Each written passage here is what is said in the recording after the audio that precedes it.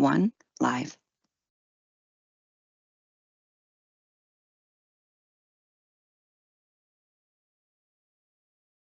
Good morning. Recognizing a quorum of commissioners, I call the October 22nd, 2024 meeting of the Cannabis Control Commission to order. This meeting is being held hybrid pursuant to Chapter 22 of the Acts of 2022 and is being recorded. Commissioners Camargo, Roy, and myself are participating in today's meeting. All votes taken today will be by roll call. I will generally summarize our agenda today. We'll start with commission and discussion and vote. As part of the regulatory portion of the meeting, we will start with public comment overview and then discussion and review of draft regulations relative to delivery licenses, microbusiness licenses, and telehealth certification for qualifying patients. Following the regulatory discussion and review, we will discuss two other topics: licensing review and approval at public meetings, and executive director interview date, logistics, and instruction for commissioners. I will ask that commissioners wishing to comment or ask questions during any part of the meeting to raise their hand to be recognized. And with that, we will move right into it. We will start with the public comment overview for the regulations that we are reviewing today. And I'd like to invite our Director of Government Affairs and Policy, Matt Giancola, into the meeting. Morning, Matt.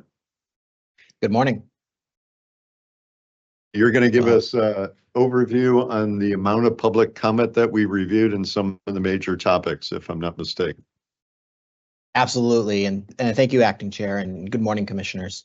On September 16th, the Commission began collecting public comments for this set of regulations, focused on removing the two-agent requirement for delivery operators, expanding delivery hours, expansion opportunities for microbusinesses, and increasing telehealth accessibility for medical patient access. Throughout the public comment period, which closed on October 7th, the Commission received a total of 59 written comments. On the October 7th public listening session, Commissioners heard from 14 speakers. Comments came from a variety of stakeholders, including 13 organizations, 40 licensees, and 20 individuals. During the comment period, the Commission did not receive any comments from state or local government agencies. While comments raised additional considerations, I'll provide an overview of key themes, concerns, and recommendations expressed by the public only regarding the proposed regulatory changes. Generally speaking, there was support for the proposed changes to the regulations, including the clarifying sections, such as 935 CMR 500.050, which clarifies that craft cooperatives may apply for additional licenses, allowing them operational growth. As the Commission has seen from previous meetings, there has been support for delivery regulation changes, and that trend continued in these comments.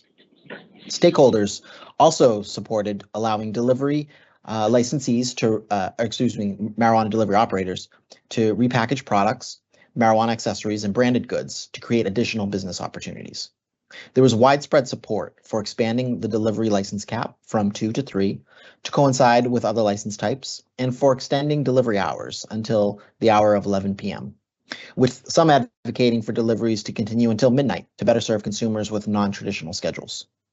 Commenters emphasized that these changes would significantly reduce operational costs, benefit small operators, and are necessary to ensure that delivery businesses remain competitive. The majority of respondents supported removing the two-agent rule for deliveries valued under $5,000, citing it as critical for reducing operational costs and ensuring the viability of smaller, equity-focused businesses. Many noted that this change will help social equity businesses and enhance operational efficiency. One commenter was against this change, noting that, while well-intentioned, it creates increased risks to employees and cannabis businesses. They also expressed concerns that it will create unfair competition with transporters. Similarly, the Commission received 12 comments in favor of expanding the one-agent rule to cover business-to-business deliveries for all license types. While most constituents largely favored the single-agent rule, some did raise safety concerns regarding employee safety and increased insurance costs. Further support was shown in the comments for the Commission, allowing advancements in technology such as permitting electronic manifests for drivers and the use of telehealth for patients. Support for telehealth services for medical patients was the second most frequent topic in the comments we received, resulting in 8 written comments. Multiple respondents expressed support for expanding telehealth services for medical cannabis patients, and were thankful for the ease of access that this would allow.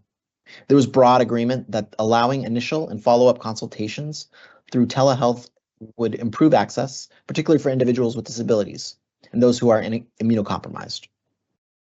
The third most frequent topic raised were from licensees and organizations in support of the expansion opportunities for microbusinesses. 6 comments supported the expansion opportunities available to microbusinesses by allowing these businesses to pursue additional licenses. Advocates stress that this change is essential for fostering innovation and ensuring smaller businesses can continue to operate and grow. Additionally, stakeholders emphasized the need for operational clarity regarding how microbusinesses can combine licenses or transition between tiers as they expand.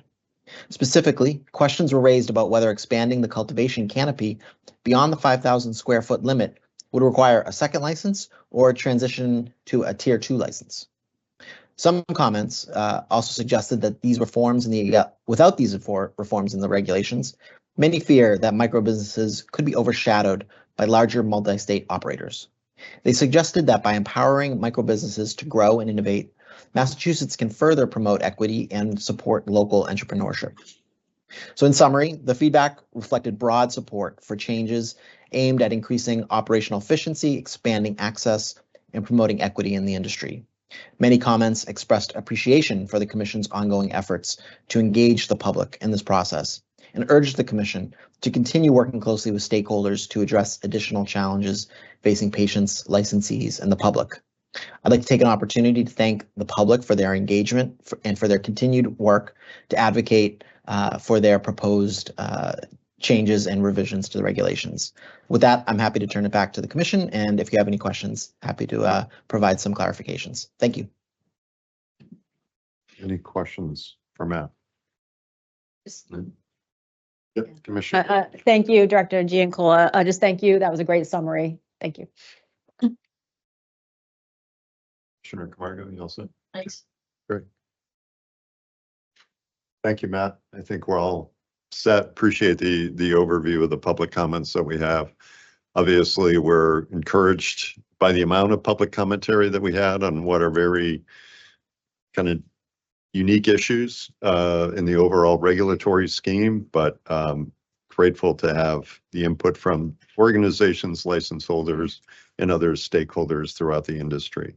With that, I am going to turn it over to our legal team and our new GC. I also understand Acting Deputy General Counsel Mike Baker has been part of the conversations, but I know Mike is feeling a little under the weather today, so he likely will not be joining us or will be trying to tune into parts.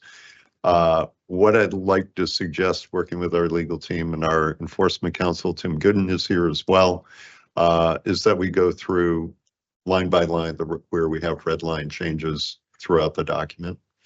And at any time commissioners want to raise questions, we can do that as we go through it. Thank you, Acting Chair.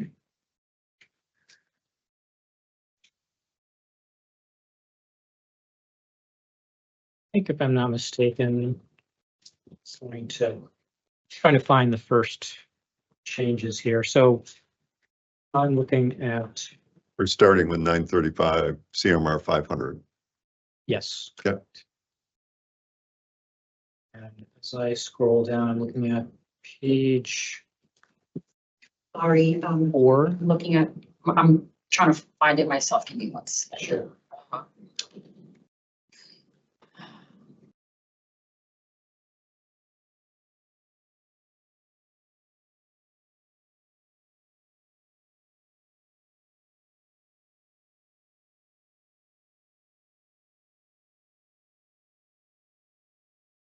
Just to orient, I'm at 935 CMR 500.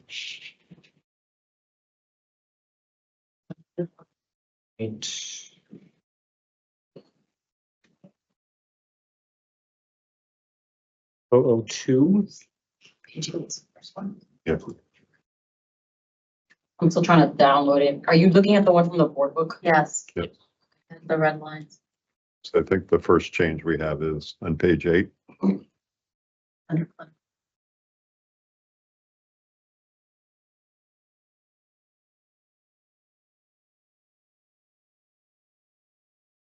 Yes, I'm looking at the definition of clinical visit. Okay.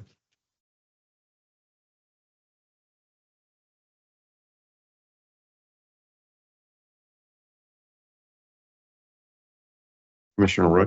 Thank you, Chair Sessions. So we'll read through an entire section where there's modifications. So like the entire definition of clinical visit. We'll read it in its entirety for context. Are you gonna do that, Chair Simmons? Yeah, I can Okay. do, I can do that. Repeat the page, I'm sorry. Sure, it's page 8 in the board book. So under the definition of clinical visit means an in-person or telehealth visit during which a certifying healthcare provider establishes a bona fide healthcare provider-patient relationship and conducts a full assessment of the patient's medical history and current medical condition, including the debilitating medical condition, and explains the potential benefits and risks of marijuana use. A clinical visit for an initial certificate of registration shall be performed in person or upon the written request of the patient via a telehealth visit that includes a synchronous face-to-face encounter between the certifying healthcare provider and the patient. So part of this change was to kind of carry over some of the COVID extensions that allowed patients to still meet with a certifying healthcare provider.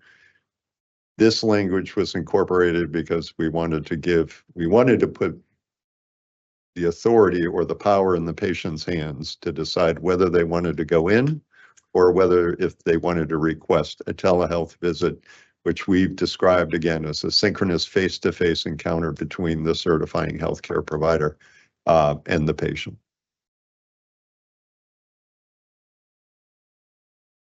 Any thoughts or questions on that change to the definition? Legal team, anything you want to add or question or make a comment about? Nothing to add from here. Okay. All right, we'll go on to the next change. I think it's down to page 15.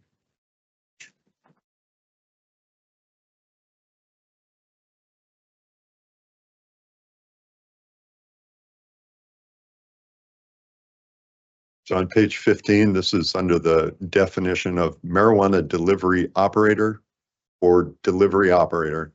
Means an entity licensed to purchase at wholesale and warehouse finished marijuana products acquired from a marijuana cultivator, marijuana product manufacturer, micro business, or craft marijuana cooperative, and white label, inserting repackage, sell and deliver finished marijuana products, the marijuana accessories, and marijuana branded goods directly to consumers. We've stricken the following portion, and is not authorized to repackage marijuana or marijuana products. A delivery operator is not allowed to operate a storefront under this license. Resuming with, a delivery operator is an additional license type under Mass General Law, Chapter 94G, Section 4B1, that allows for limited delivery of marijuana or marijuana products to consumers and shall not be considered to be a marijuana retailer under 935 CMR 500.002 or 500.050 and shall be subject to 935 CMR 500.0501B. The following was stricken. A delivery operator must comply with the labeling requirements of 935 CMR 500.1055 and 935 CMR 500.1056, handling and repackaging requirements of marijuana that has already been wrapped or sealed under 935 CMR 500.1053A and 935 CMR 500.1053B. So lots of changes in there, some language being stricken, and obviously we're extending the opportunity for marijuana delivery operators to repackage. Commissioner Roy? Thank you, Chair Stebbins. And I just, for clarity, that the other changes will be addressed in the prohibited and allowed operations. In other words, the extended hours, the number of agents in the car, the amounts. So in the license caps going from 2 to 3 will be addressed in other areas. So it's not in this definition. So I don't want folks to say we left a whole lot of stuff out of this, because it is addressed in other areas. Any questions, comments, Commissioner Camargo? Yeah. Horseman Council, you see? Okay. All right, we'll move down to the next red line correction, which is on page 17. This is with respect to definition of micro business. Micro business means an entity that can be either a tier 1 marijuana cultivator or marijuana product manufacturer, or both, in compliance with the operating procedures for each license type as applicable. And if in receipt of a delivery endorsement issued by the Commission, may deliver marijuana or marijuana products produced at the licensed location directly to consumers in compliance with established regulatory requirements for retail sale as it relates to delivery. What we have taken out is the following: a micro business that conducts operations under said license is as a marijuana product manufacturer may purchase no more than 2,000 pounds of marijuana per year from other marijuana establishments for the purpose of marijuana product manufacturing by the licensee, unless an additional and separate marijuana product manufacturing license is obtained by the micro business licensees.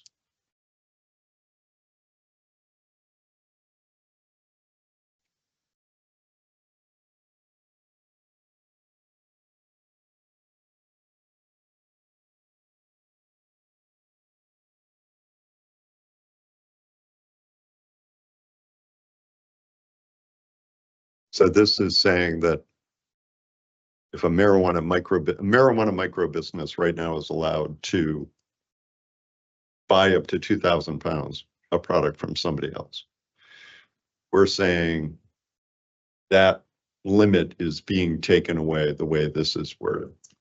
Sure, go ahead. Thanks, Acting Chair.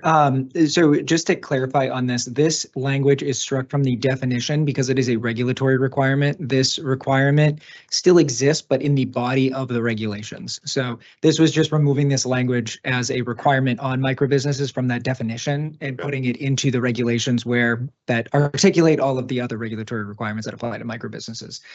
So this does still exist just later on in the draft here. Okay, good. Thank you. Any other comments, questions? I might go back to that, so. Okay. The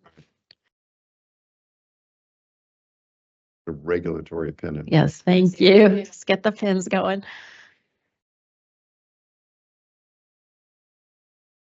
Okay, we will continue.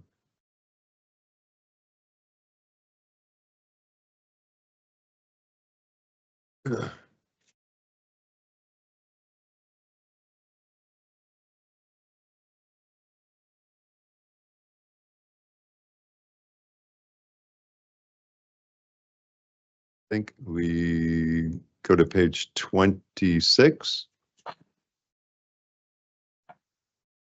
Bottom of 20. Oh, at the bottom of 25. You're right. Thank you.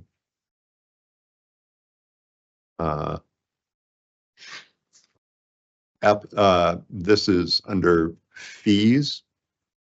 Oops.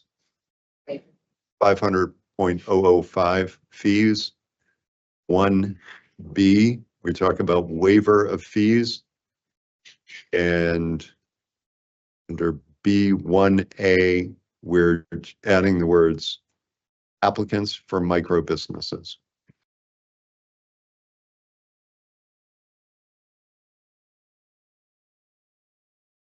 Okay. Move on to the next page, page 26. Or 500.005.3.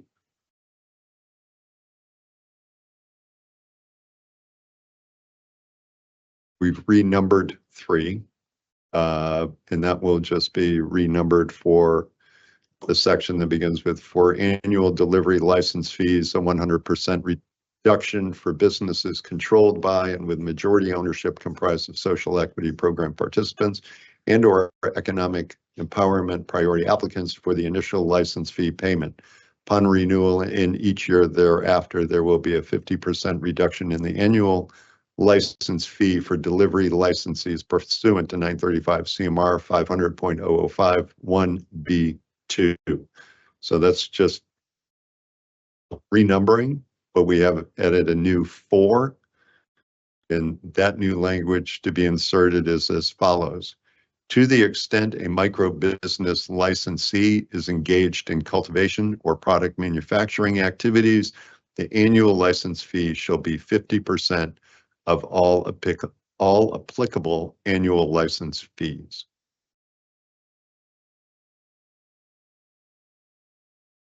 A little further down, we've inserted, because we've added a new 4, we've renumbered number 4 to be number 5. Commissioner Roy. So a micro business can get an equity micro business can get a delivery endorsement and apply for social consumption. So do we stay silent here or do we need to incorporate anything?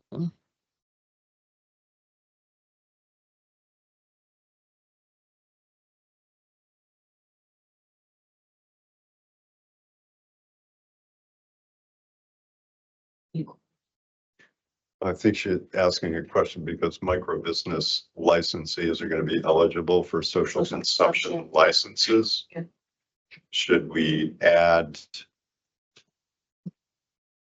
that here?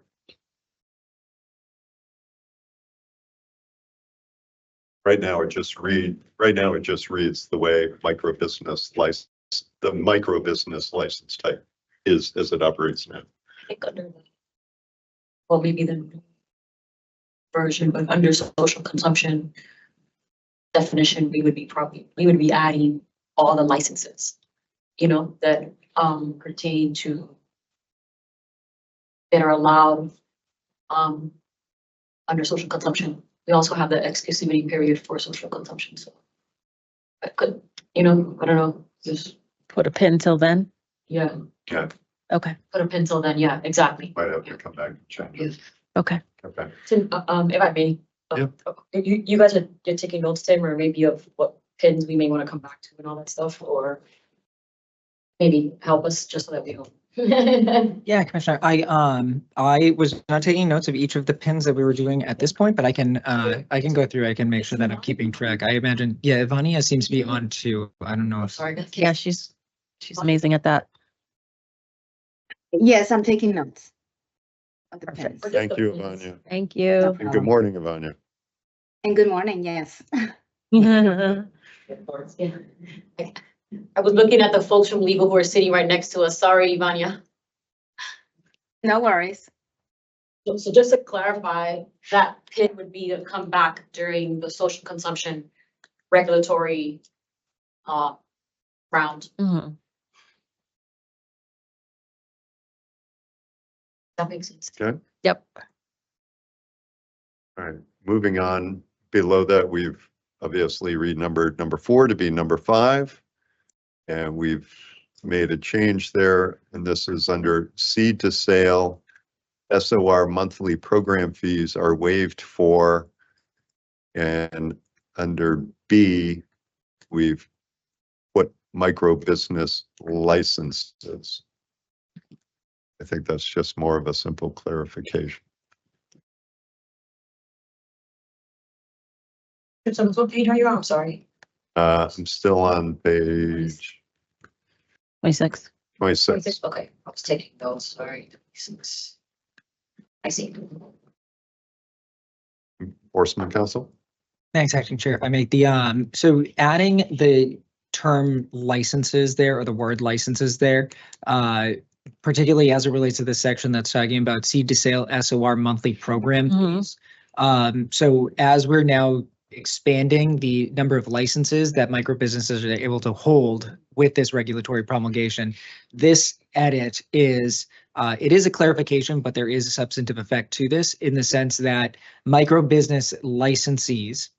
So, or I suppose I should back up a little bit. If a licensee holds multiple licenses, one of them being a micro business license, and say, for example, the second one being a retailer license, the seed to sale SOR monthly program fees would only be waived for the micro business license. They would still need to pay for the retail license. As it was written currently, we want to avoid any ambiguity or confusion, thinking that, okay, I hold a micro business license, so therefore all of my program SOR program fees are waived. That is not the case. It would be restricted to the micro business license. So I hope that clarifies that. No, it does. Edit. No, it does. I appreciate it. Unless there, which is explained in the next line, SCP, Right. then the retail would be afforded that. Yes, that's correct too. Yep. All right, just further down on page 26, we have a renumbering of number 5, which is now a new number 6. Okay.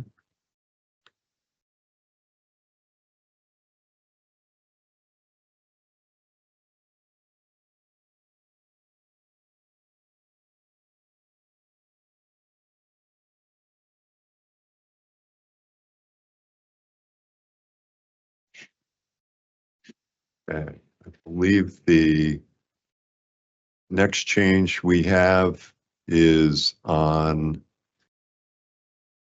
page 33. This is under 500.050 marijuana establishments. And under 1B, which speaks to control limitations, number 1 has been edited.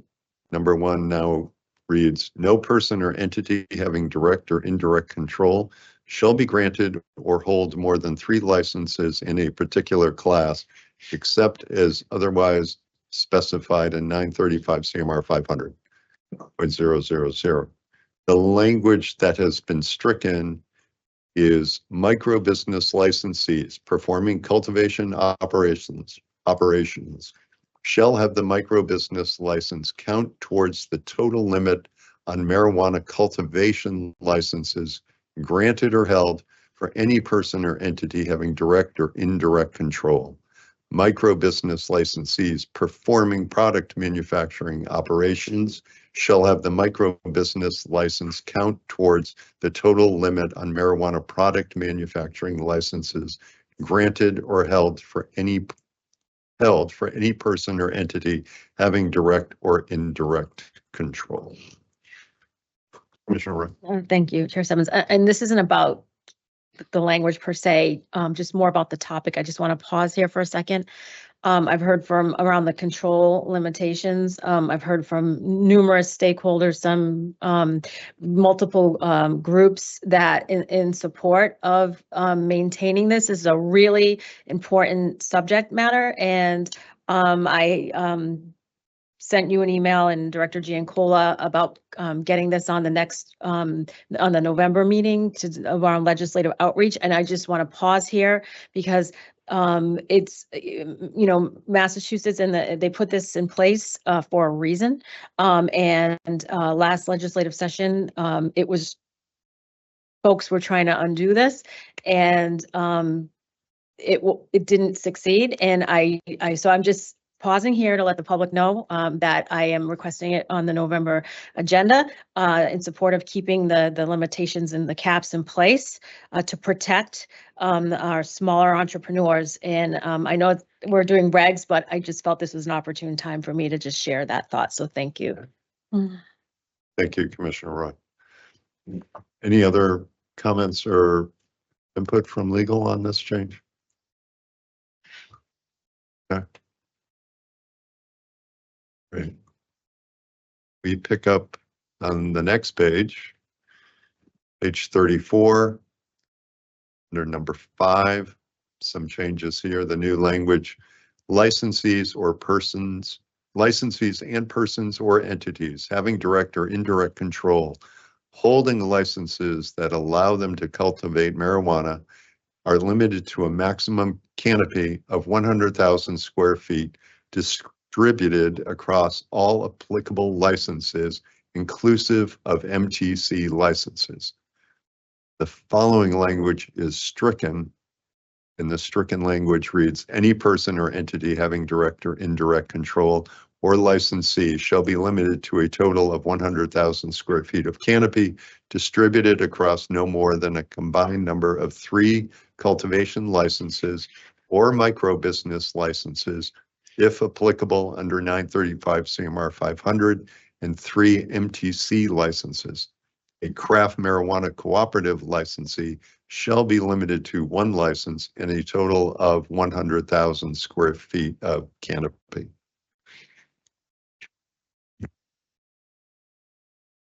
Any questions on that big change or anything that legal would like to add?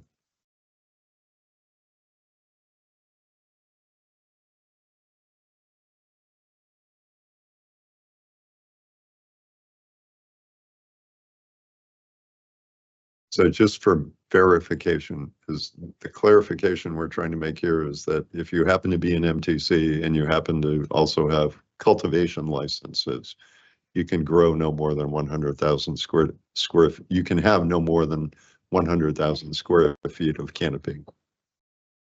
Go ahead. Yeah, thank you, Acting Chair. This is really, so I will say this language right here, or this edit to the regulations, is really intended to just try to simplify the language here a bit. It's not really changing the requirement at all, or the limitation, I suppose I should say. So what this is saying is really just if you are a cultivator, in any sense of that word or that license type. So if you're a micro business, if you're an MTC that's vertically integrated, that has that cultivation operation, or a marijuana cultivator, if you have multiple licenses, regardless of those licenses, you are limited to 100,000 square feet of canopy distributed across all of those licenses. That is what the language previously said. It was just a little longer and more dense, so we've just tried to simplify that language. And there really is no additional reason for the craft marijuana cooperative license to be spelled out any differently, I guess. So you're just rolling it all up into anybody who has a license and is doing cultivation. That's correct. That's up there. And just for clarity, number 8 that we will get to in just a moment does speak about craft marijuana cooperatives too. So that limitation is also spelled out there. If you are a craft marijuana cooperative licensee, that's the only license that is shared amongst the various members of that co-op. You still have that 100,000 square foot of canopy limitation there. Okay, Commissioner Roy. Thank you. And thank you, EC Gooden. And I think this is going to be a recurrent theme, is a simplification of the regs. I think meeting with Chief Kamalo and the team, that was kind of a goal to, it was heavy in language in some areas, and we're just kind of saying the same thing, but simplified. So, right, and this is kind of a recurrent theme throughout. Yes, Commissioner, that's correct. And I think really wherever there is an opportunity to clarify the language and make sure that anybody that is reading these understands kind of what the requirements or limitations that they're subject to throughout these regulations, I think that's an opportunity that the Commission should take. All right. Moving down the same, we're still on page 34. Moving down to 6C. We have some new language. No person or entity having direct or indirect control shall be granted or hold more than a combined total of 3. And we have removed 2, 3 delivery operator or marijuana courier licenses at any time. So this is speaking to our change that we've wanted to pursue for delivery couriers.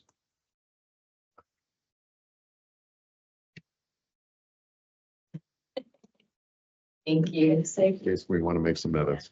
Thanks, Nick. Of course. Thank you. We'll recycle these, we promise. Yes.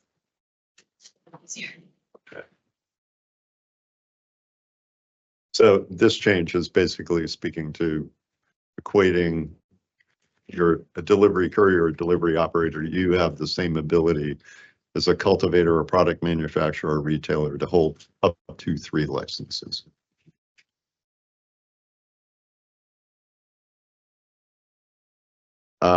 We've also, a little bit of formatting, we have added D and created that, I think, as its own subsection.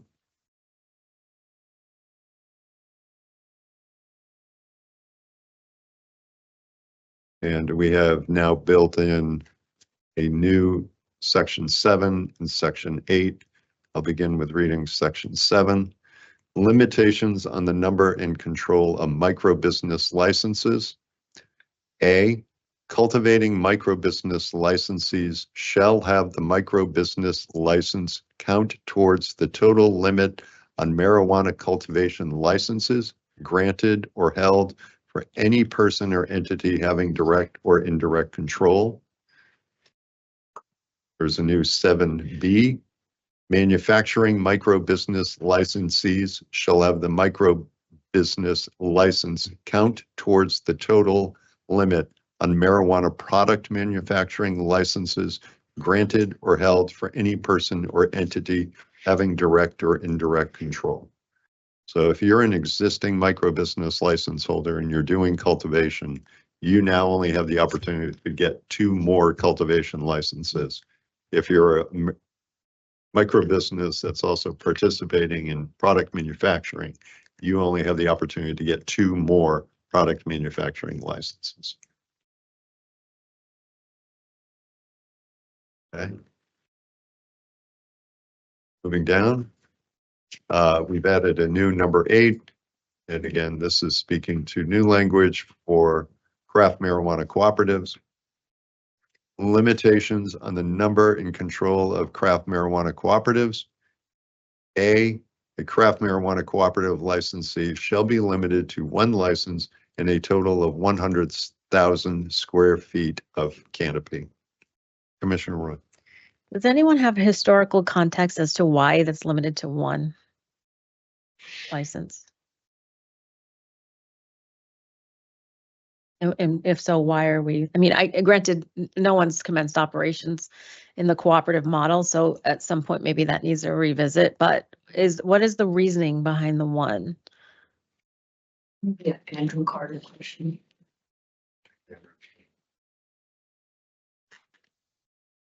Maybe Matt knows. Matt Giancola.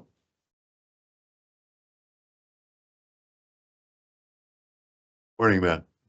Commissioner Roy had a question around, perhaps a historical question around craft marijuana cooperative license being limited to 1 and up to 100,000 square feet of canopy.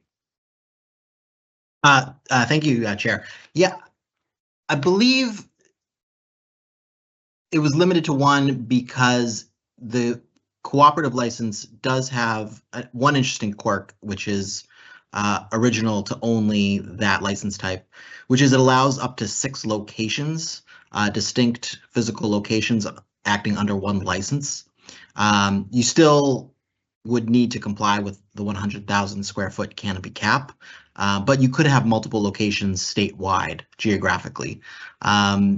So in that sense, it sort of seemed like it was a little bit probably cleaner to just have 1 license to oversee those 6, especially if it was really designed as the statute sort of intended to support farmers who want to sort of group themselves together, potentially defraying some of the operational costs of holding a license like that, pool their resources under 1 license type and 1 license, and still sort of maintain their physical farms in different locations.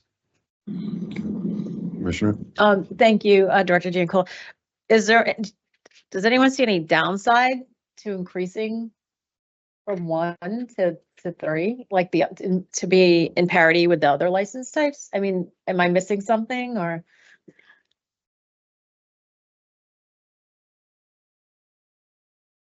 I mean, I would only suggest as we talked about a change earlier is that nobody is allowed to grow beyond 100,000 square feet of canopy. And, you know, with a craft marijuana cooperative license, it certainly gives that flexibility as Director Giancola said, that if you and I are in the partnership, you have land in one community, I have land in the other community, we're still maxing out under one license at that 100,000 square feet of canopy. So they're still not able to go beyond the 100,000 square feet, which is what everybody else is limited to. But I hear you on the license count, but they're still restricted on the canopy count.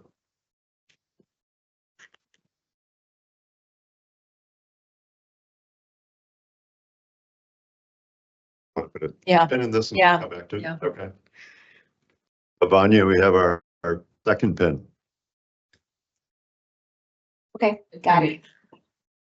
Commissioner Camargo? Yeah, just to clarify, the pin is for later on, right? Because it'll be out of scope right now. And I mean, we don't have too much background information on this. So Mhm. it is for later round, right, Commissioner Roy? Mhm. Okay, Yes, just so that we Good don't point. come back to it later. thank you. That's a great point. Ivania, this is a later regulatory session pin. Thank you. All right, moving on.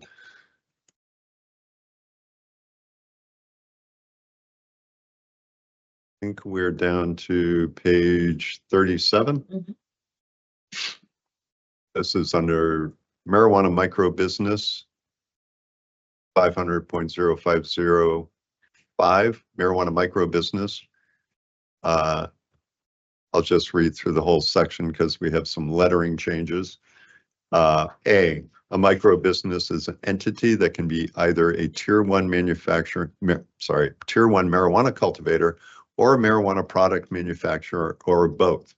And if in receipt of a delivery endorsement issued by the commission, may deliver marijuana or marijuana products produced at the licensed location directly to consumers in compliance with the established regulatory requirements for retail sale as it relates to delivery. B, we have some new language and some stricken language here.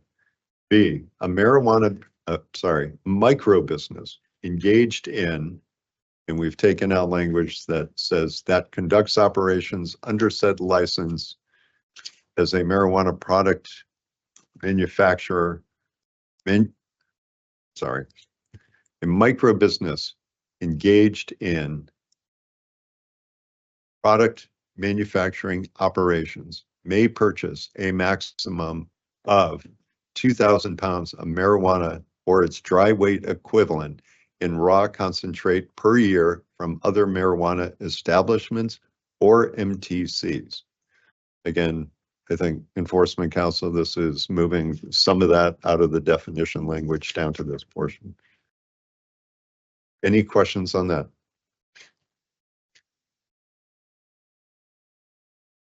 Is just for clarification, or MTCs, is that new language that we pulled down from above? Yes, Acting Chair, that is new language to allow from marijuana establishments and MTCs. Previously, it just said from other marijuana establishments. And I will note as well that the previous language also did say, but not any other marijuana products.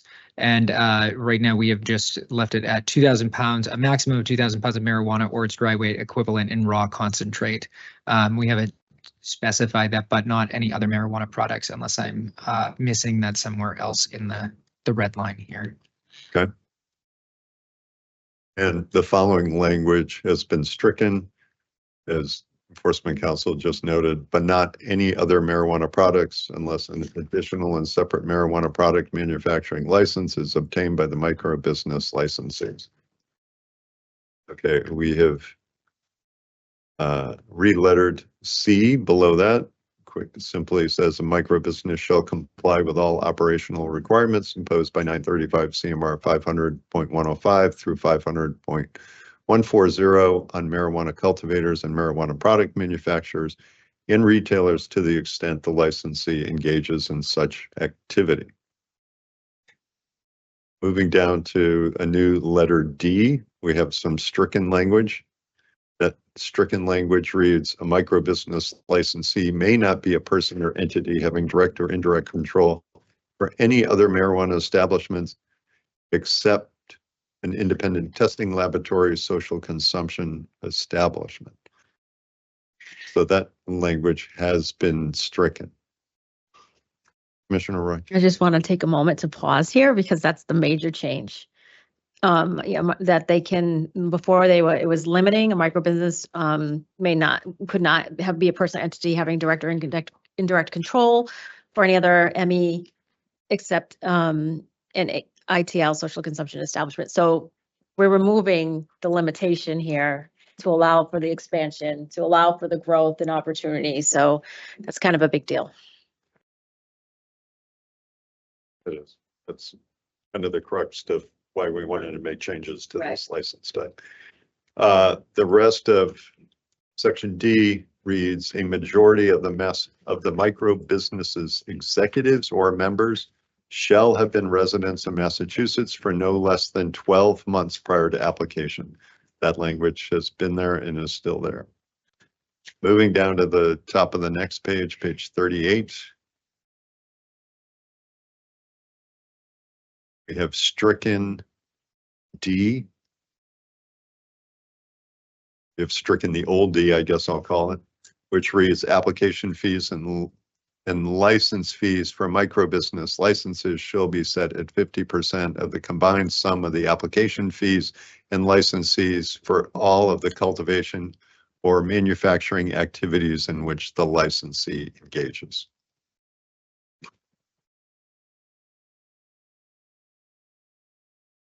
Tim, anything you want to add on that stricken language? Thanks, Acting Chair. This is, I will say just the struck language here is just struck in this section, and it really has just been moved up to the section on fees. So rather than including a provision related to fees for micro businesses, in this section, we took all of the fees related matters and we put them in one location. Okay. Thank you.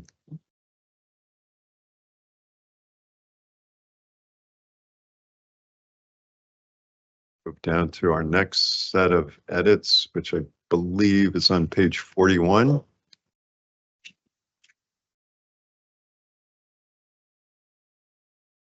This is still under 500.050. And the changes under letter D. That reads now, no person or entity with direct or indirect control shall possess or be granted more than, we've scratched 2 and inserted the language 3 marijuana courier licenses and scratched delivery licenses.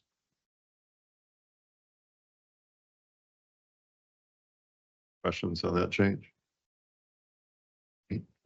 We will move down further down that page under number 11, marijuana delivery operator. We have some new language under letter A. I'll read it. A delivery operator may wholesale and warehouse finished marijuana and finished marijuana products acquired from purchase of a marijuana establishment and deliver, sell, repackage, or otherwise transfer marijuana or marijuana products to consumers. The language that has been stricken reads wholesale and warehouse finished marijuana products acquired from a marijuana cultivator, marijuana product manufacturer, microbusiness, or craft marijuana cooperative and sell and deliver directly to consumers.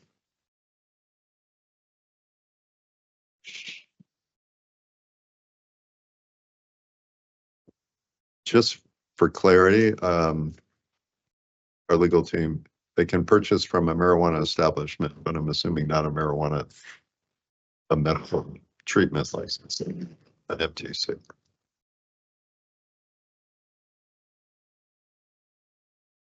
That is correct, Acting Chair. That's what the language says. Any questions? Commissioner Roy? I think there's just a ministerial edit, so I don't think we need a capital R on repackage and a capital T on transfer, because deliver and sell are lowercase. Ivani, did you hear that change? Acting Chair. Sure. Thank you, Acting Chair. Thank you, Commissioner. Those two terms are capitalized because they are defined terms in our regulations. So transfer in our regulations essentially means sell. That's why I'm not looking at it directly, but Thank you for that. repackage is also, I believe, defined, if I'm not mistaken, but I can verify both of those for you. Okay. It is okay. And and I just have, I asked the same question. but- Yeah, I've gone through all of these definitions so many times that sometimes maybe a take your time. Yeah. I go back, you going back? repackage, I can confirm, repackage is in there, and transfer, both of those terms are defined in our regulations, so that would explain the capitalization. Okay. And deliver some. Commissioner Roy? Okay. Just throwing out there, are we creating a loophole? In other words, they can purchase from social consumption? Like, are we just creating a loophole? Just for contemplation.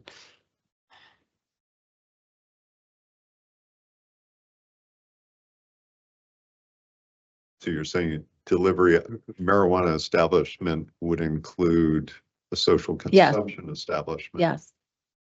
Technically, it will.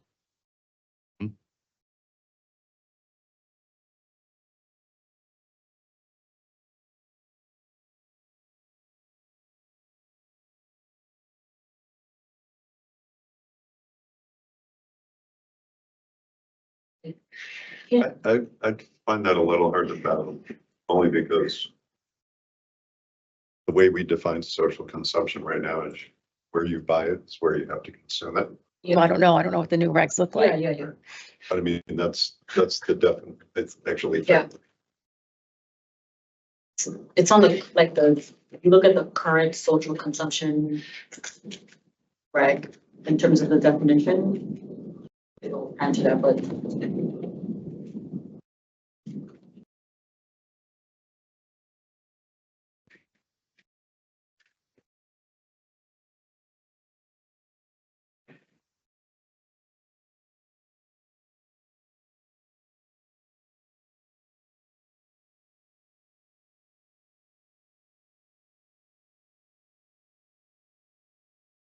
Page 38 on the board book. Definition of social consumption establishment. So social consumption establishment, again, and this is currently on our regs, means an entity licensed to sell marijuana or marijuana products and allow consumers to consume the marijuana or marijuana products solely on its premises. Right. But there's still a loophole there. This is selling to consumers. This is B2B. What's the question, Commissioner? Are we creating an unintended loophole? And do we need to put with the exception of social consumption, ITLs? Sounds silly, but they are MEs. Like, and if you read it at face value, I don't understand what you're trying you're to. saying that a delivery operator can purchase marijuana products. It says it's all MEs. ME. Yes, so it is a loophole.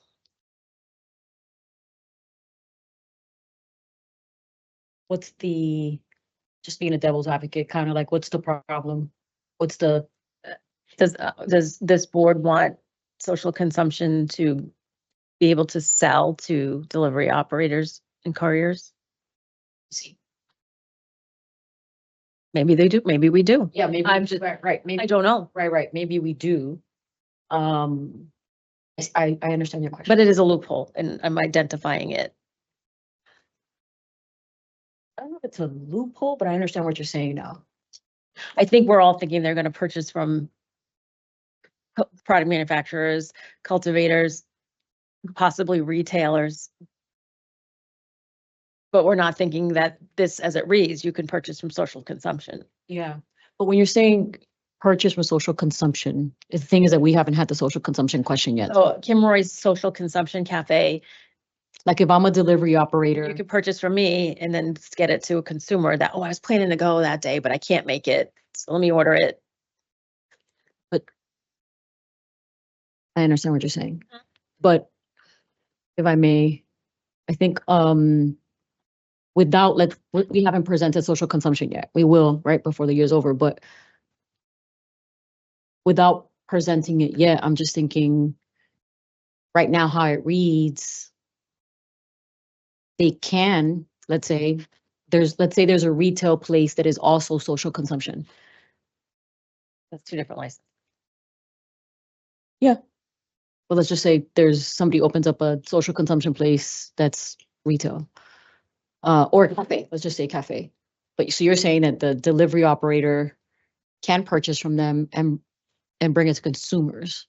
And maybe we want that. Maybe that's Yeah. more business for the, I don't know. I'm Yeah, just yeah, yeah. throwing out there that it's Yeah, maybe, okay, the social consumption, we want to make it more viable, or maybe Yeah. that's an opportunity. I don't know. I'm Yeah, just yeah, yeah. saying, as it reads, it will Yeah. include. I guess I'm trying to figure out the risk with right now with what you're saying in terms of the loophole. I'm trying to figure out the risk of if operators were to buy from a social consumption place and deliver it to consumer. I didn't say there was a risk. I No, I know. Yeah, I guess the loophole risk, I'm not understanding it. Not risk, but just the loophole. Example, yeah. I guess it's inclusive of them right now, Yeah. and we have to be mindful of that. And if we want that, is what I'm trying to say. It is inclusive of that license type, as because ME, they fall under that umbrella, and this says MEs. So I just want us to be mindful that it is inclusive of that, and whether we want that, we might. I don't Yeah. know. I think it may be something where it is what it is right now, but I think it's a big pin for social consumption. So we may have to come back and look at, once we introduce social consumption, I think we have to come back and look at this, maybe. I don't know. And my other question to enforcement counsel, Yeah. a lot of times we'll put exceptions around ITLs. And it sounds silly on its face. That's the delivery operator is going to purchase product from an ITL and sell it. Sounds silly, but it is acceptable in the way it reads. Do we need to put something in there? Thanks, Commissioner. Yes, I think your reading is correct. It does just, as written, the revised language does just say that they can wholesale, or delivery operators may wholesale and warehouse finished marijuana and finished marijuana products acquired from purchase of, I think there might be there's a word missing there. Mhm. Actually, but we just say marijuana establishment, and the statutory and regulatory definition of marijuana establishment does include ITLs. I do agree with you Certainly. that it's right. I think that would be, I can't really envision a scenario in which an ITL would be selling product to a delivery operator. ITLs are not allowed to sell product Right, themselves. right.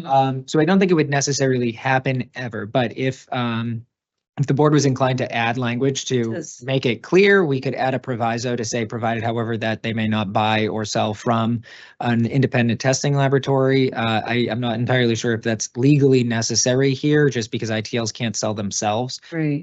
But in addition to, I know that with the social consumption conversation, where I know that is going to be on the agenda at another time too, and we could always potentially pin this language if the board wanted to kind of consider that.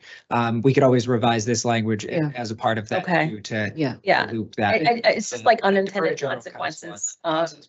And I know it's probably not going to happen, but sometimes you need safeguards in there, and that's all I'm saying. And if I may, yeah, Commissioner Roy, just so I understand, because I'm a little, but we'll come back to it, I think, in a larger conversation, but you just want to make sure that, like, we're using ITLs for an example, that they don't now think they can sell.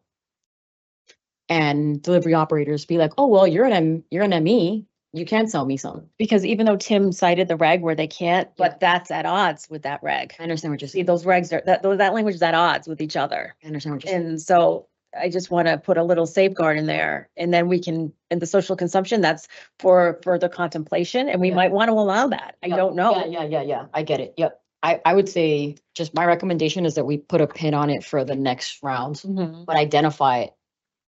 Mhm. You want to offer any language after marijuana establishment to say Uh, except for independent testing laboratories. Mhm. Again, Yeah, I mean, Yeah, we speak elsewhere to an independent testing lab, what they can do and what they can't do. I Right. think I'd be hard pressed to, I own the lab, to call up somebody who sent product to me and say, by the way, I sold it. I had some extra product, I sold it. Somewhat out of compliance. Yeah. But we can, we can add after marijuana establishment, except for independent testing labs. Or an independent. yeah, I think that makes sense for consistency with the other language. Okay.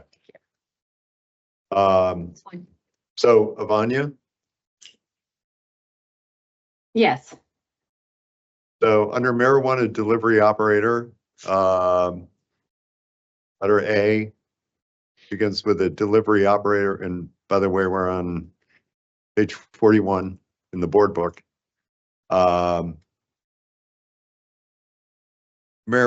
Delivery operator may wholesale and warehouse finished marijuana and finished marijuana products acquired from purchase or acquired by purchase from a marijuana establishment, except for independent testing laboratory.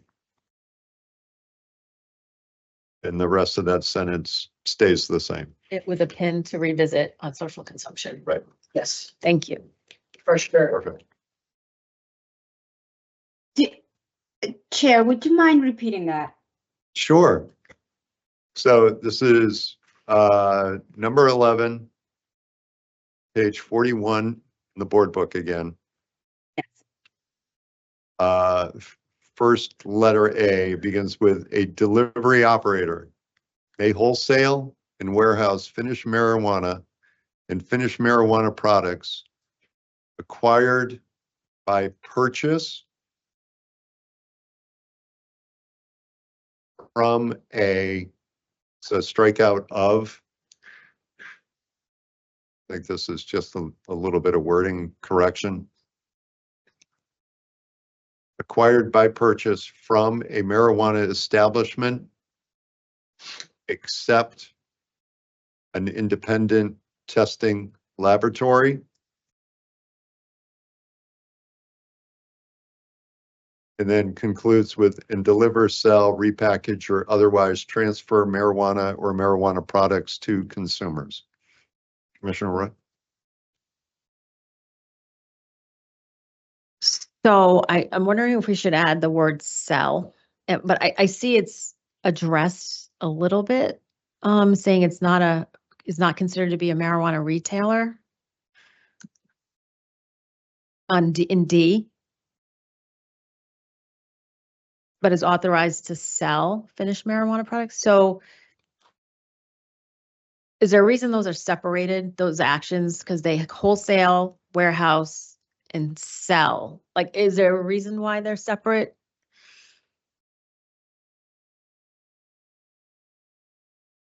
So you're reading down to the new letter D. Yeah. Maybe it's fine the way it is. I just don't know.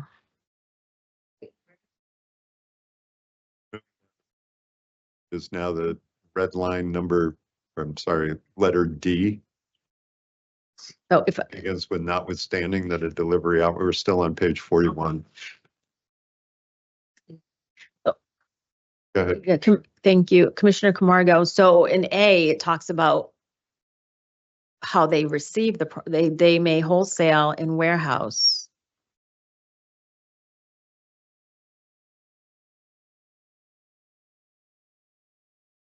But it doesn't say sell.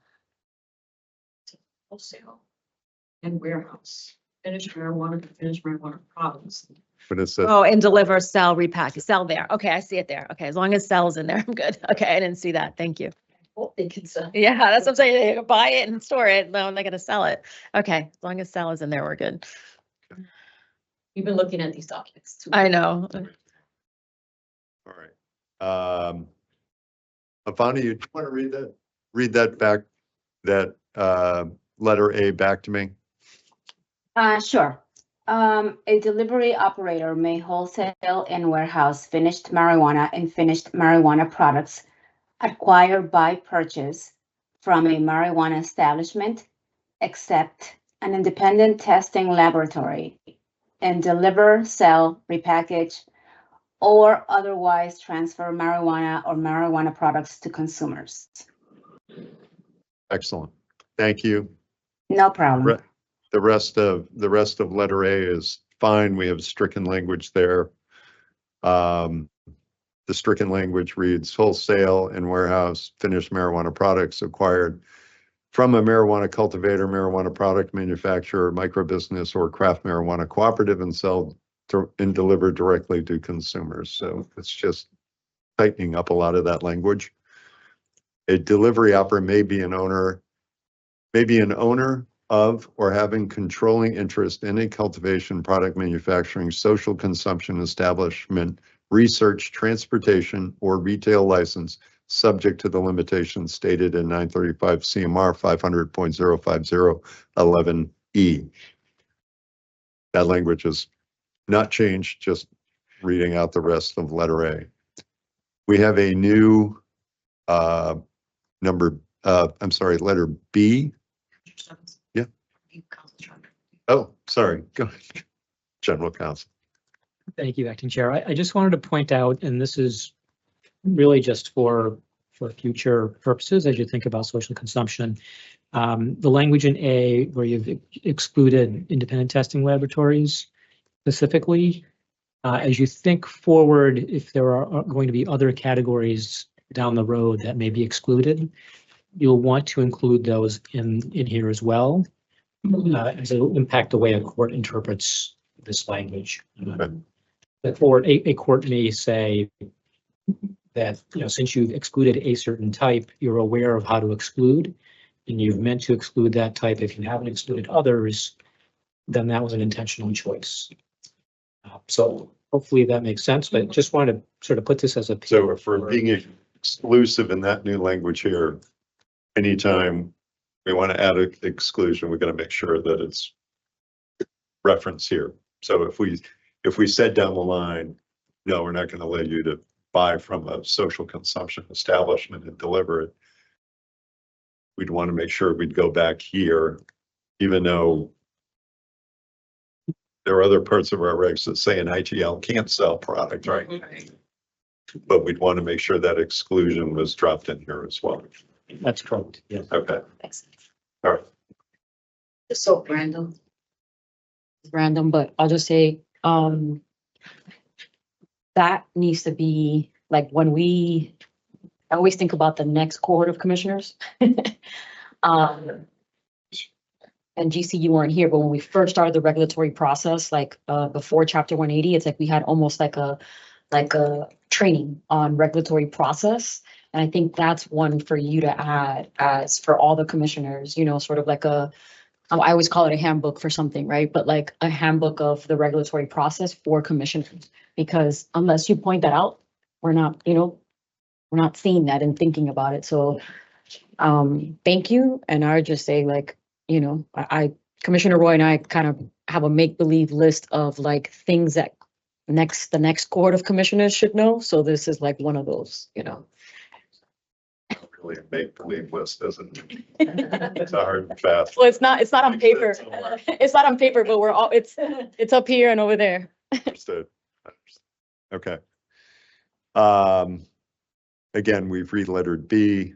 The delivery operator licensee shall operate a warehouse for the purpose of storing finished marijuana products. We've added a new letter C, which reads oh, you have a question on the other one? No, on C. I was getting my hand up early. I saw you on the corner. Letter C, a delivery operator does not authorize the licensee to operate a retail storefront. Commissioner Roy, you have a question. So to our general counsel's point, right? So we excluded retail storefront.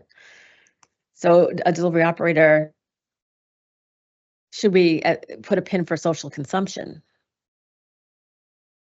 Is it silent?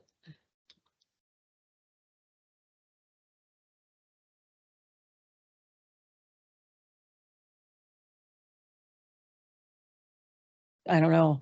I don't know the answer. I'm just asking. I think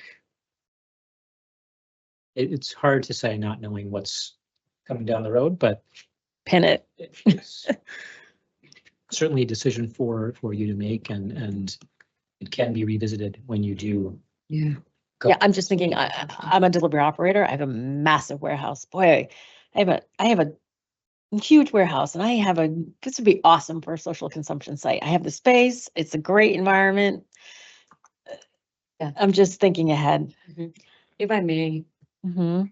yeah, so let's take a pause, because I know where your head's at in terms of thinking parallel to these regs, and then you unfortunately right now don't have. Yeah, I'm in the dark. Yeah. You're in I the dark will. about social consumption. You're not in the dark. Yeah, let's not say that. Yeah. But, you know, just how things are done, right? There's 2 commissioners working on social consumption. I think we will be discussing social consumption before the year's over. And I think that a lot of the questions that you're asking, Commissioner Roy, are stuff that we've had to think through and think about and think while we're also working on these regs. But I would say, in all fairness to the social consumption process, and to this right now, I guess my point is that your questions are valid and we've thought about them. Because those are some of the questions that we're like, well, you know, can this license do this? Can, you know, and I mean, we're here now. So we've had to think about, what would a micro business look like if they got into social consumption? You know, what would a cultivator look like if they got into social consumption? You know, what would a delivery operator in partnership with a cultivation site look like in social consumption, right? So we've had to think through the whole universe of licenses, exclusivity periods, creating, well, I won't say creativity, but trend, and what will be safe and successful in terms of social consumption. So I think what's happening right now is that you're thinking through some of the stuff that we're working on and thinking through at the same time. So I know it's hard to kind of, think parallel, because you don't know what's coming up, but I will say that we will be having a conversation before the year's over. And I think that when we open that conversation and those regs, we can always, go back once and what the license looks like for social consumption. Yeah, and thank you, and I appreciate that. I can't wait to see it. Yeah. That's what I'm just saying. We just need a pin here Yeah, to yeah. not miss it when No, we, I agree. Yeah. that's all. No, I agree. But this is the only time that we can kind of talk, so that's why. I know, seems, And the language is kind of interesting. I think Commissioner Roy, your point, Commissioner Camargo. So social equity applicants are currently the only ones eligible for a Correct. delivery operator license. Mhm. It could potentially be operators of a social consumption Yes. license. Yeah. I think this language, the way it says now, right, under the current context and how we're looking at the regs, is that delivery operator license wasn't meant to have foot traffic. Fully expect that's not what a host community agreement or a host Right. community signs up for. Yeah. And it's speaking to simply at this point, wholesaling and warehousing. Correct. So it's, Selling. we're wholesaling it, we're warehousing it, we're delivering it. We're not operating a retail license. So I think the language is added here is still okay, but Right. I hear your point about Yeah. as we go through thinking Absolutely. somebody's ability to apply for a social. Yeah, 'cause license. We don't want one of the investigators to roll up on one of the delivery operators and they're having a social consumption party in their warehouse. So, Thinking through some crazy scenarios. We've gone from but I testing understand. lab, selling product to. Yeah. Okay. But no, I mean, it's good to talk about it because Yep. Okay. We have any other questions on C? We've re-lettered section D. And the language here hasn't changed, but I'll just read through it. Notwithstanding that a delivery operator is not considered to be a marijuana retailer, is defined under 935 CMR 500.002 or authorized to engage in permitted activities under 935 CMR 500.050 Section 8. but is authorized to sell finished marijuana products directly to consumers. A delivery operator shall register as a vendor with the Department of Revenue and collect and remit marijuana retail taxes in accordance with 830 CMR 64N 11 marijuana retail taxes. All right, we have added a new letter E. And the new language under letter E reads, a delivery operator shall comply with the labeling and packaging requirements contained in 935 CMR 500, 105.5 and 935 CMR 500.1056 and requirements for handling of marijuana pursuant to 935 CMR 500, 105, 3A and B. Any questions on that new language? Okay, we have re-lettered. The next section is now letter F. You can read through that, or unless everybody's okay with just the fact that we re-lettered that. Okay. All right, page 41. We'll move down. I believe the next change we have is on page 43. Midway down the page, still under 500.050. We have re-lettered.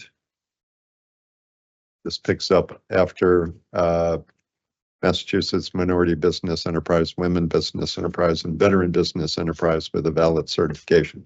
We have a new letter G.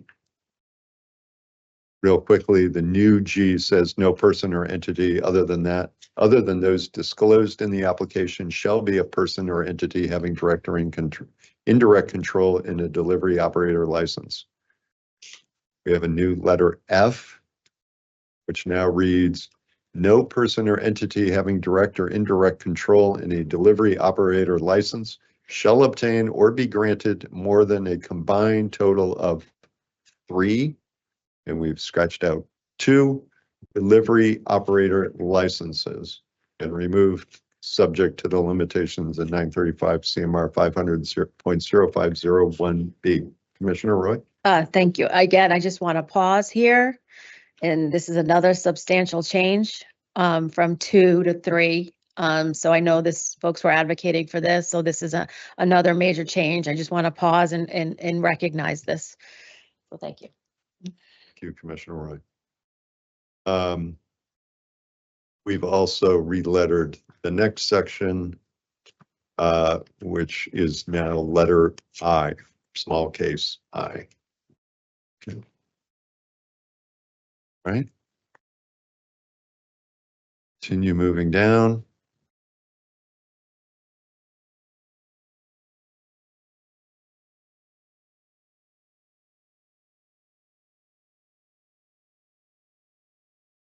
Commissioner Roy? On I, if I may read it. Sure. Okay.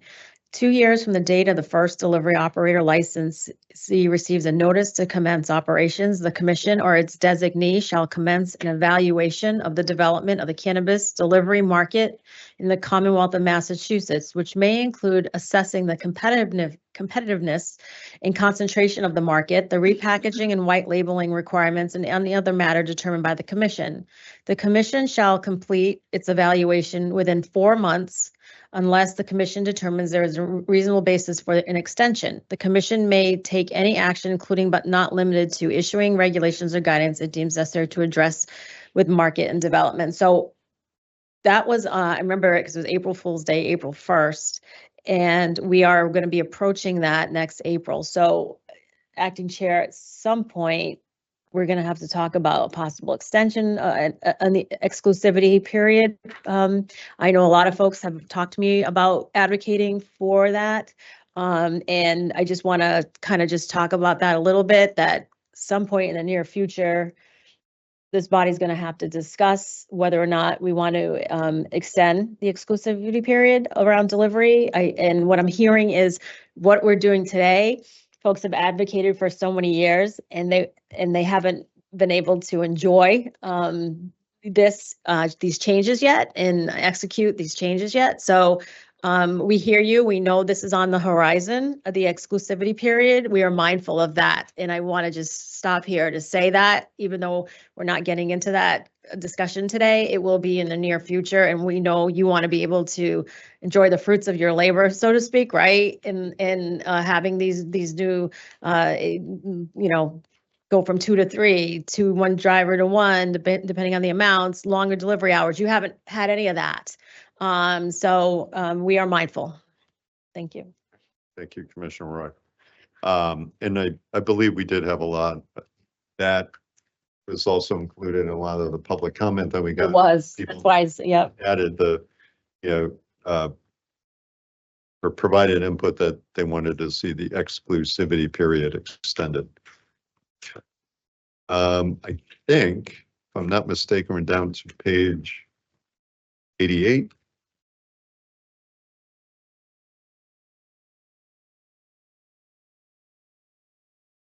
One of those small. Even earlier. Under 500.5. Under general operational requirements for marijuana establishments. Like a little one, efficiency, What number is general operating? 500.5. Right, what number under that? It's number 2. Okay, You see it? scrolling back up that way. I know, it's just like scratching. Okay, it's page 68. 69, page 69, commercial. Okay. Number 4. 69, number 4. Thank you.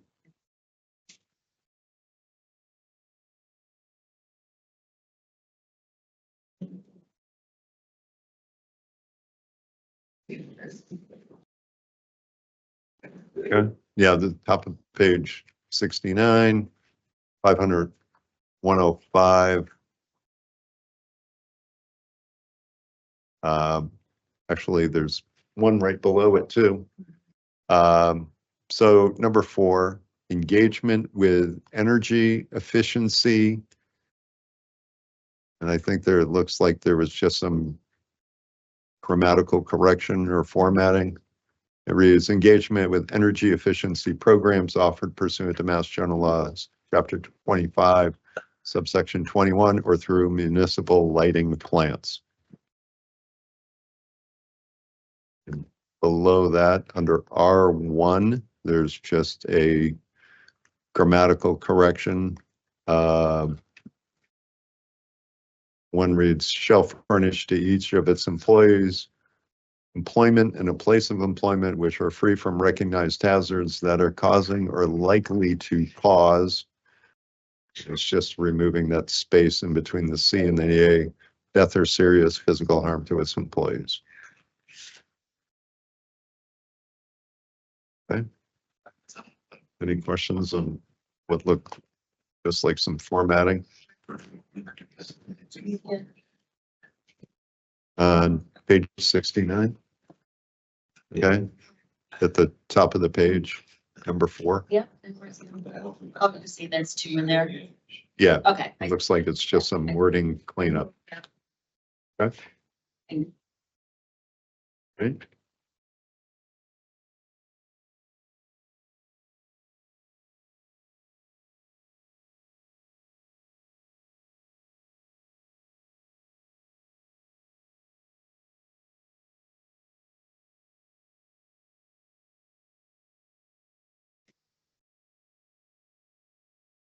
Back to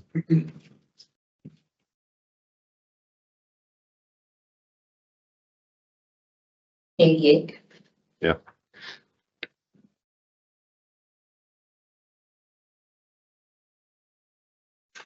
top of page 88 in the board book. This is still under 500.105.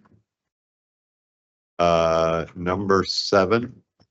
Prior to leaving a marijuana establishment for the purpose of transporting marijuana products, the originating marijuana establishment shall weigh or count inventory and account for on video all marijuana products to be transported.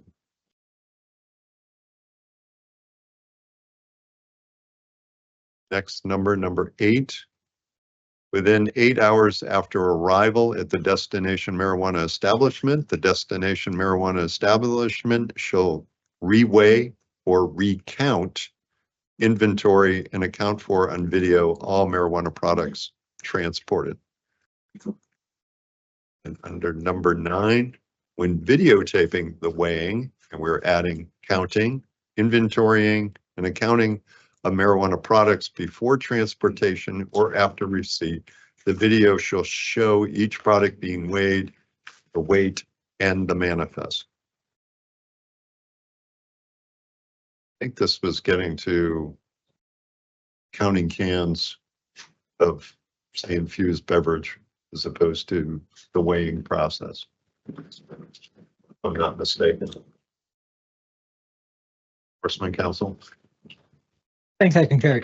Yes, so these, all of these changes relative to counting is really just a process improvement, and that was definitely something we heard from licensees in terms of, I know the example that we used previously was seltzers. So trying to weigh a pallet of a number of seltzers is difficult and really not necessarily indicative of what the product actually is. So this is really just trying to account for that practical reality and saying that you may count them and that count is going to serve as a verification as well. So yes, that is correct. Okay. Very good. Commissioner Roy? So on 7, folks have brought up to me the first part of 7, prior to leaving a marijuana establishment. It's been there. I don't know, I'm just throwing it out there that in other words, and I know folks who are delivery operators in this room, if they deliver to someone and they're busy and they have to wait around for hours before they can leave to their next stop because they have to stay on premise. There's a safety reason for that, or is there, I mean, it's all on camera, right? So I'm just, is it necessary? Is there a public safety component to that? But I think what this is speaking to is I'm gonna bring product to you before I even leave my establishment. I'm weighing, counting it, inventorying it, everything that's gonna go out the door. So it's not on the receiving end. And you're right, we have heard comments about, I have to stay there while they get around to counting. But I read 7 as being, it's starting from The starting point. my facility. I'm gonna count it, inventory it before I transport it.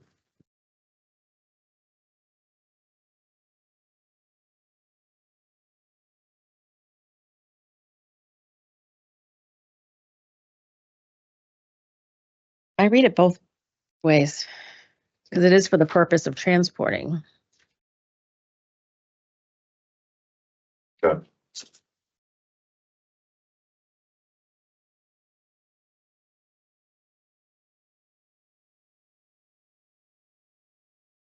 I don't know. Okay, I mean, that's just my interpretation, Enforcement Counsel, anybody else wants to lean in. I'm reading that as I'm a marijuana product manufacturer in this case. Prior to leaving to transport my marijuana product, I'm going to count it, inventory it, weigh it before it leaves my establishment. So it's not about the receipt end, it's about the before you leave end.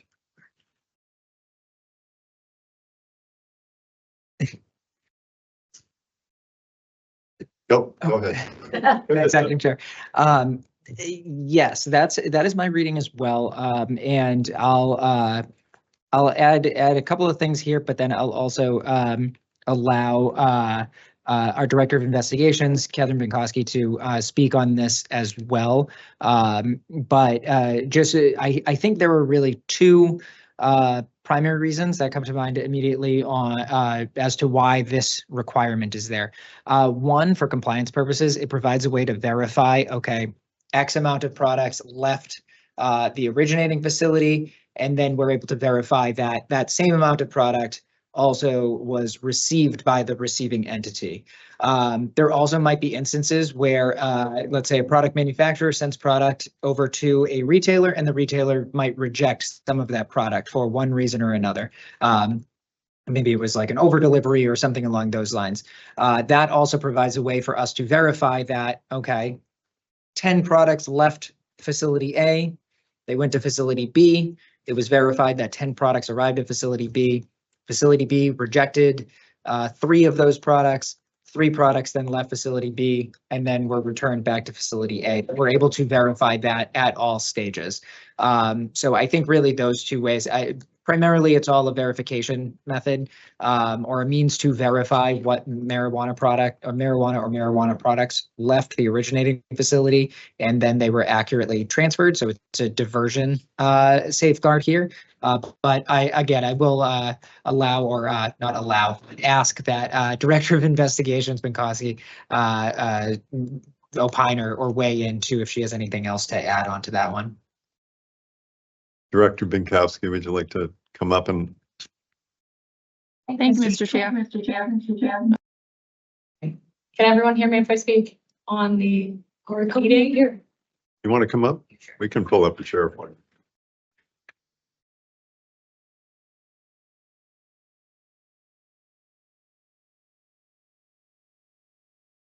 Hey, everyone. Now can you hear me? Welcome. Thank you. Yes, Enforcement Council is absolutely right. It's to put safeguards in place. So there's different areas at which the inventory is tracked and counted. The originating licensee follows their SOPs and inventory procedures to ensure that what the order is to manifest is accurate. That is done under camera view. And then also when the receiver, if you go down to subsection 8, when the receiving entity gets it, they have 8 hours to recount. So it is also a safeguard for the originating licensee if there is a discrepancy from that receiver to go back through their footage, make sure all inventory procedures were followed, ensure that there wasn't just a virtual transfer to ensure that the inventory that was physically transferred is absolutely accurate, and also provides that safeguard for the receiving entity to do that as well. Because you have 8 hours, it could be sitting in a room that various people have access to. So it is just an additional safeguard I can't speak to the 8-hour requirement, but I would ascertain that because there is a waiting period where they have to recount and reweigh, it's also a way that they can double check that with the originating manifesting entity.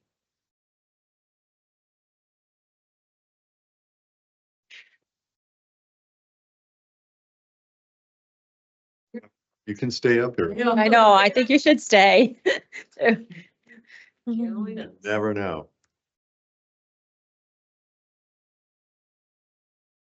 Well. I'm confused. Okay. All right. Just ask Catherine to come up here, but I'm going to suggest we take a 5-minute recess. Sure. 8, how about? We'll take a 10-minute recess. We'll reconvene at 11:55. Thank you. Of course.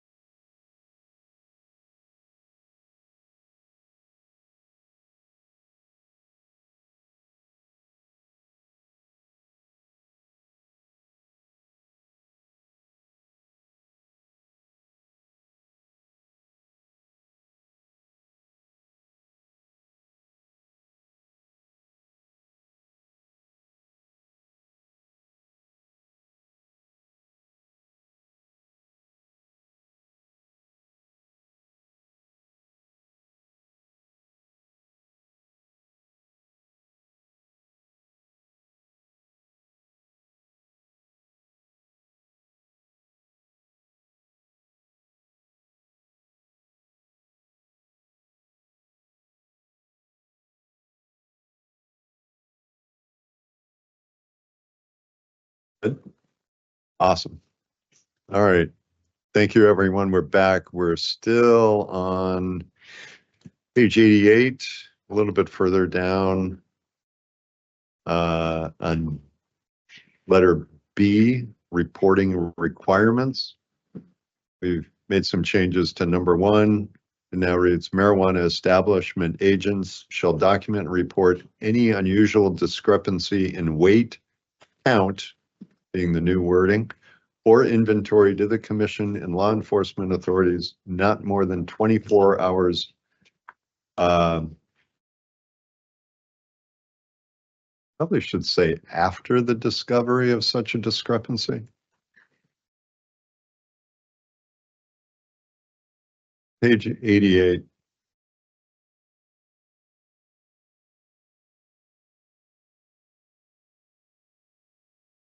I know we've added the word count in there, but reading it says not more than 24 hours. I think it should say after and not of the discrepancy.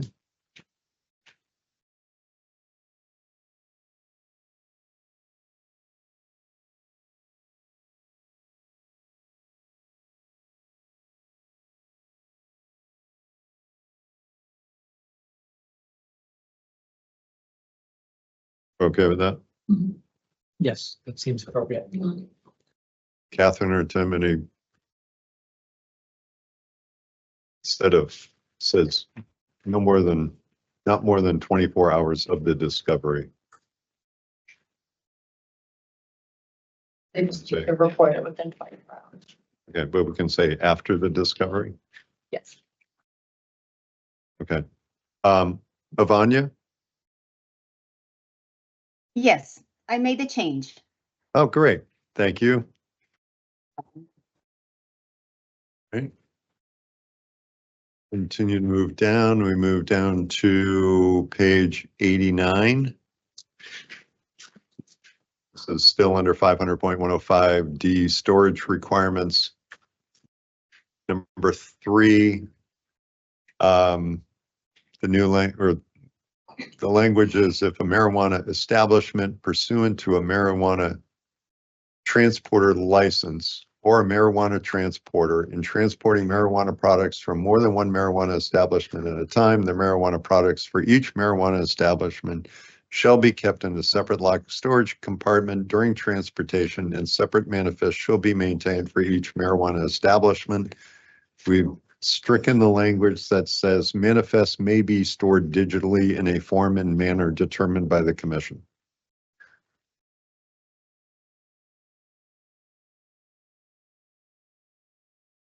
Oh.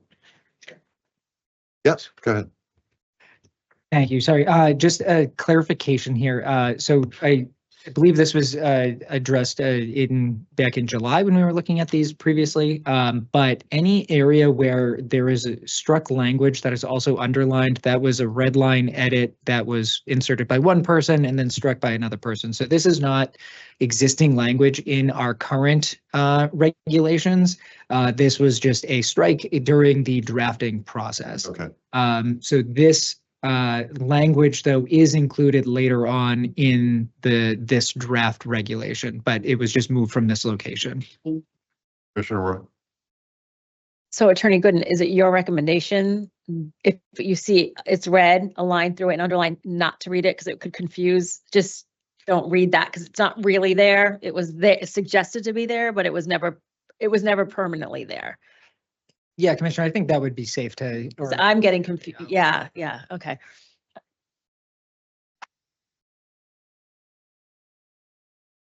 Moving further down the page, we're still on page 89. Commissioner Camargo. Before we move down, I know there isn't an edit in this area, communications, but can we discuss number 7, the marijuana establishment agents transporting marijuana products shall contact the original blah, blah, blah. Can we just talk about those? I mean, I can read the whole thing. Mm-hmm. The marijuana establishment agents transporting marijuana products shall contact the originating location when stopping at and leaving any scheduled location and regularly throughout the trip at least every 30 minutes. I kind of just want to discuss and propose that we, I mean, I know Catherine, you're here as well, so I would like to your opinion, but 30 minutes seems a little burdensome. And we heard that before, so I was hoping that we can have the conversation.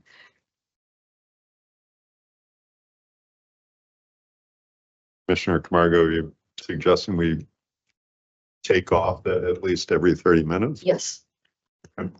Commissioner Roy? I heard it too, Commissioner Camargo, and the rationale was we no longer have 2 agents in the car if we have 5,000 or less. So it becomes almost public safety issue if they have to keep calling in every 30 minutes. Should we make it just every hour? Or like, in other words, you're suggesting removing the requirement altogether. And I'm wondering if we just make it less burdensome. Yeah, I mean, I think it's up for discussion, right? I think I wanted to bring it up and thank you, Commissioner Roy. That's exactly the reasoning behind it. Yeah.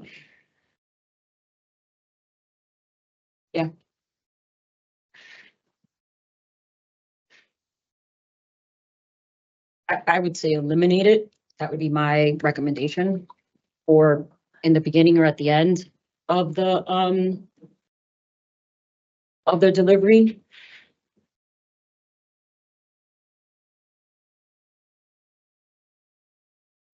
Go ahead, Commissioner Roy. So, Commissioner Camargo, are you proposing eliminating all of 7 or proposing just the last sentence? At least every 30 minutes. Just the last phrase? So then it would read, a marijuana establishment agents transporting marijuana products shall contact the originating location when stopping at and leaving any scheduled location and regularly throughout the trip, period.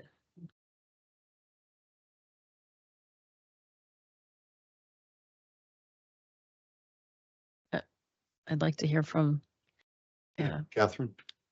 Director Binkowski, sorry. Mr. Chairman, Commissioners. Yes, this was also discussed and from a compliance perspective, there would be the concern about public safety as well. If they're going to be dropping down 2 drivers to 1, when there are 2 drivers, 1 other agent, I should say, it can be responsible for the communication. If there's going to be 1, we would want to ensure that they can put all their attention on the road to driving. So we wouldn't have any compliance concerns with that in terms of removing the 30 minutes. I understand. I hear you and I understand that change. I think the points I've talked about it, if you go down to 1 driver, now I'm pulling over, we don't want anybody using their phone or doing anything, obviously, while they're driving. I guess my question would be if we're still saying regularly throughout the trip, I think we need to give some context as to what we envision regular to mean. Commissioner Camargo? Yeah, I was going to say, or we completely take off number 7. I mean, the first part of that is stopping it. I'm not sure I see a harm with requiring them to communicate when they stop or leave a scheduled drop or a scheduled location. That could be like every, if it takes them 10, 15 minutes to do 1, then it's going to take, that's 1 call. And then another, I mean, either we put a larger timeline on it, but otherwise we would be making them call every single stop. Well, at least they're stopped in their vehicle. They're at a point of where they're transporting or leaving product. I thought you were making an argument about when they're in between stops, not doing that 30-minute check-in in between stops. Stopping. Commissioner Wright. How about this? Leave the first part, and then instead of at least every 30 minutes, or at least every hour, and because the reason I say this is because someone's transporting from Holyoke to Plymouth. or every 2 hours. Like, in other words, there are far routes that do occur. So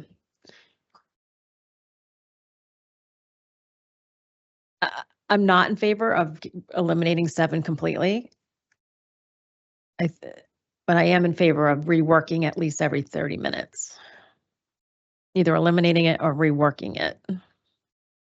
Or.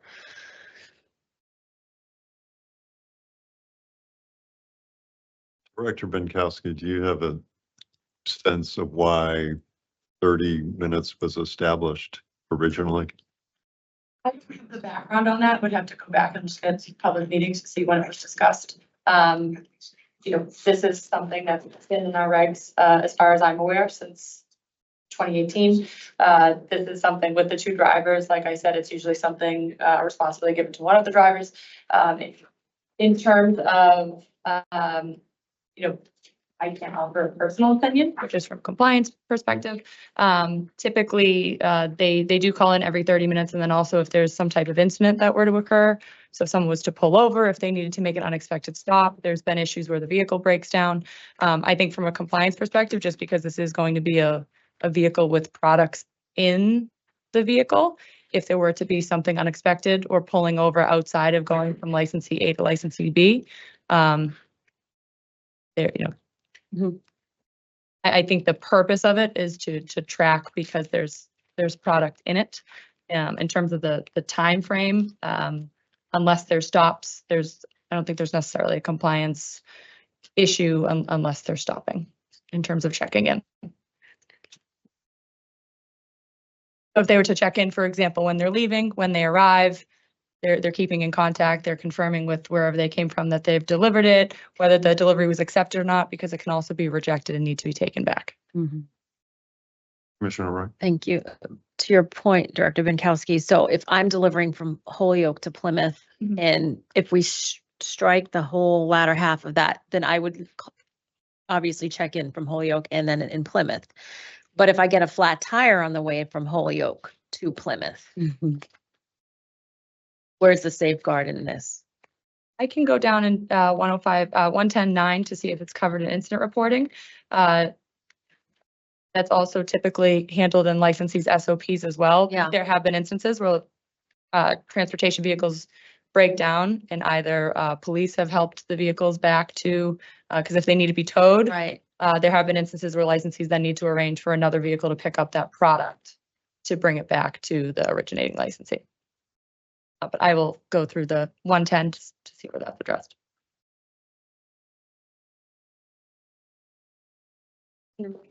If I may, Commissioner Camargo? and I hear you all in terms of like keeping some of it, but maybe we, when it says the marijuana establishment agents transporting marijuana products shall contact the originating location when stopping at and leaving any scheduled location and regularly throughout the trip. I'm reading as if someone comes and delivers to my house, let's say I live in Mattapan, they deliver at my house and then they go down the street to Dorchester. They're calling, they're making that call when they're coming to my house, they're done, then they're going to the next place, they're calling, and then every 30 minutes. That's a lot of that's a lot. But I think we could also increase the timing of it so that it's not every 30 minutes and burdensome on, staff and the operational, the functionality of the driver. So we can increase the timeline as well. Yeah, okay. I would get that.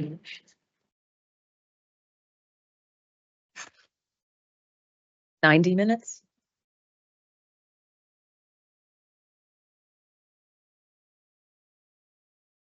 That's how I'm reading it, Yeah.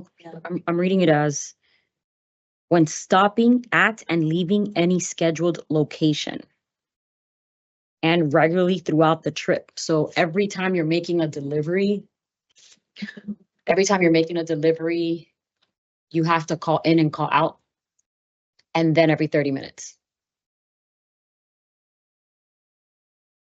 That's a lot. But this isn't really about delivery. This is about transportation. Transportation. Marijuana establishment. So. Yeah, I'm saying, Yeah. yes, I'm not talking about the delivery operator. I'm talking about delivery in terms of Right. transporting. About 90 minutes.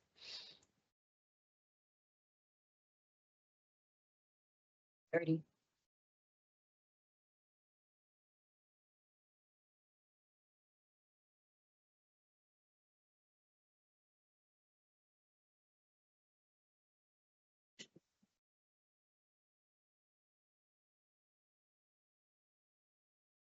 mean, we could put a pin on it. I just wanted to bring it up for us to have the discussion, so.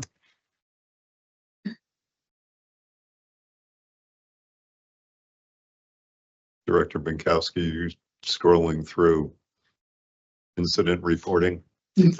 Yes, so under 110.9, there's two sections of incident reporting that could be applicable. So anytime law enforcement or municipal personnel respond for security issues. So if you were to be pulled over by police, for example, that would qualify because they were law enforcement. If you called state police because you pulled over, excuse me. And then there's also, if you're in a significant motor vehicle crash, that's also a requirement under 110.9. Commissioner Roy? What if I change my own flat?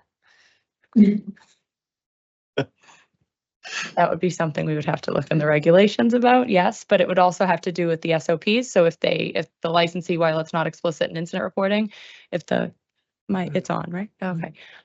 If they had in their SOPs, which are under 105, that they do check in every 30 minutes, or that they will notify the commission, or they will notify the licensee, that would be and they didn't, that would be a violation of their SOPs. But the SOPs can change now if we Yes. remove this requirement. Yes, so the SOPs would have to mirror whatever the requirements are in the regulations. So if the Exactly. regulations were to change. So 90 minutes, I fix my flat.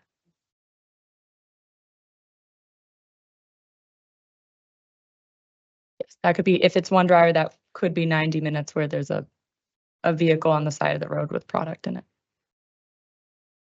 So businesses may also have their own policies where they would prefer a tow come, for example, because of the expediency or having law enforcement on site to secure the product.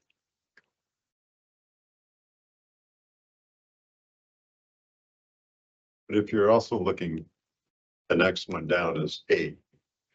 The originating location shall have a marijuana establishment agent assigned to monitor the GPS unit and secure forms of communication. So if I see you stopped on 495 for hopefully, it could be a considerable amount of time.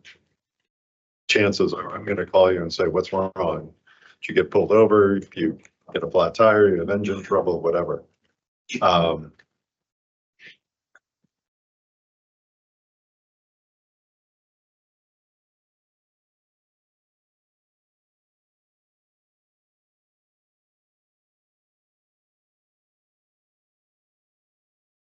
want to offer a suggestion and change of time.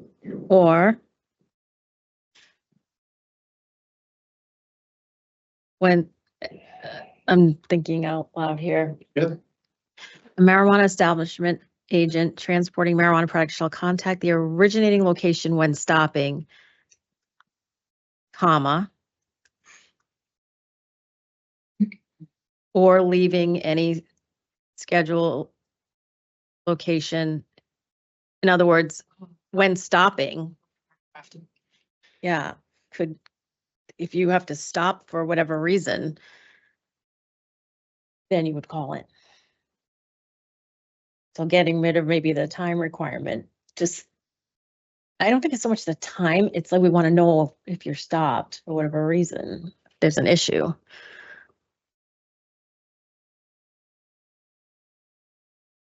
And/or the marijuana establishment agents transporting marijuana products shall contact the originating locations when stopping and/or leaving any scheduled location, period. I mean, I would also increase the time on that. I was gonna say get rid of the time. Oh, okay.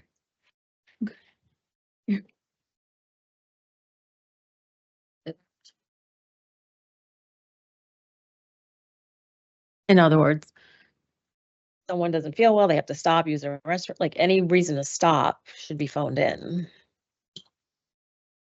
More than the time. Mhm.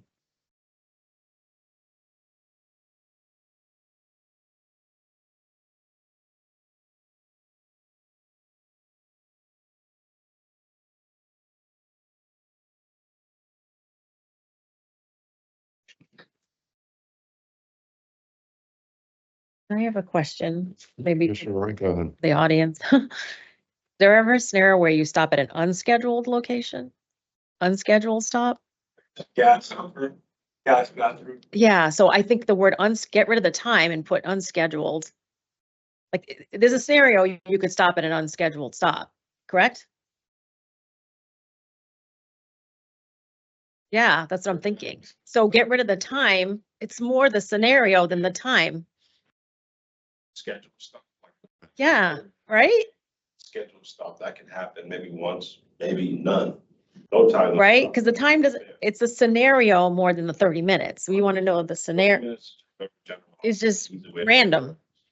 So if we said the marijuana establishment agents transporting marijuana products shall contact the originating location when stopping at and leaving any scheduled location Or unscheduled. or any unscheduled stop.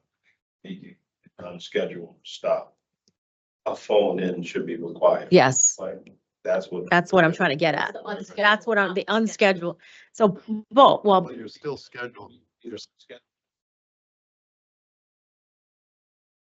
the marijuana establishment the marijuana establishment agents transporting marijuana products shall contact the originating location when stopping at and leaving any scheduled and or unscheduled location.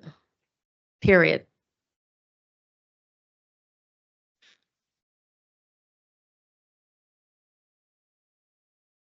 Roy, you asked the audience a question. You guys are helpful. For the folks in the audience. This is, this is a regulatory making in action. Here it says, and I know that you guys are not the only transporters of everything, but, is it fair to say when we say schedule, does that mean, let's say you have 10 deliveries today? That means that at all those, all 10, I'm calling when I get there, when I leave. That's the way the regs are written. Right, and then, and right now how they're written, plus every 30 minutes. Correct. So it's almost like hey, I got here. Hey, I'm leaving. And 30 minutes again, I'm calling saying, hey, I'm doing whatever. Right. That's, And when one agent, it's, One that we live every day because we serve the greater Boston area where we have a lot of people clustered together. thank you. Just always thinking practical, and you guys do this every day. Sometimes the regs don't reflect what operators actually do. Mhm. Licensees, yes. Yes. And so under the new world order, where there's gonna be one agent, right? Right? So I don't want to jeopardize, I don't want to put anybody at risk. Right, right? Yeah, I know. And I don't want to put anybody at risk behind the wheel, having to phone in every 30 minutes okay, so they're gonna call you on their scheduled stops. So it's the unscheduled stops. Yes. I think you should get a phone call too. So that's what I want to make sure is in here. It also sounds like they don't need the scheduled call. No, I disagree with that. Really? Yeah. Every single scheduled call? That's a lot. It's like on fleet, like we'll play. They can see where we're Yeah, at. we can see everything. Like we use a Zuga, we use on fleet. Like with the Zuga, we can hear inside the cars. We can hear what the driver is saying. With on fleet, I can see the pinpoint stops that they're gonna make every 10, 15 minutes. Like I can see that. And if I need to call them, if they're going off route, that's a different scenario. Or if they stop at a place, I don't know, to go to the bathroom in Dunkin' Donuts, then they make a call that makes sense because now they're going off schedule. But if they're making the same scheduled positioning and stops that they were gonna make since they left the warehouse, there's no need to check upon them because we know what they're doing. I can see in their vehicle, I can see at the front, out the front of their cars, I can see out the back of the cars, I can see in the safe, I can see everything they're doing. And somebody's monitoring every, Yeah, we have screens, like a GPS delivery manager will have on fleet. There's 3 screens on Mhm. fleet. Video camera recording of all of our drivers to make sure they're driving safely, like there are no hard stops. There are no going over the speed limits. We're always tracking that. And then on the 3rd screen, we'll have the order window populating so we can see when orders are coming through so we can manage and make sure the dispatch associates who are ringing in orders, picking and pack orders are doing their job at the same time.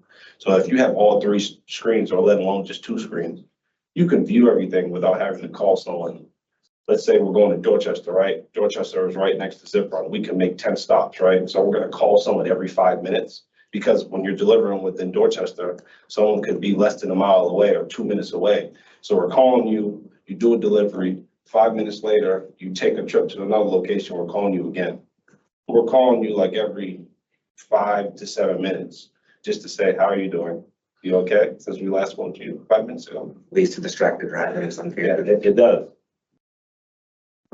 But that's just our opinion. Thank you. No, I appreciate the. appreciate you being here. You know, again, I know we're speaking about this section is under transportation between marijuana establishments. Yep. That's this section. Yep. You know, I'm comfortable with changing some of the wording to, you know, here to, you know, for any unscheduled stop. Unscheduled. Yeah. Director McGustin. Mr. Chair, a suggestion from the Chief of Investigations and Enforcement is that the agents transporting the product shall contact the originating location when stopping at and leaving any scheduled or unscheduled location. Of removing the time. But not doing it regularly throughout the trip or for any unscheduled stuff. Removing the 30 minutes and regularly calling. Reread that. The marijuana establishment agents transporting marijuana products shall contact the originating location when stopping and leaving any scheduled or unscheduled location. Any scheduled or unscheduled. Why do we need to have stopping and leaving?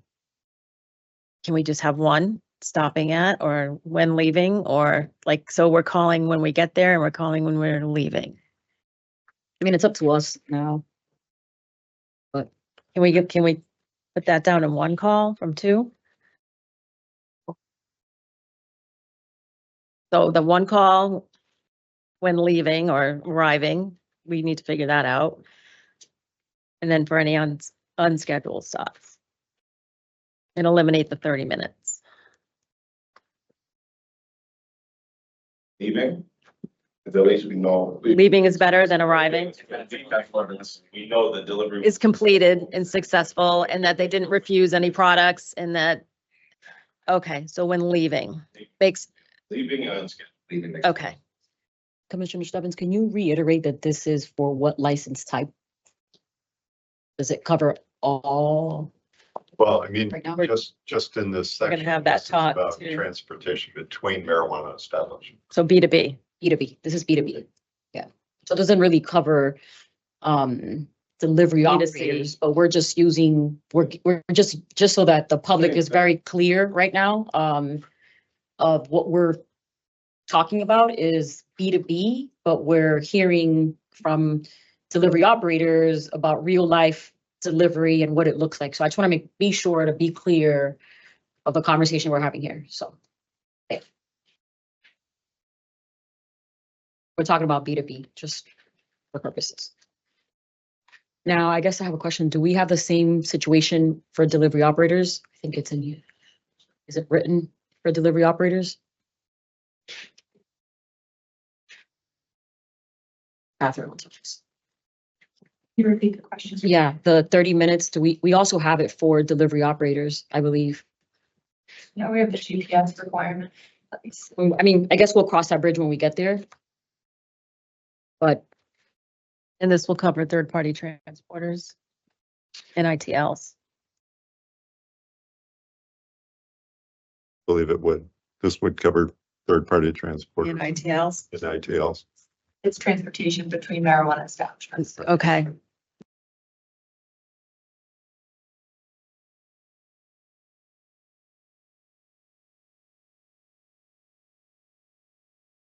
Sure, Roy, do you have any Yeah. language you want to offer? Yep.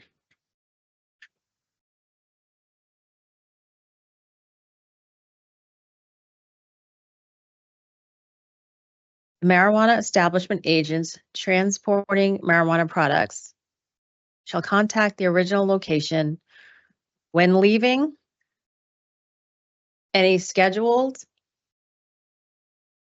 locations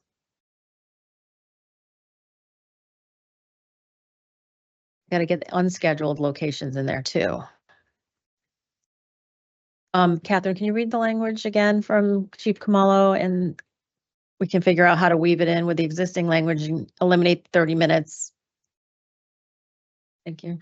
So the suggested language was that the marijuana establishment agents transporting marijuana or marijuana products shall contact the originating location when you said leaving any scheduled or unscheduled location.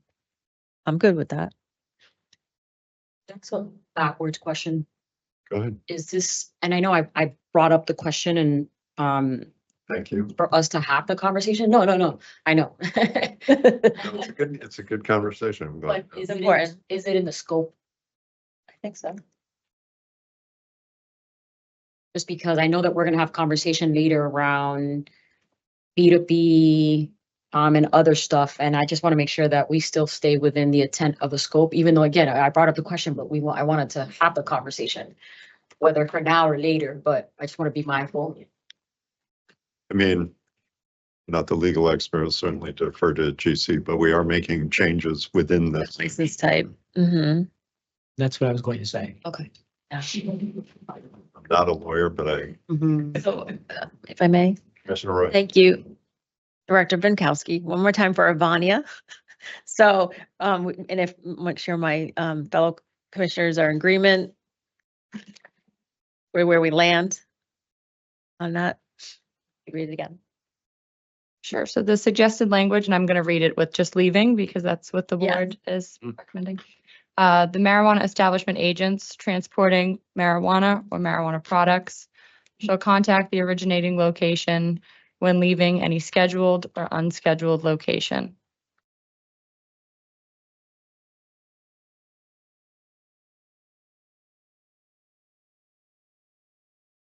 And to follow up on a question I believe Mr. Chairman asked, the 30-minute requirement is also on delivery licensees under 145(8). Oh, Okay. what's that section? For delivery requirements, it's 145(8). Commissioner Roy. Wait, I'm sorry. What section is it? I'm sorry, Commissioner Stebbins. What section is it again? 145 subsection 8 is where the GPS security requirements are. Oh, I'm sorry, 110(8). My apologies for Yeah, I was delivery like- licensees. Yes. 10. And there was a minor tweak to the suggested language, and whichever the board recommends. The marijuana establishment agents transporting marijuana or marijuana products shall contact the originating location when leaving any scheduled or unscheduled location. Commissioner Roy. Okay. Play devil's advocate. So if I have an emergency, have a health emergency, like the unscheduled, I think should be when arriving and the scheduled should be when leaving, because if I am going to get ill and I need to pull over, I think it doesn't make sense for me to call when I think I need to alert of an unscheduled when I arrive. An unscheduled. But a scheduled can be when you leave. Now, I don't know how to nuance that, but I just, for practicalities standpoint, I think if there's a flat tire or a health incident, I think the owners would want to know upon, not after. So, Yeah, mine, it's completely, if I may. Yeah. Chair. Just to take a pause and kind of take a step back, because I wanted to understand this piece, but also as it relates to delivery operators, right? Because that's sort of the intent. But I guess my question is, and I know we'll probably have a conversation a little bit down the line, but I'm glad that we had the discussion. I almost want to put a pin on it, to come back to it, to have a larger conversation around B2B. Because this is really B2B right now. Mhm. Do you know? So that would just be my recommendation, just is to kind of put a pin on it. Yeah. or if we get the language here, we just cut and paste it to delivery operators. Yeah, we could do that too. Like if we But- iron it out, well, when we get to that section, we just copy it into that section. We could do that too, but I guess I'm just more concerned about B2B as a whole. I am too. So, and I know that wasn't the intent of this sort of regulatory round, even though we've heard it. So I'm almost kind of like, if we do this, then we would have to do everything B2B. And I don't know if we're there yet. So that would be just, again, my hesitation right now. So that's why I would say put a pin on it, but that's our recommendation. No, that's fine. Yeah. So let's save the potential edits to this till we get down into delivery operator. Kind of the same requirement and look at it. What you're suggesting is looking at it at that case and see if we want to come back and make a change here. Right, because it also has implications for the larger B2B. Yep. Okay. Ivania, after all that, we're putting a pin on number 7. Commissioner Roy. And thank you, Commissioner Camargo, but I did ask this last public meeting. It is within scope. So I don't want to have disparate treatment between so my hope really is to make sure we do include B2B. So our third-party transporters and our ITLs, I think it's super important that we're able to accomplish that in this round and today. So, and I agree with you, we can go back and then, put a pin now and then iron out the language and then apply it here.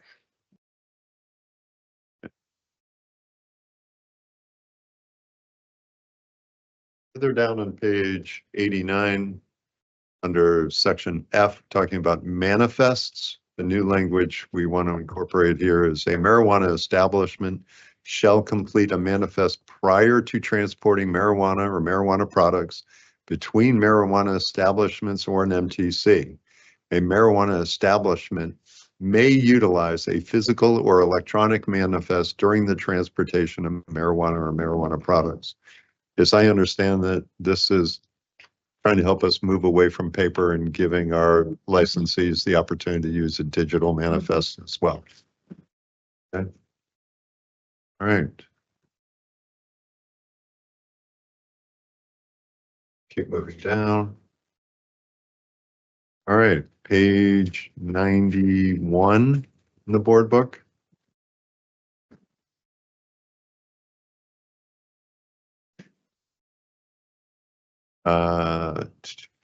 First change is under letter I, lowercase I. Just changing, instead of the weight in inventory, we're now saying the inventory weight or count before departure and on receipt. Again, this is our B2B regulations. This is allowing for, as we talked about earlier, being able to count cans of beverage. Okay.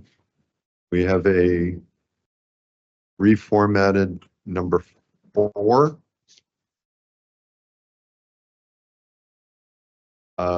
The manifest shall be maintained within the vehicle during the entire transportation process until the delivery is completed. A edited 4A reads, establishment agent must be able to access the physical copy during transportation.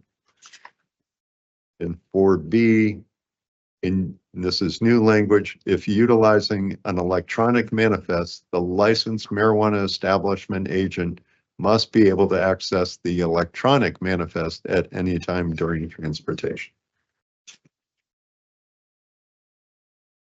Any questions on those changes? Basically, it sounds like if it's in the vehicle, you got to be able to get to it. Okay. Right.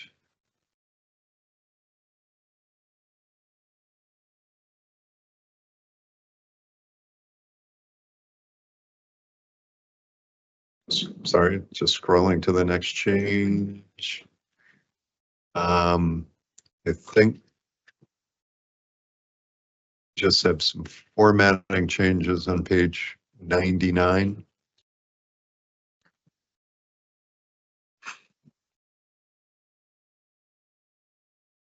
It's just formatting change.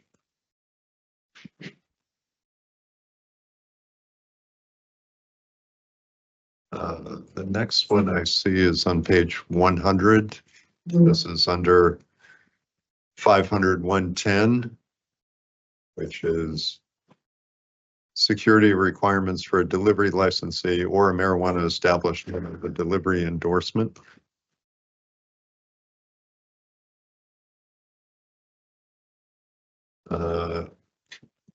Page 100, there's just period added after B.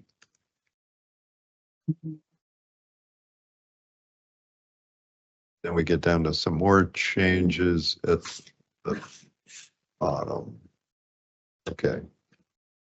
All right, at the bottom of page 100 in the board book, we have letter C, new language, which says a delivery licensee or a marijuana establishment with a delivery endorsement transporting marijuana and marijuana products for consumer delivery shall ensure that all vehicles used for deliveries are staffed with a minimum of one marijuana establishment agent.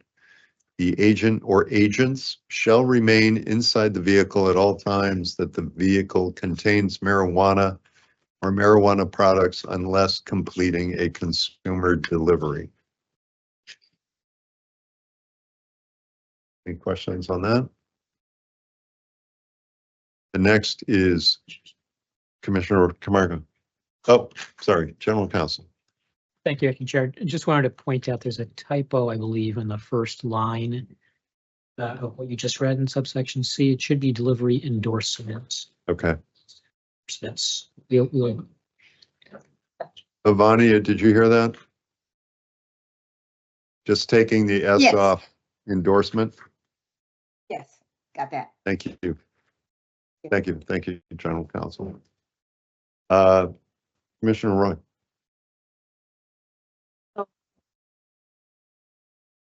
In that scenario with the unscheduled stop, the bathroom or the tire.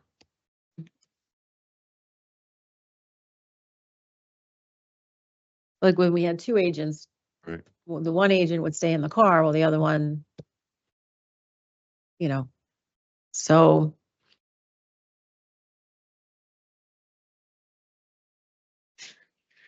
I don't know if we need to.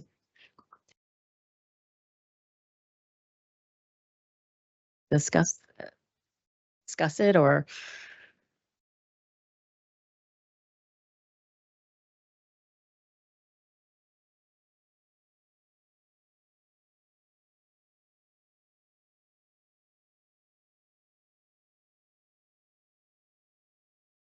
I see. So if they're making an unscheduled or an emergency stop. Read D.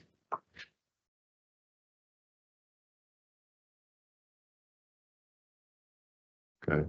Marijuana establishment agent shall take all necessary steps to secure the vehicle at all times when marijuana or marijuana products are in the vehicle.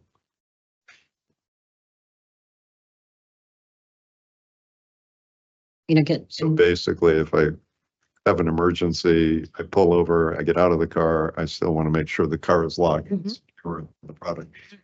So that makes that phone call for the unscheduled stop that more important because to your point, you're on camera, you can watch it. So if I have to run in to use the restroom, then you will know that vehicle is unintended and can keep a strong eye on it during that time because my phone call alerted you to the fact that I will be pulling over. I'm pulling over. So that's why I think that unscheduled stop is helpful here. Phone call.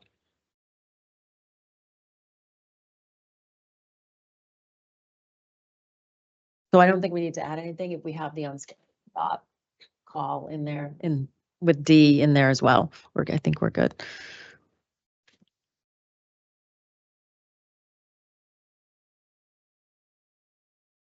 So you have a virtual agent. How about that? That's a new one, Commissioner. Virtual You agent. have a virtual agent in the car. Well. If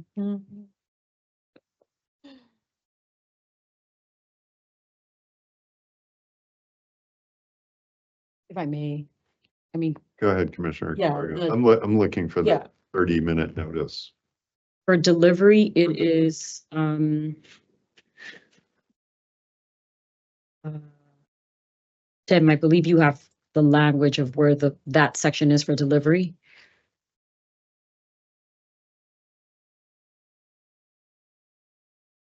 Yes, thank you, Commissioner. I can grab, and so we're talking about the, essentially the check-in requirements for vehicles as they're completing deliveries, or deliveries to consumers, I should say. Correct. I actually just moved away from that, but let me grab it. While Tim grabs that, I mean, I think we've all visited and seen the cars that the delivery and carrier operators are using for this in terms of the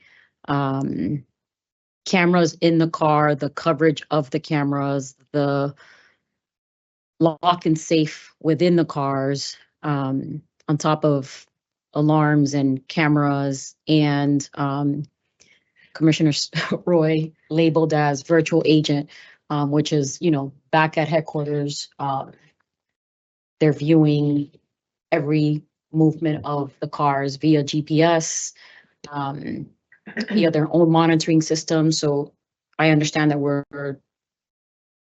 here. And when I read D, marijuana establishment agents shall take all necessary steps to secure the vehicle at all times, and marijuana or marijuana products are in the vehicle. I'm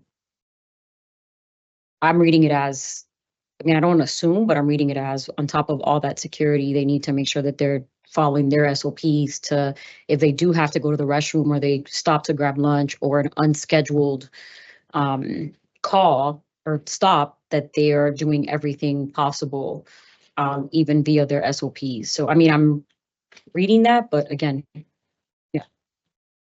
Commissioner Stebbins, Tim has. Commissioner Roy? In 30 minutes is on page 99, number 5. Mhm. Okay. On page 128. Okay. Set up page 99. Oh, we missed it, yeah. Yep. And 258, page 258, 7. Page 267, 5.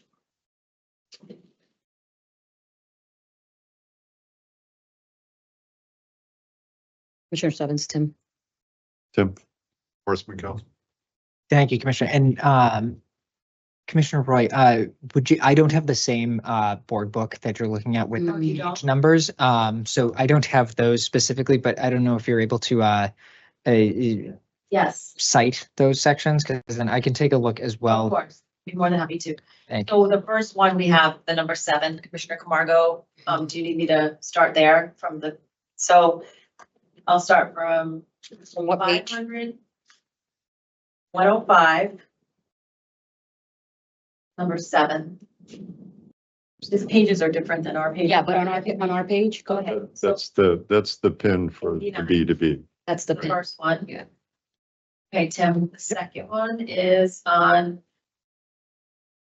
500, 110. 5B. 8, 5.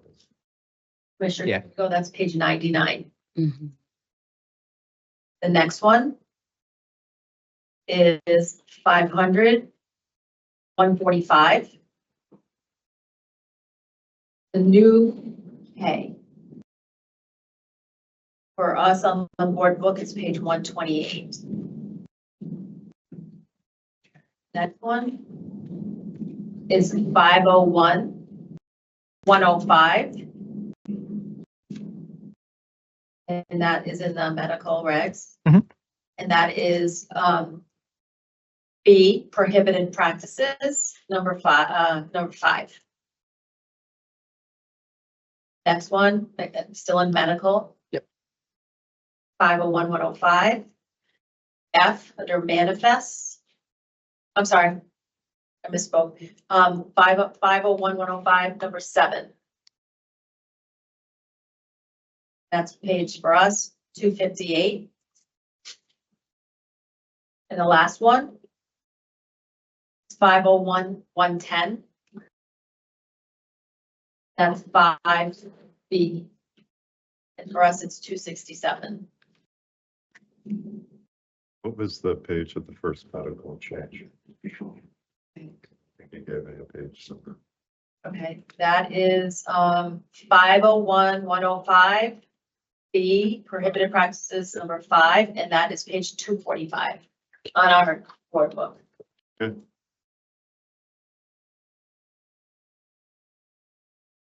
Oh, I did get that. That's the signage and lights. You can cross that one out. Okay, That's a separate topic. okay. Should we kind of refocus where, what the situation, the question? Yeah, so I do want to read, so 5B on page 99 in the board book, this is for delivery, couriers, delivery operators. Talks about a GPS monitoring device that is, B reads, monitored by the delivery licensee or a marijuana establishment with a delivery endorsement at a fixed location during the transportation of marijuana or marijuana products for the purpose of home delivery, with location checks occurring at least every 30 minutes. So they don't have the language, at least it appears, of when you get to a scheduled stop. This is page 99. Yeah, it's a little different. What number? 5B at the bottom of the page.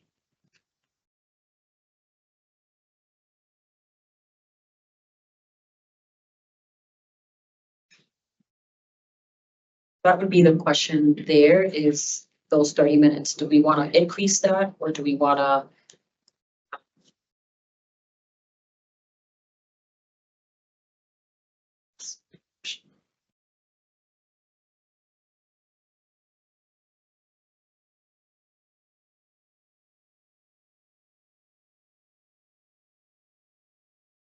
If I made it, Commissioner.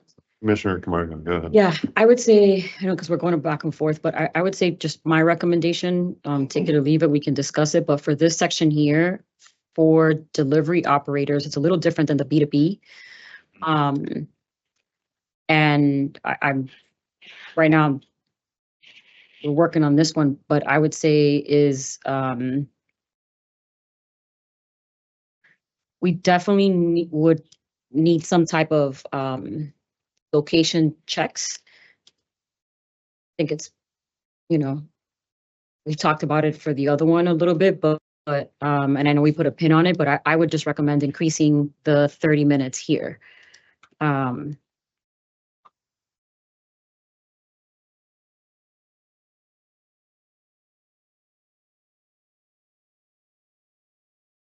would be my recommendation. I mean, Commissioner Roy, I think you had said 90 minutes before. As a recommendation.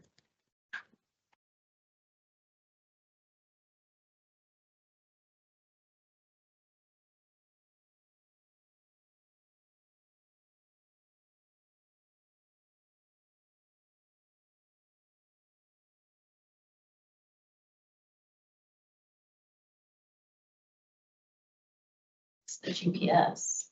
Mm-hmm. Yeah. This is the GPS. With monitoring by the individuals. This is the GPS. So this isn't even about, Oh, okay. No. Sorry. The GPS. Okay.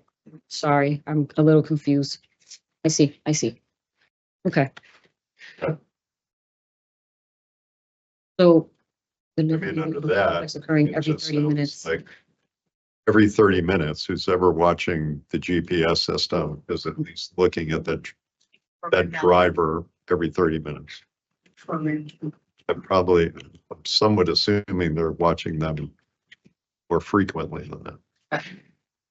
Are we okay with leaving it at 30 minutes though? I mean, I understand it's the GPS, but do we feel that's fine or do we feel that we should increase it?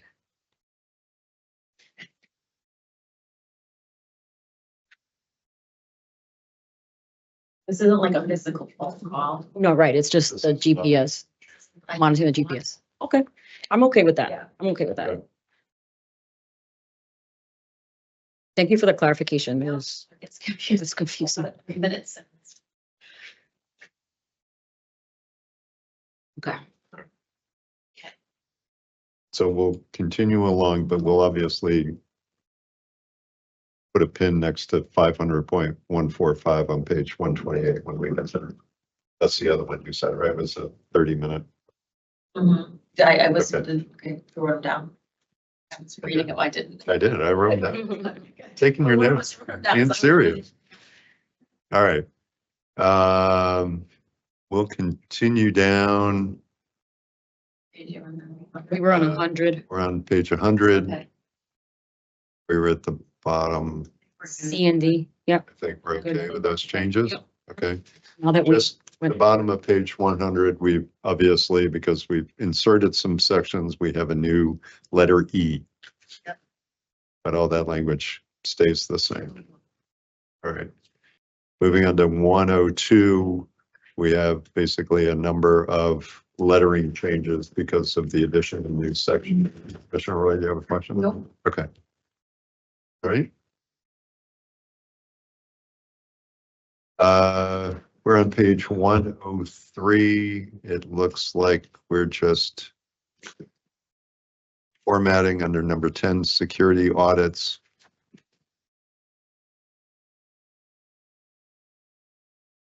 Formatting and wording change.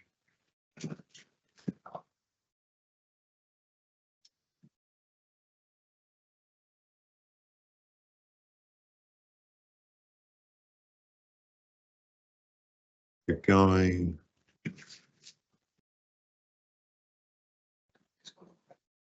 Yeah. Page 110. Mhm. I have another change. This is under 500, 130. Mhm. Letter C.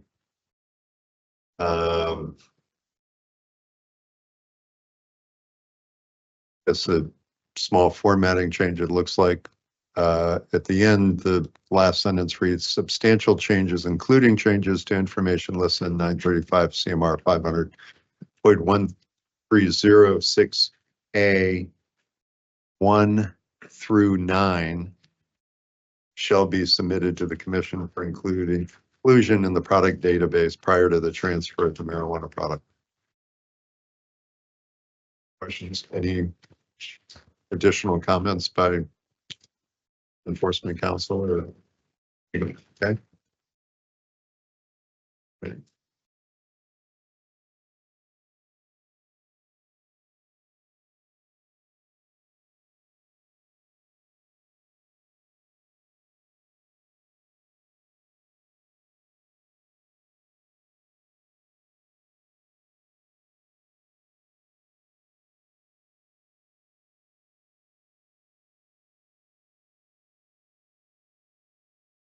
Next big change is on page 124. This is also under 500.145. Toward the bottom of the page, we have incorporated a new letter M. Letter M now reads, all deliveries shall be completed between 7 a.m. to 11 p.m. local time. Under that is 1. A host community may set alternative delivery hours by municipal ordinance or bylaw, provided, however, that a municipality shall not set an earlier time to begin deliveries or set a later time to complete deliveries. This is obviously changing up overall delivery hours, as we've talked about, because of people's unique work shifts or what have you. Okay, If I may, Commissioner Camargo? and I know I addressed this before when we had introduced the delivery regs, but I know that in some of the comments, folks suggested or recommended and asked till midnight for the folks that, you know, are on that third shift, to allow folks to deliver or receive their products till midnight. So I just wanted to bring it up for discussion. I don't think we had really discussed it last time, but I just wanted to acknowledge that.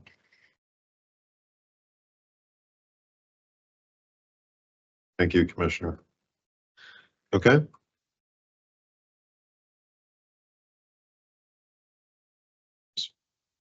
Of course, allowing host communities to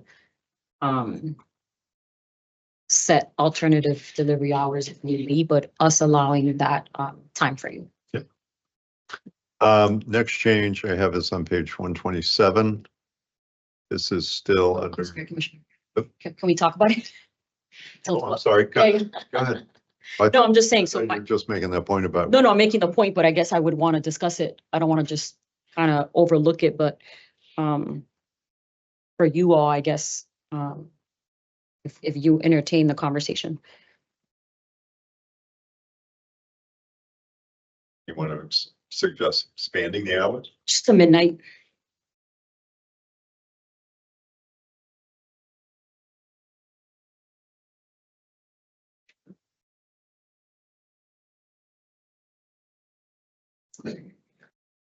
Commissioner Roy? I'd like to hear from the enforcement team.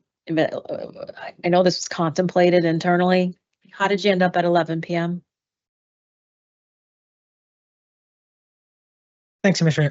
So I'm recalling back to our conversation, I believe now a couple of months ago on this one, but I believe 11 p.m. was set really just as we're increasing the overall window right now. This is bumping it up a couple of hours, thinking about public health safety considerations in terms of just completing late deliveries, et cetera. So I think 11 o'clock was kind of the time frame that was extending this a little bit farther as well. But I think that was the opinion that the chief and the investigations and enforcement department arrived at was we've already expanded this a little bit, so there was a hesitancy to expand it even farther. Director Pinkowski. Thank you. And additionally, for a courier specifically, they can't warehouse product. So if they need to pick up product from a marijuana retailer, and it is also in the regulations that they need to be able to bring product. If product is rejected or needs to be returned for any purpose, they need to be able to bring that back to a marijuana retailer. At this time, I don't believe there's any retailers that are open till midnight, so it would potentially present some risk that if there is undeliverable product, it would leave a courier needing to store product in their vehicle. They're all, that's the exception, kind of. CUD in Boston. They both until midnight. If I may. Commissioner Yeah. Ricardo. And thank you. And we had this conversation, Commissioner Roy, to your question, we had this conversation when we were editing the regs and talking to enforcement. And we sort of tried to find the balance. There are retailers open till 12. As for the courier license, unfortunately, there aren't too many. I know that we're thinking about the future as well, but I think this would really pertain to delivery operators. And just from the comments that I read and folks reaching out and the testimony that we heard, it was to allow folks who may get off at 10, to be able to get that last product and won't be able to make it to a dispensary, one of those dispensaries that are open till 12. So that's kind of how we all kind of came up with it, but obviously listening to, the information or the comments, I wanted to bring it up and have the conversation. To allow it to 12 for those third shift folks, especially on the weekends. And when we say 11, we also put in here, a host community may set alternative delivery hours by municipality. So we're picking the range, but municipalities can say to them, no, you're doing it till 10, Or till you can do it till midnight. or you could do it, well, if we say midnight. And then practicality wise, if we're saying, let's just say we're saying 11 right now, the reality is that these folks, these licensed delivery operators, because I'm not speaking to the courier on this, I want to speak more to the delivery operators, is your last call may be a 10 o'clock call.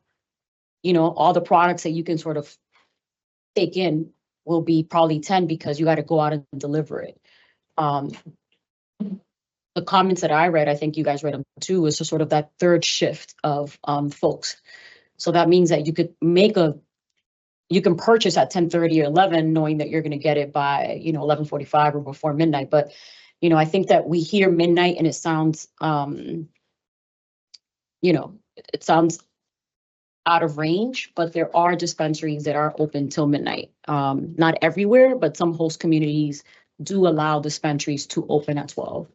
And some folks do drive across cities and towns to make it to that dispensary before midnight because they do know that they're going to get safe products and tested products. So I think,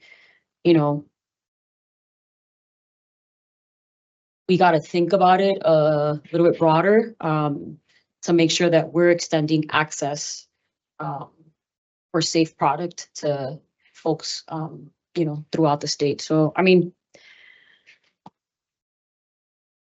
I feel comfortable because we do have that second number one where it says a host committee may set alternative delivery hours. So again, we're not the municipalities, we're not creating the HCAs, but we at least give municipalities the broader option to allow delivery until midnight. Or delivery operators, not couriers. Because to your point, Catherine, some places may close and the courier may not be able to do it. So Commissioner. Oh, actually, I'm sorry. If that courier is connected to a retail that is open till 12, then that's different. So I'll just say that. Yeah. So for the courier that does business with a retailer that closes at We would have to do 10, for both. 11, let's say, they'll be out of compliance if that no one's home. What happens? So there's too much of a rub there. What do you mean? Say it again. So I'm a courier. Yeah. And I have to, so I go to deliver Mm-hmm. to Commissioner Stebbins. Yeah. He's not home. He had an emergency. Yeah. But that's a general question. That's not a time limit question. No, this is a regulation. In other words, they can't get back to, unless they're doing business with Garden Remedies or one of these. What happens? That product sits in their car overnight. What happens to them? Do they get a fine? Tell me what the ramifications is of a courier that cannot get the product back to the point of origin. What happens to that courier? And then we have a number of couriers. They are in existence. So, yeah. Sure, we can't speak directly to hypotheticals, but in terms of when we're notified or discovered deficiency, we would issue a notice of deficiency. Depending upon if there's additional enforcement action needed, that would be when, depending upon the situation, we would refer something to enforcement counsel and his team would decide if there's additional enforcement action. How would they enter that metric? Product sits in car overnight. It would remain basically in a sales transfer manifest until it goes back to the retailer. If I could just add on this as well, marijuana couriers are specifically not allowed to warehouse. So that is kind of, right, you are hitting on one of the rubs here, where if they are picking up from a retailer, that retailer then needs to be open if they're unable to complete that delivery. They're warehousing it. That essentially, they're also, I don't even necessarily want to say they're warehousing it because a warehouse has additional security requirements. That's an actual building or facility. I know their vehicles are required to have a separate locked compartment, but just in general, any courier, they'd be out of compliance here. That would have to result in an NOD that might result in additional enforcement action depending on the circumstances there. Again, this is not enforcement actions. The intent isn't to, it's intended to make sure that everybody remains in compliance. And if there is kind of this opportunity where we're allowing extended deliveries, then that could create some compliance issues unintentionally or not. And just, if it's reducing to one driver as well, that's just one driver out at night too. So there could be potentially public safety concerns there, just as we're kind of considering the change. And at that point, there's no one virtually watching. So this could be a public safety issue that the car is unattended. We just spent how long talking about calling in and stopping for, and this is an unscheduled, like, we just spent so much time on this, making sure the car is secure, you know, and it won't be. And I don't know, I have a hard time. I think it's a public safety issue. For 1 extra hour, you're gonna create a public safety issue for 1 extra hour. I don't know. I mean, it's raising a public safety matter, but it's also, we're almost putting the delivery courier kind of in the target of the enforcement. It's like we potentially could be setting them up to Yeah, you're right. automatically get an NOD if they can't get back in time, Yeah, or the product can't be delivered. it's not fair to them. I mean, you would hope they don't take the order, right? That they know their tracking system, or they know how much time it's gonna take to get to X place, and, you know, you would hope that folks don't do that. Even though you know that, let's say that times are a little bit increased, but you would hope that as operators, they're not. So, but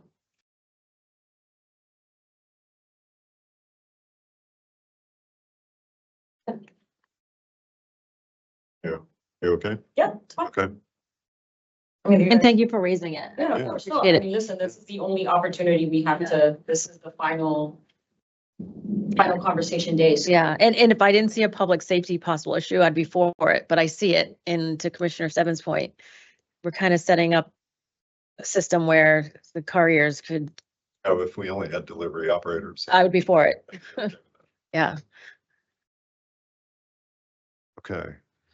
All right, we're at page 124.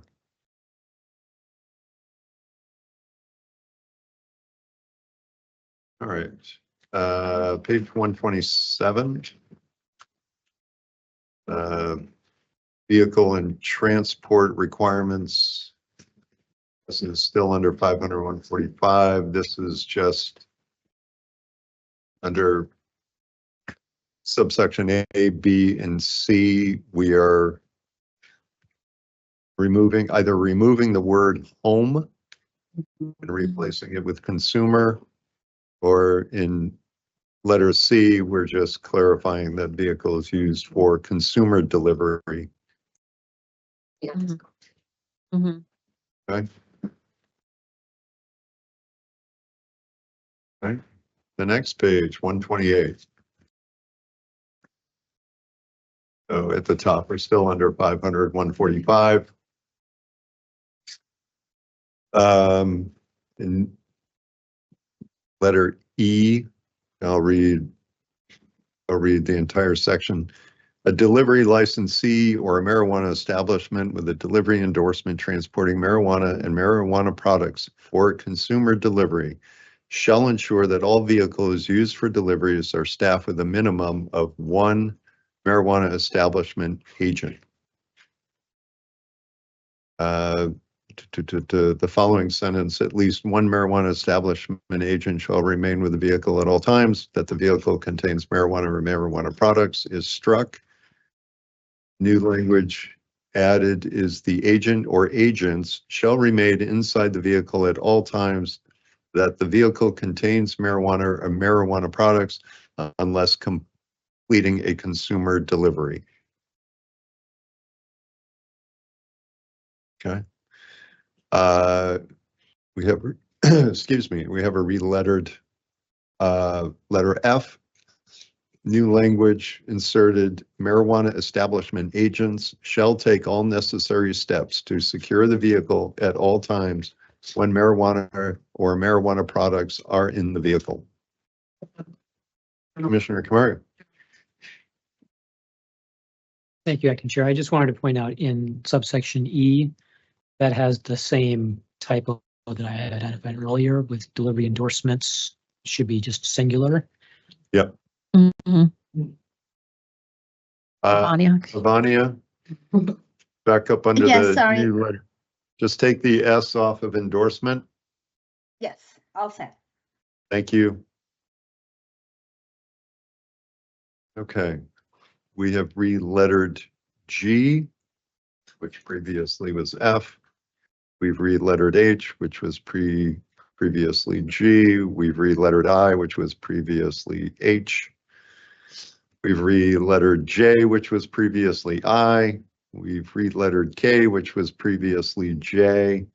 In K, now it reads marijuana establishment agents transporting delivery items for, we've struck home and inserted consumer delivery. Okay, moving down, we re-lettered L, which was previously K. And we've reworded that section to read, the delivery licensee or a marijuana establishment with a delivery endorsement shall maintain a separate log for each vehicle in use for consumer deliveries, not home. Okay. Moving further down the page. We have a new letter M, which was previously L. We have a new letter N, which was previously M. We have a new letter O, which was previously N. We have some additional language at the end of O, again, substituting out home for consumer deliveries. Commissioner Roy. So to the new K Mhm. has at least every 30 minutes. So we have to pause here. It reads, the marijuana establishment agents transporting delivery items for consumer delivery shall contact the delivery licensee or a marijuana establishment with a delivery endorsement, fixed location when arriving at and leaving any delivery in regularly throughout the trip for at least 30 minutes. So I think Director Binkowski, that language would apply here. So Avania, if we could read it for Avania. And this eliminates the 30 minutes. It eliminates calling when arriving, but then just calling when leaving and calling for any unscheduled stops.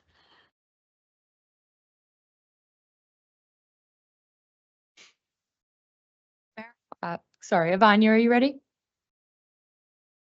Yes, I am. This is under the new K. letter K. Yes. The marijuana establishment agents transporting marijuana or marijuana products shall contact the originating location when leaving any scheduled or unscheduled location.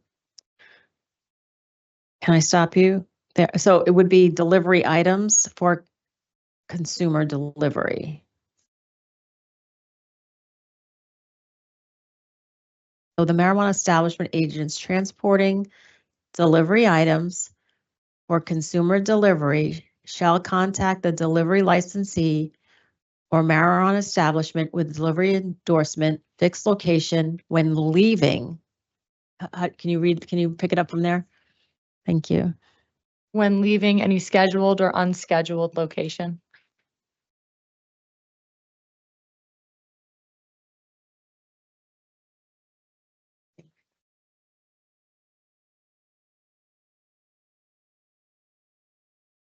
And leaving any scheduled location or incurring any unscheduled The language right now is leaving any scheduled. scheduled or unscheduled location. Yes.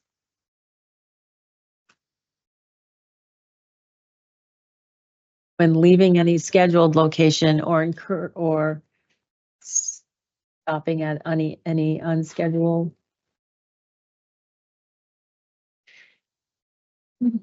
Say any scheduled location or for any unscheduled stop. Mm-hmm. Yes. We gotta make sure we have it. Yeah. It's important.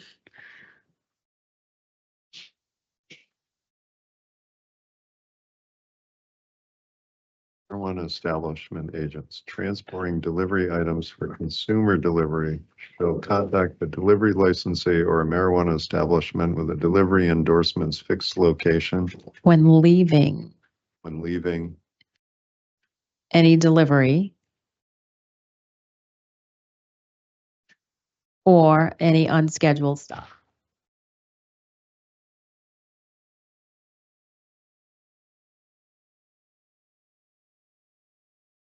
Can I read it all together for Avania?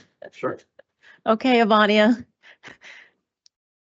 You ready? This is Okay, I'm ready. Okay, I'm sorry. Live editing is just not pretty. That's okay. All right.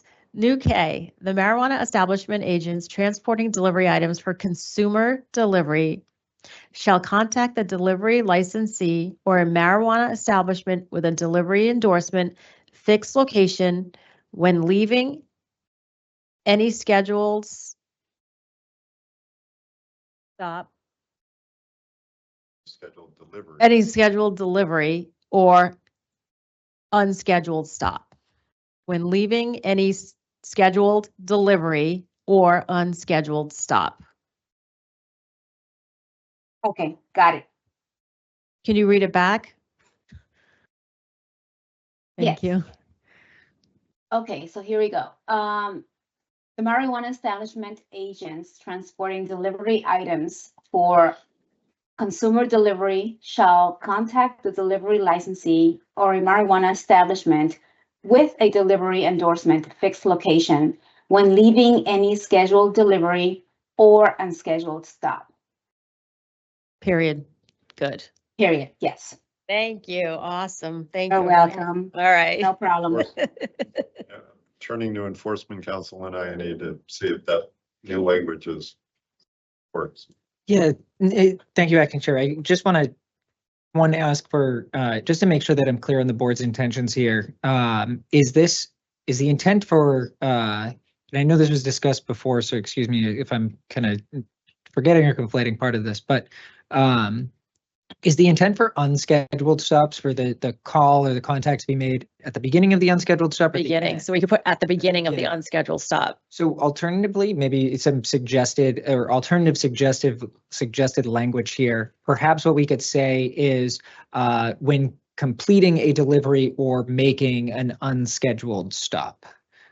Because in that sense, that would be, so you're completing the delivery. So it is when you are leaving that Yes. scheduled location. And then say you get a flat tire or something like that, your vehicle's Yeah. stopping, you're making that call at the beginning. I agree. And I think the licensee can make the call in their own SOPs, whether or not they want okay, you're back on the road, give us a call, ping us.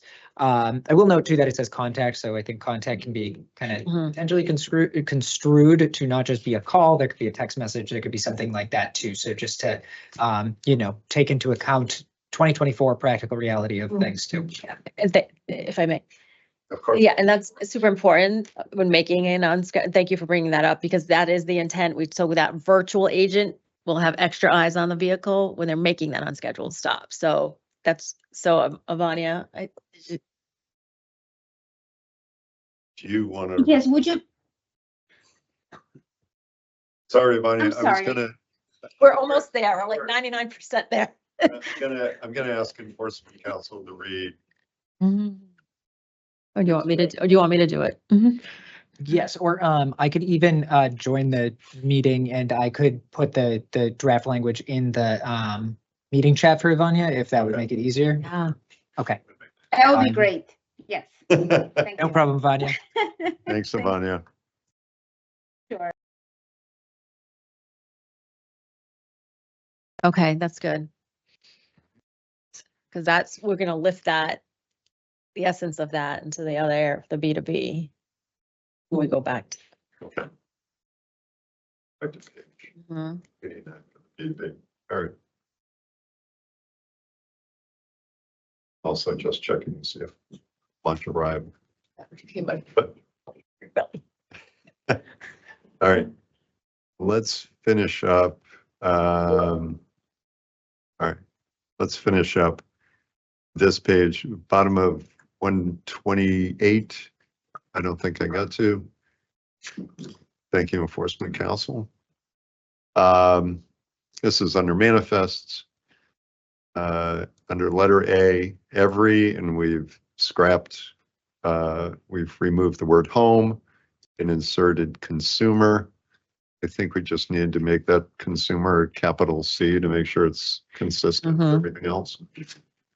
Vanya, you just make that C in consumer a capital C.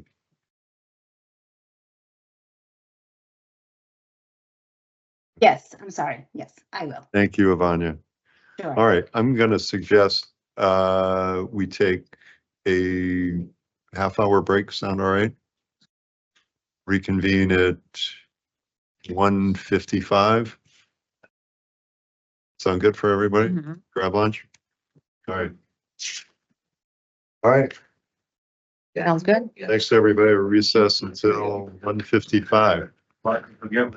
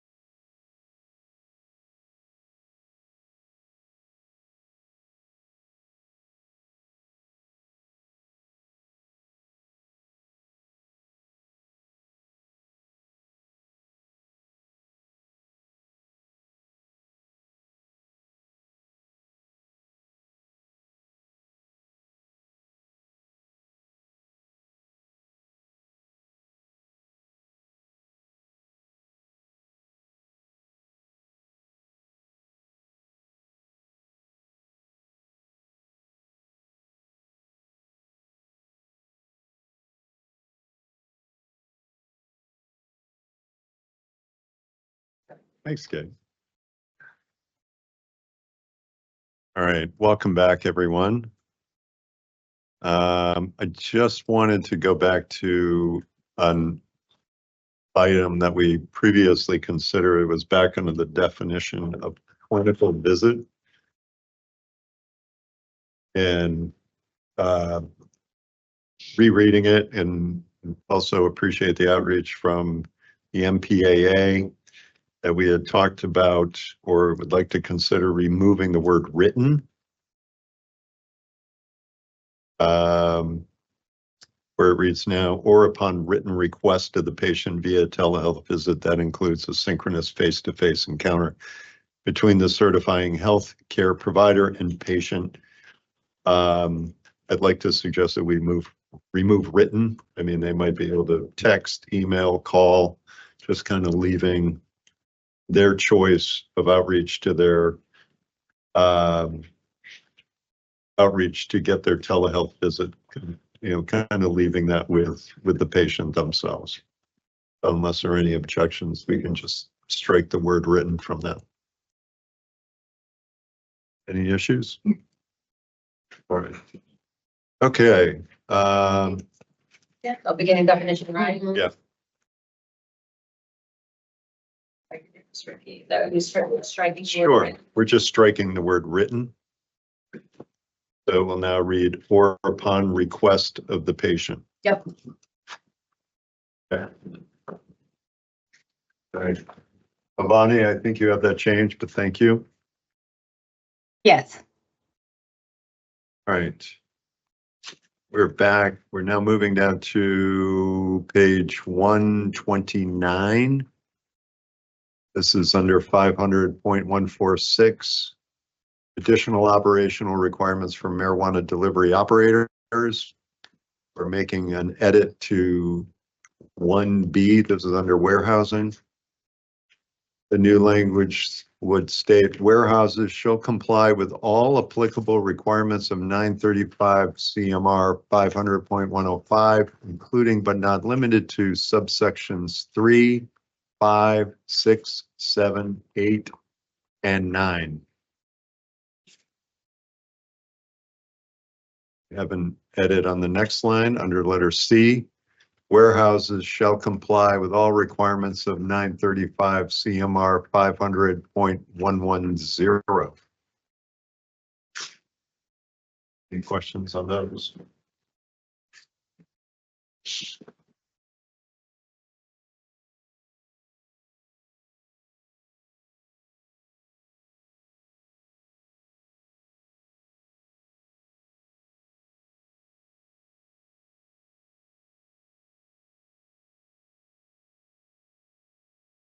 Scrolling down to the next change.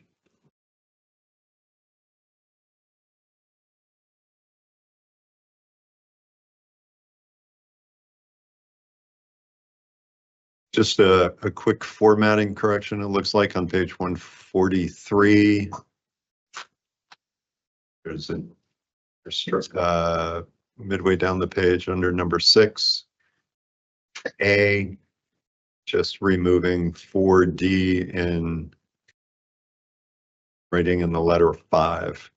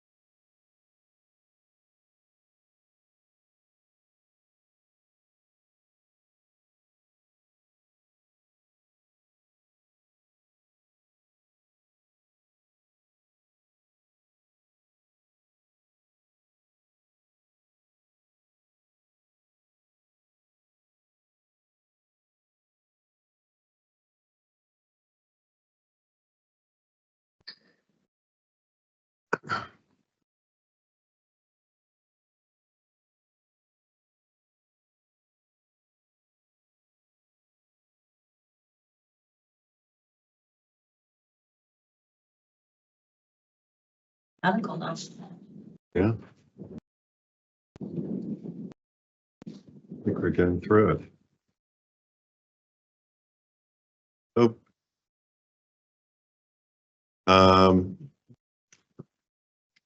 See another edit on page 173. This is under 500.802. About halfway down the page, submission of, and we've added inserted the word untruthful information to the commission, including but not limited to. Everybody see that change? Enforcement or just explanation? Yeah, of course, Acting Chair. That so this addition is really just intended to bring this suitability table in line with the other suitability tables in the regulations as well. So each of them all say untruthful information. I believe this instance, or there was an instance in here where it just said submission of information to the commission, and we want to encourage the submission of information, but discourage the submission of untruthful information. So that is just trying to clarify that. It's a similar change further down on 175 where we've struck false or misleading in the title and inserted the word truthful there. I think that speaks to your point.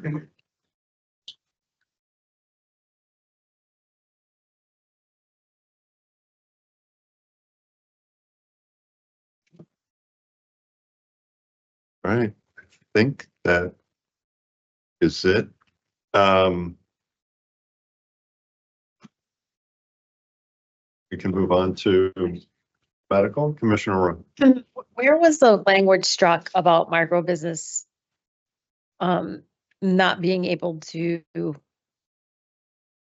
apply for another license type? And where I don't remember seeing that removed. I just want to see it with my own eyes.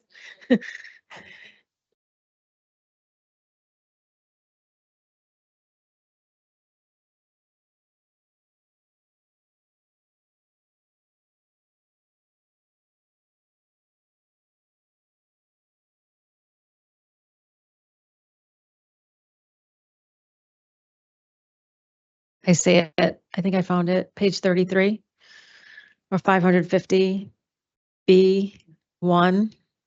But that was underlined. So that means it wasn't there. That's not it. Acting Chair. So Commissioner Roy, it is under 500.050.5, the old E, new D. So previously it stated, the regulation stated a micro business licensee may not be a person or entity having direct or indirect control for any other marijuana establishment except a social consumption establishment. Now the regulations have struck that language. And so that restriction no longer applies to micro business licensees. Where is it? I can't find it. I'm on It is- 550. I'm It's on, on page 34 of the okay. draft that I'm looking at, so I believe it would be 36 of the draft that you're looking at. It's not. The 36. What's the section? Limitations on the number of control, that's what, read it again? It's under 0505. Mhm. So it's marijuana micro business is the subheading there. Yep. And then it is the new sub D or clause D. And so the struck language says a micro business licensee may not be a person or entity having direct or indirect control for any other marijuana establishment except a social consumption establishment. There is also, it does say independent testing laboratory, but that was added and removed, and that is underlined. See it on. It's page. That is 37. This is the page.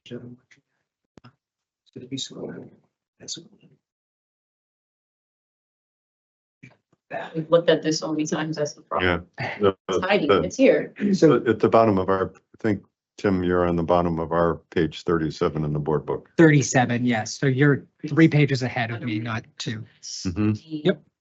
I see. It's the you. last paragraph. I see it, Commissioner Roy. I see it with my little eyes. So it's okay. Yep. Thanks. We go.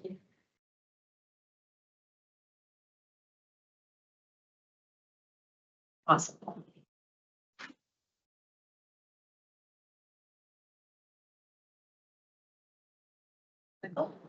Yeah, but now I'm back to reading page 37. My apologies. Well, no, I want to make sure we get this right. Big deal.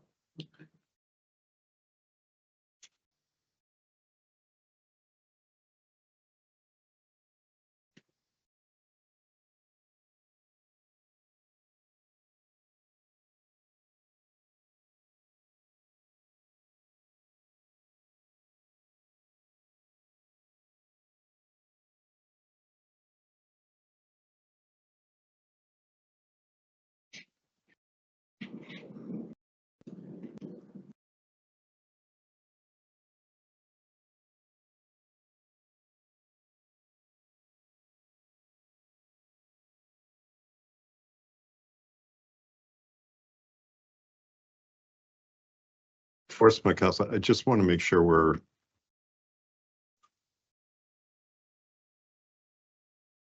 protected here somewhat for our micro business licenses. Again, originally, these were intended to be a portal, the opening door for a Massachusetts resident to get in with the license, open up a very, obviously, what would equate to our tier 1 cultivation facility and product manufacturer, as well as be able to buy product from another marijuana establishment. These are also going to be folks who are going to be exclusive applicants to social consumption license. What we're saying here is if you're already cultivating, you can add 2 more cultivation licenses. You still got to pay full boat, full board, no discount for those additional licenses that you want to purchase or that you want to pursue. I think we had, at least I had expressed concern about somebody kind of backdooring their way into a micro business who would then find themselves all of a sudden eligible to pursue a social consumption license, which is not our intention. This is still for me, it's still the intention of, this is the ground floor door to get into the industry. Don't try to backdoor it by already being a direct or indirect control. Now, you might decide I've worked at licensee A long enough, I qualify to operate a micro business. I haven't had indirect or direct control of another license. I'm leaving to go pursue the micro business license. I think we're all good with that. I just want to make sure the language is clear that if you're in direct or indirect control of another license, you can't backdoor your way through social consumption to get and do that via the micro business, right? And I know Commissioner Roy had a question about somebody, like Peyton, who might be looking at the micro business opportunity. But what we're saying is, if you already have indirect or direct control of a license, kind of funneling, trying to find that loophole to get in the back door to then pursue micro business and follow that up with social consumption license. Mr. Chair, if I'm understanding your question correctly, and I think this actually goes back to a conversation that we had in July when we were reviewing these initially, and I think there was some additional language that the board had considered to, and just to back up a little bit, I believe that your concern that you're articulating here is that we don't want larger entities that may already be license holders to then get a marijuana micro business license, or to use that as essentially like a low cost way of getting another license, which would allow them to be a product manufacturer and a cultivator. A couple points on that. One, I would say that there are some additional restrictions relative to marijuana micro businesses that aren't in place for, I'd say, the general cultivation or general product manufacturing license types. But also, I do recall the board discussing language to prohibit, if you are already a license holder, then you would not necessarily be able to apply for a marijuana micro business. Or if you weren't SEP, EEA, on a social equity business. I don't see that reflected in this draft right here. And unfortunately, my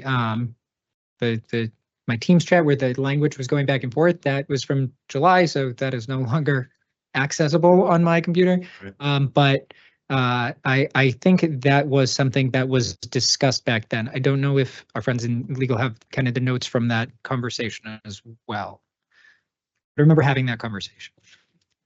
Sure. Right. One of those safeguards, Council Gooden was referring to, you have to have a year residency as a Massachusetts resident before you can apply for a micro business license type. So I think if it's the MSO model that concerns you, that's one of the safeguards in place. Yeah, I mean, that is one of the safeguards in place. And, you know, we do have this to say for no less than 12 months prior to application, you have to be a Massachusetts resident. Again, the micro business license type, as I've understood it and looked at the history of it, it was that ground floor opportunity. Similar to craft cooperative is also exclusive for Massachusetts residents or somebody who's been a resident for the previous 12 months prior to application.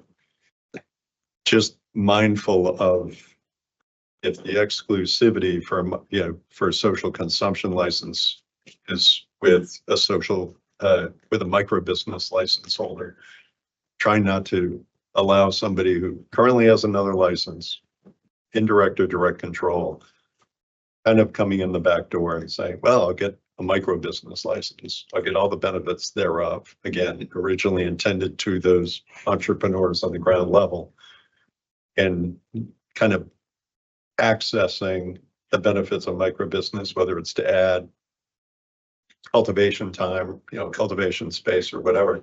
And then all of a sudden they're becoming an eligible applicant to pursue a social consumption license. Trying to avoid that kind of backdoor. Yeah. Commissioner. I hear you, Commissioner Simmons. And so right now, the micro business as it stands can have a delivery endorsement, but there's a safeguard in place. You have to be EEA, SCP to get that. You just don't own a micro business and you're automatically eligible. So to Commissioner Camargo's point, we haven't discussed the social consumption regs yet. You can put those safeguards in place then. Well, like in other words, when we do the social consumption regs, if you are a micro business, you must fall into XYZ category. So I think you can put, to concern the back door to social consumption can be done through the social consumption regs. I hear you. I'm just mindful of, we're doing these regs today. Could be in full promulgation mode, let's say by the end of the year. I don't want to then go to somebody who between now and then jumps wholehearted into getting the micro business license. And then when we come around to do social consumption, now we're parsing between, you know,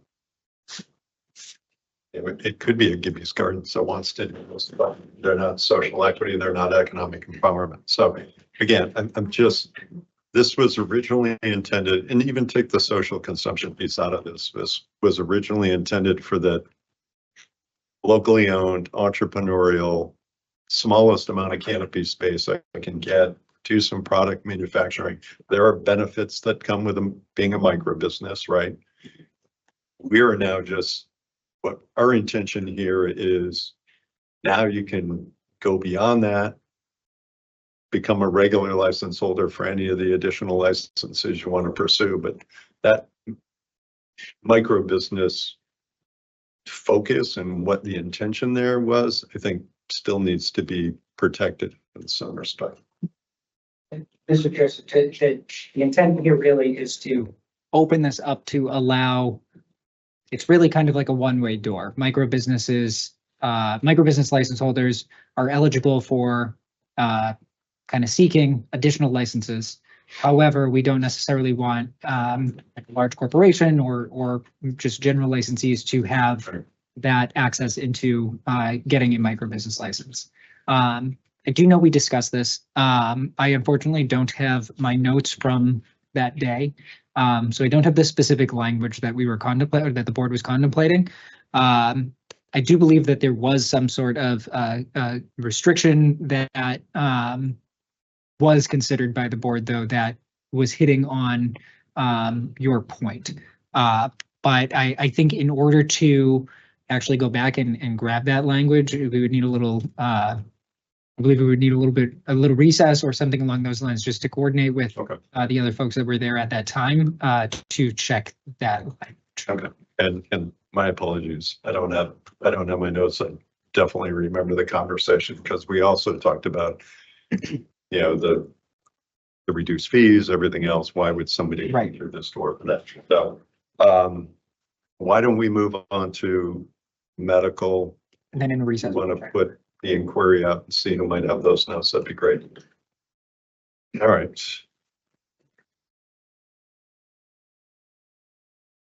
Let's jump to medical.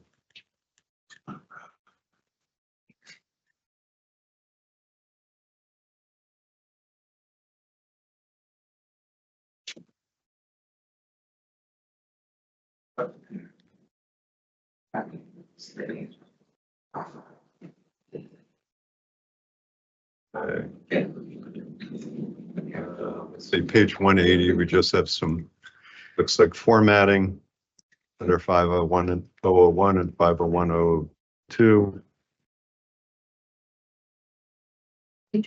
I'm on page 181.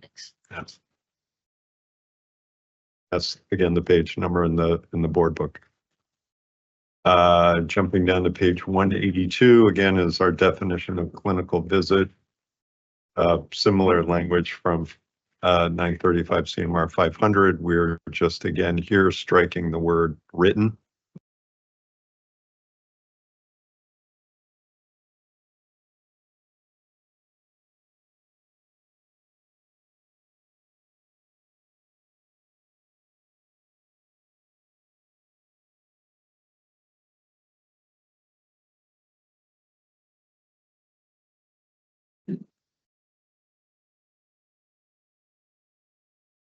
All right.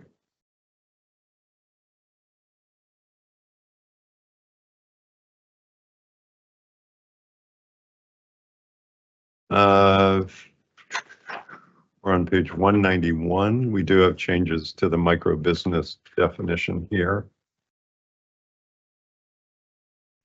Micro business means, I'll just reread the whole section. Micro business means an entity that can be either a tier 1 marijuana cultivator or a marijuana product manufacturer, or both, in compliance with the operating procedures for each license type as applicable.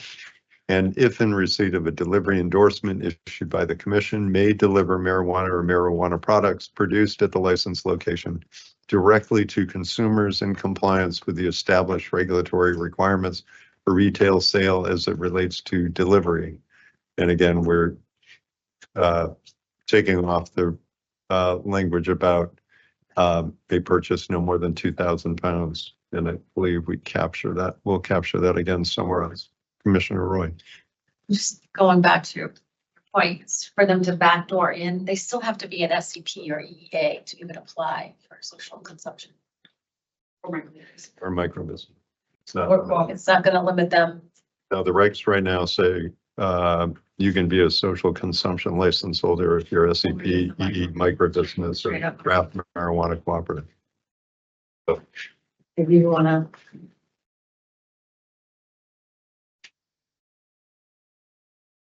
Changes with SCP, if you don't wait on micro business.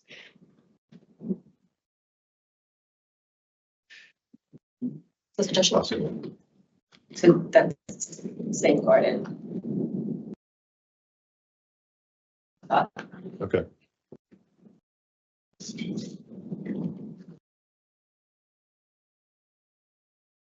You.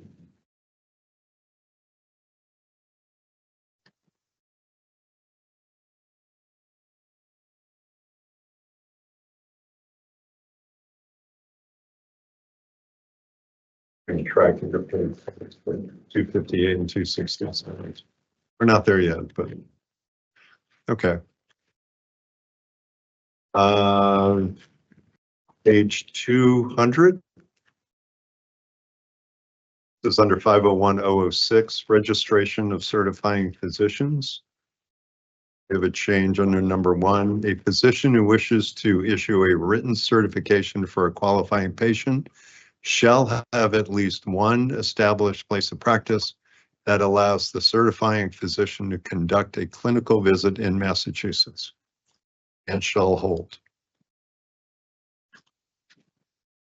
Down to number 2. We have some re-lettering going on with C. We have a new D, which is the old C. A new language says, excuse me, resident agent capable of accepting service of process in Massachusetts. And below that, we have re-lettered E for the old D.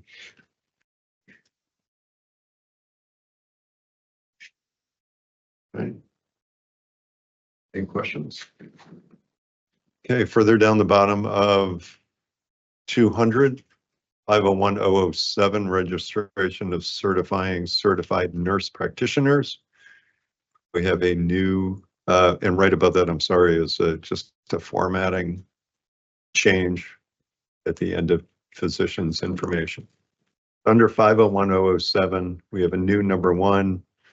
It says the new language, a certifying CNP who wishes to issue a written certification for a qualifying patient shall have at least one established place of practice that allows the certifying CNP to conduct a clinical visit in Massachusetts.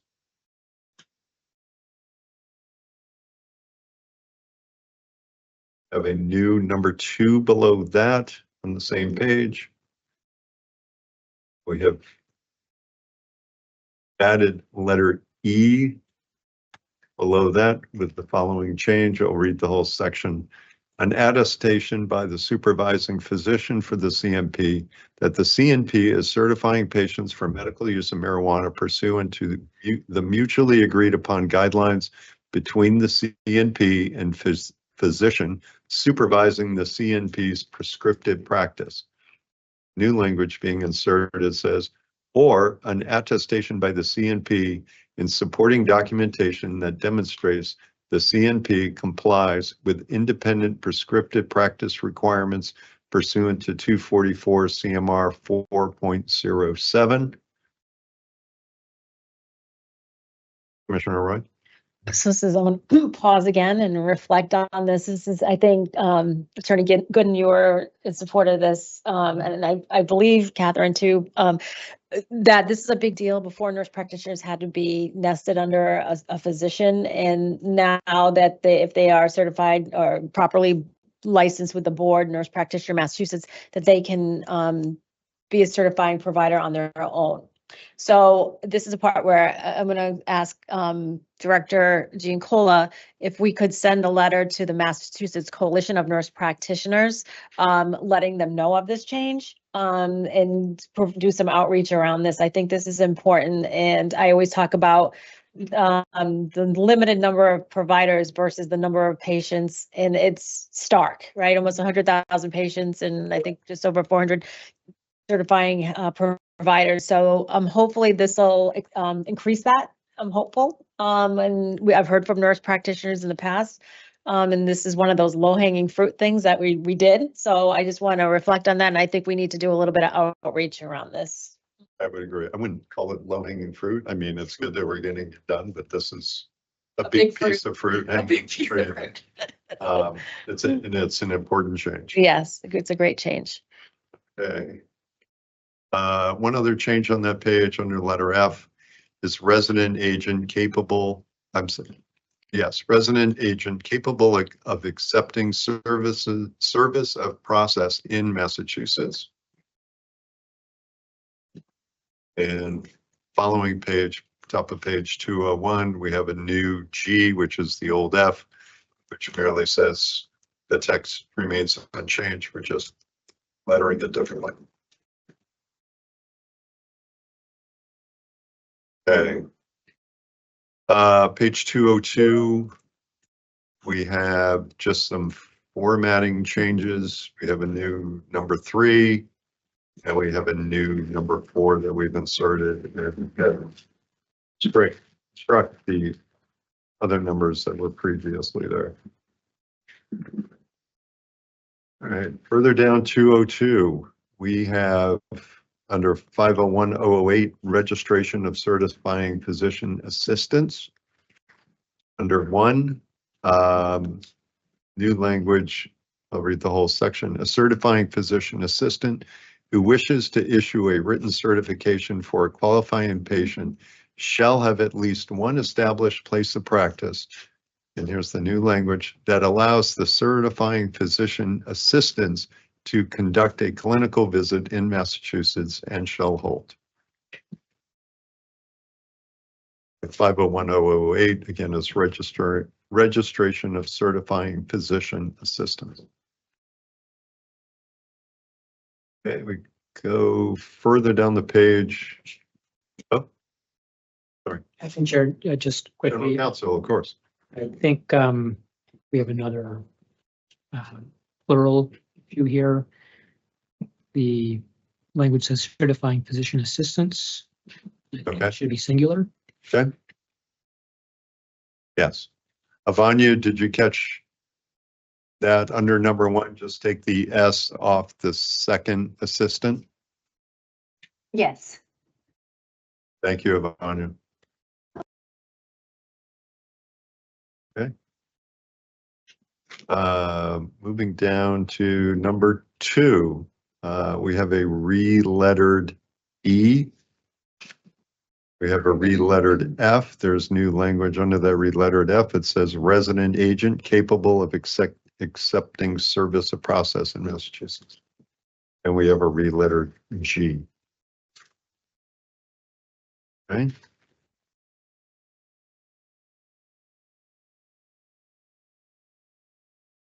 Moving on, page 205.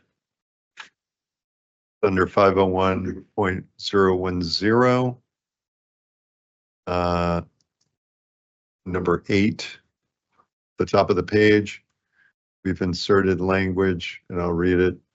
An initial or renewal written certification submitted before a clinical visit is prohibited. A clinical visit may occur in person or by telehealth means, provided that a clinical visit for issuing an initial certificate of registration must be conducted in person, and here's inserted language, or upon, and we'll strike the word written, or upon request of the patient via a telehealth visit that includes a synchronous face-to-face encounter between the certifying healthcare provider and patient. Okay.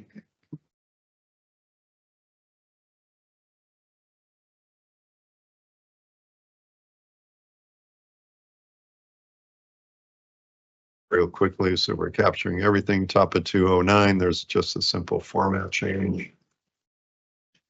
Further down under 501.022, there's another format change.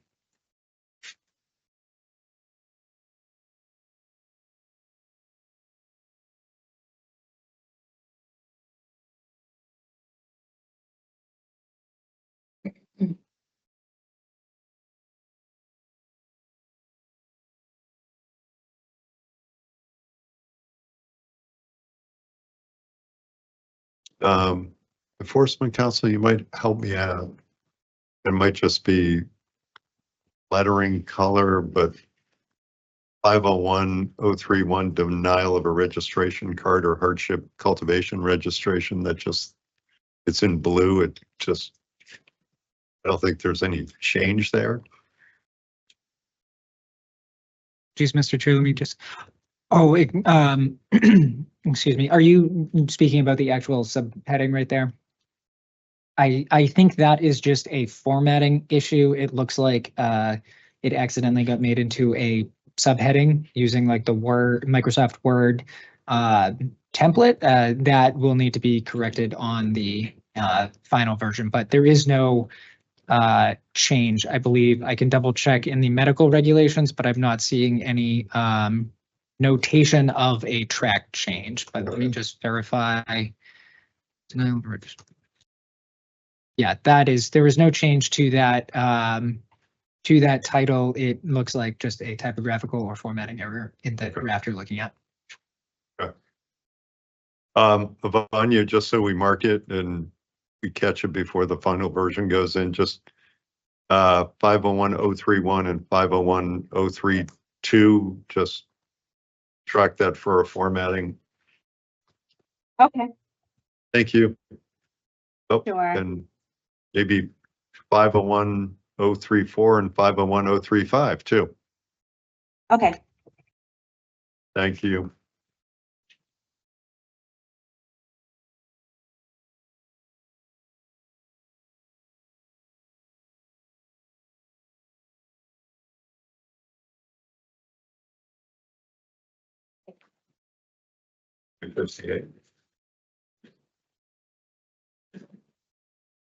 We're just scrolling down. We're going to stop at 258 because I think we have the 30-minute provision again.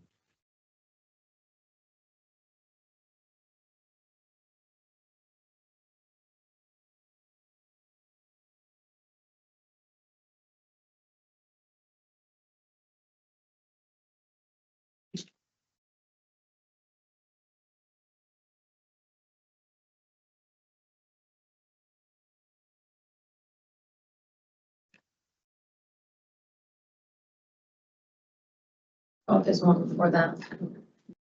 256, general requirements.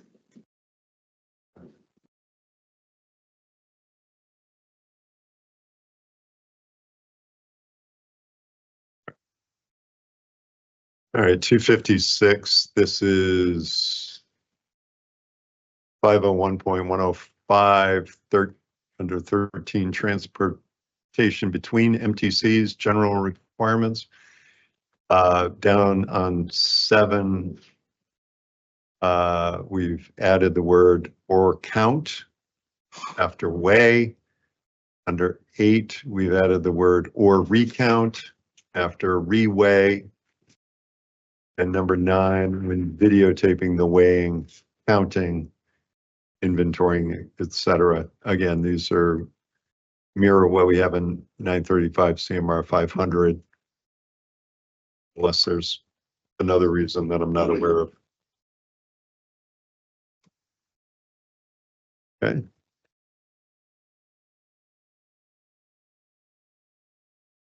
All right, we're on to 258. First of all, up under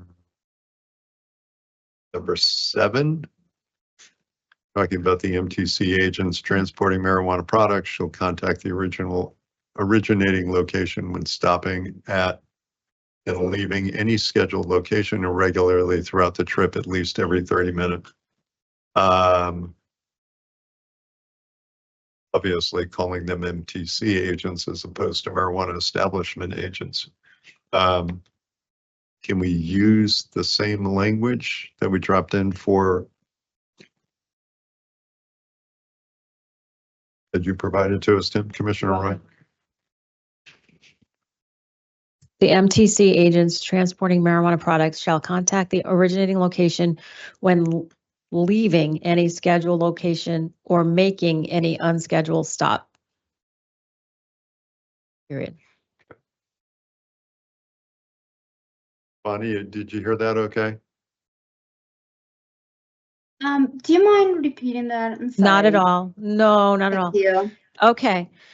The MTC agents transporting marijuana products shall contact the originating location when leaving any scheduled location or making any unscheduled stop, period.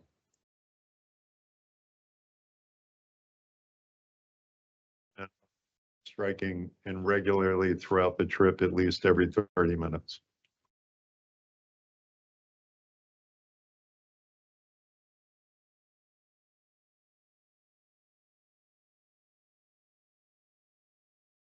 Okay with that, Avanya? I believe so, yes. Okay.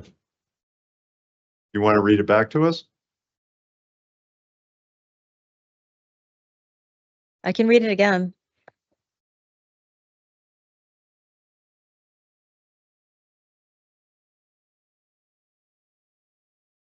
Yes, please. I am so sorry. If you No, don't don't mind worry. one more No, don't- time. No apologies. Okay. All right. Okay, on 7. The MTC agents transporting marijuana products shall contact the originating location when leaving any scheduled location, comma, or making any unscheduled stop, period. So we're gonna strike when stopping at and we're gonna strike regularly throughout the trip at least every 30 minutes. The MTC Okay, agent, so I'm sorry, can I read that? yeah, Okay, so MTC agents transporting marijuana or marijuana products shall contact originating locations when leaving any scheduled location or making any unscheduled stop. Is that correct? so we didn't have marijuana. Should we add that? That's a good point. We just have marijuana products. Do we need marijuana or Up to marijuana or marijuana products? Or just leave it marijuana products? On 7. Excuse me, I was looking up something else. It's all right, no worries. That's okay. No worries. 500, 105. You know, sometimes we refer to both, or we parse out both. So on 7, which is on our page 258.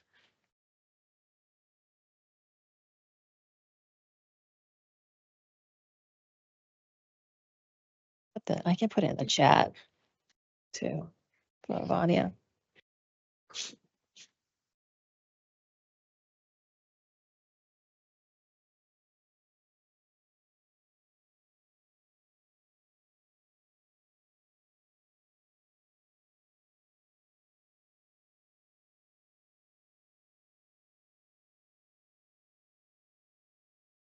I'm sorry, Acting Chair and Commissioner Bright, did you say under 105 sub 7?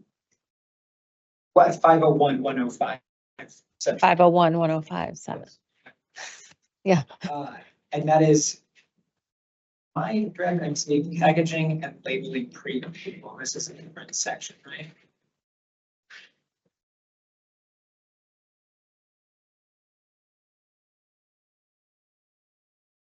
So the question is, in that section, it's around the 30-minute rule. We just say marijuana products.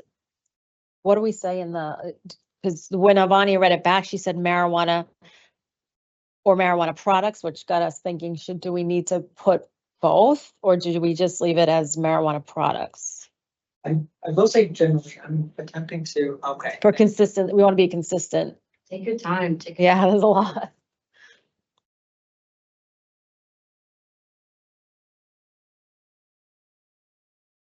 Yeah, I will say just generally speaking, Commissioner, that there is a distinction between marijuana and marijuana products, marijuana being just the raw flower versus marijuana products being the finished product.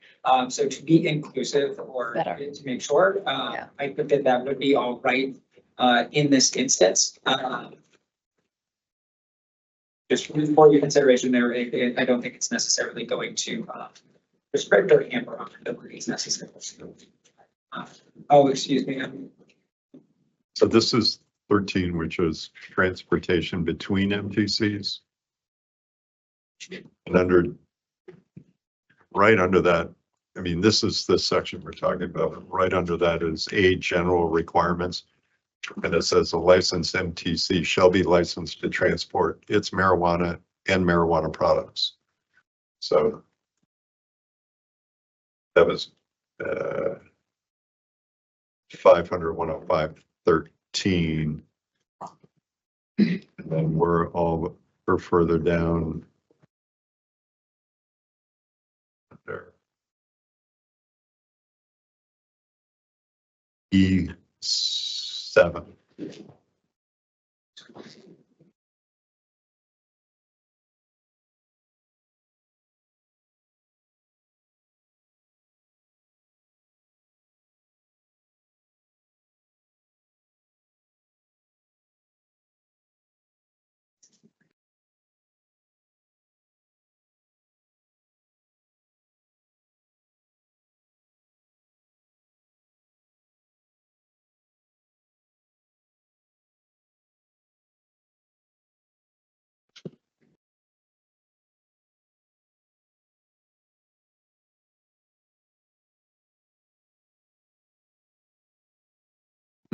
Page 128.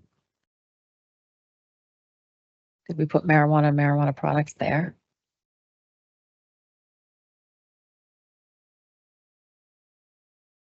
Don't think we did.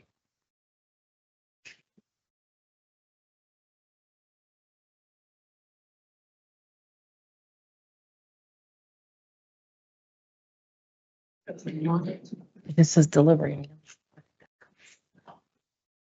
Okay.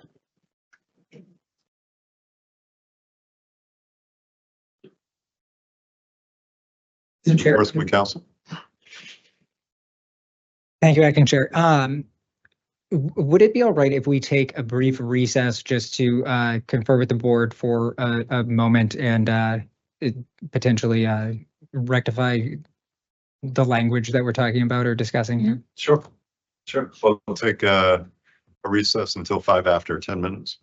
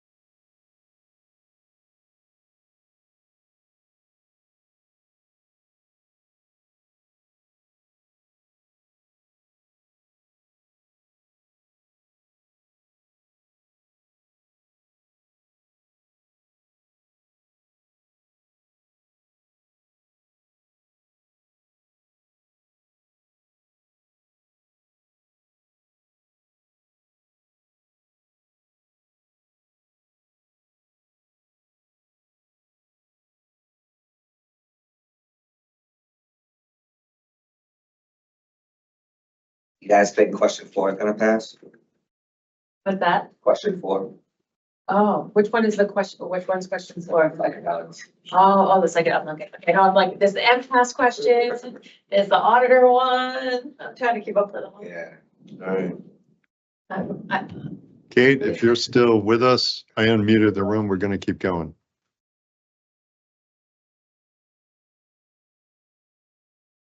Okay. All right. So further down, we're on page 258, sorry. We have a new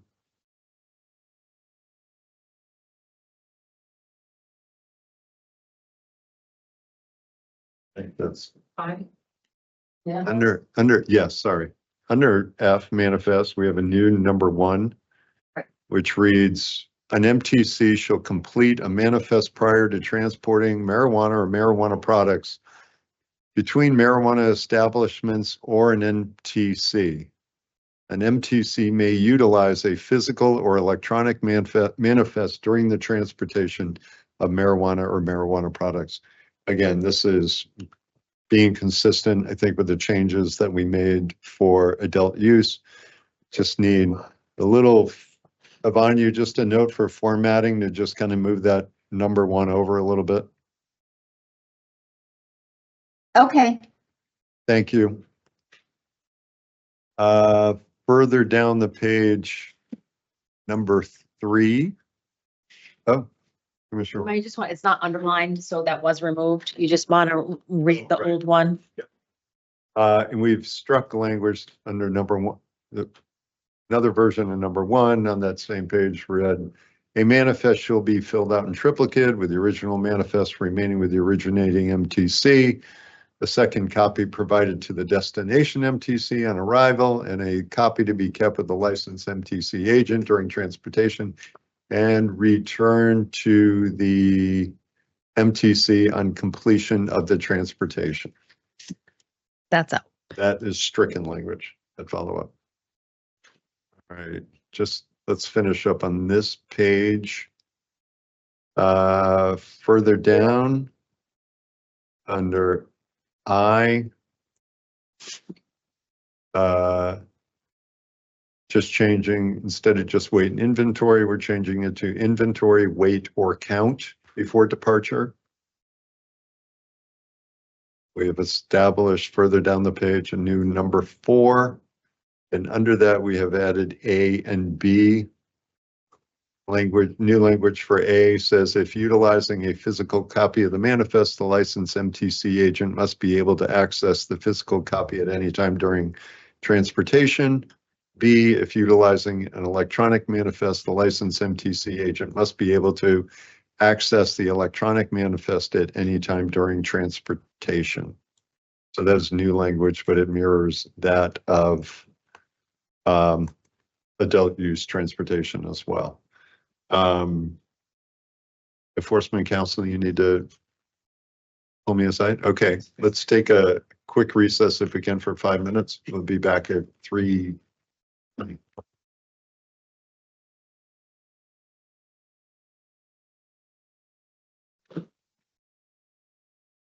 You.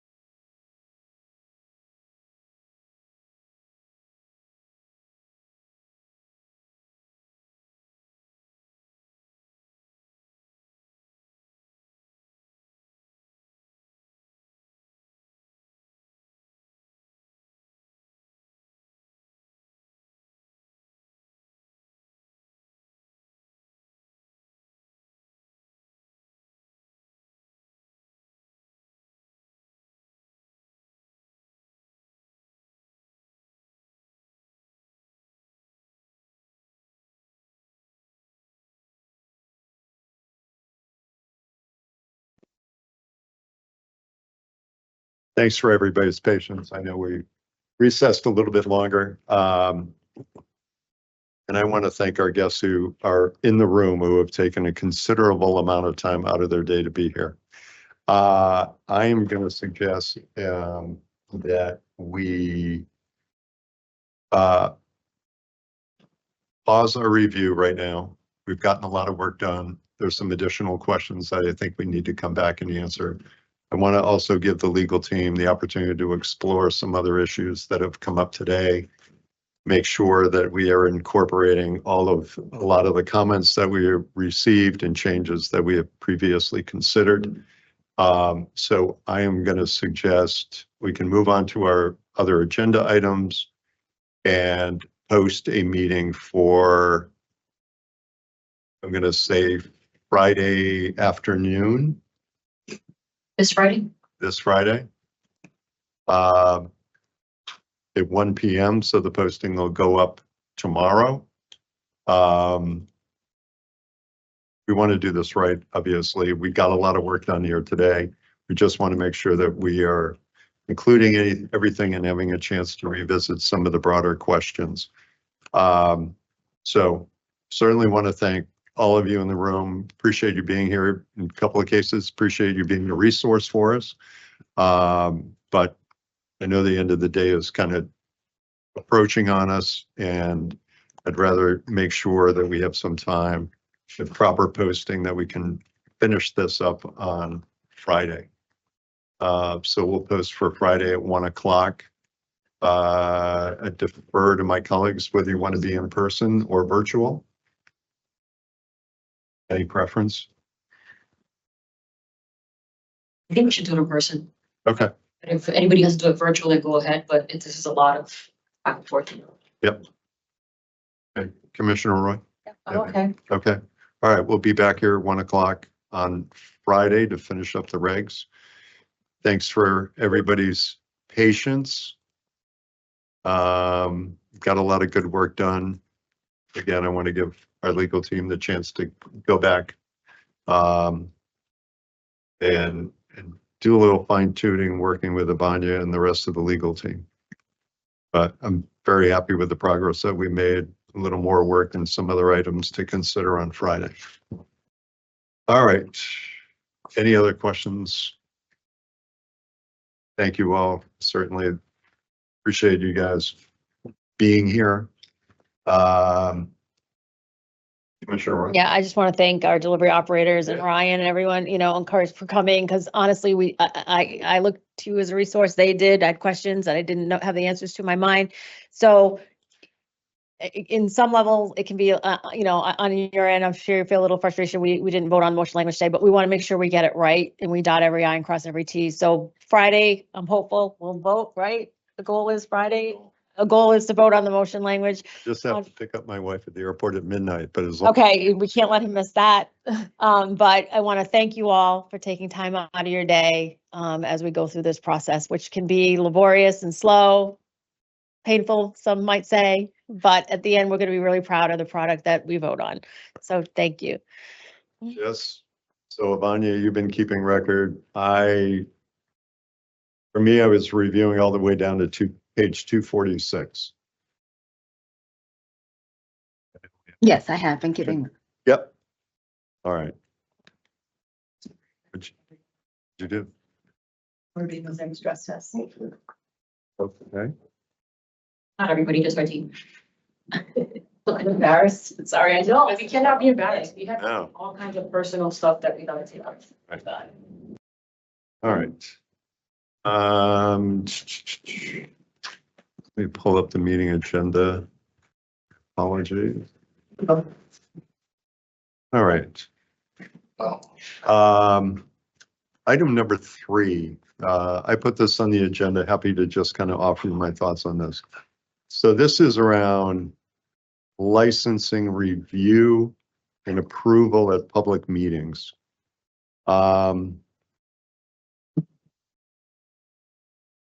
I think all of us are familiar. The commission meets once a month to approve renewals, changes of ownership, provisional and final licenses.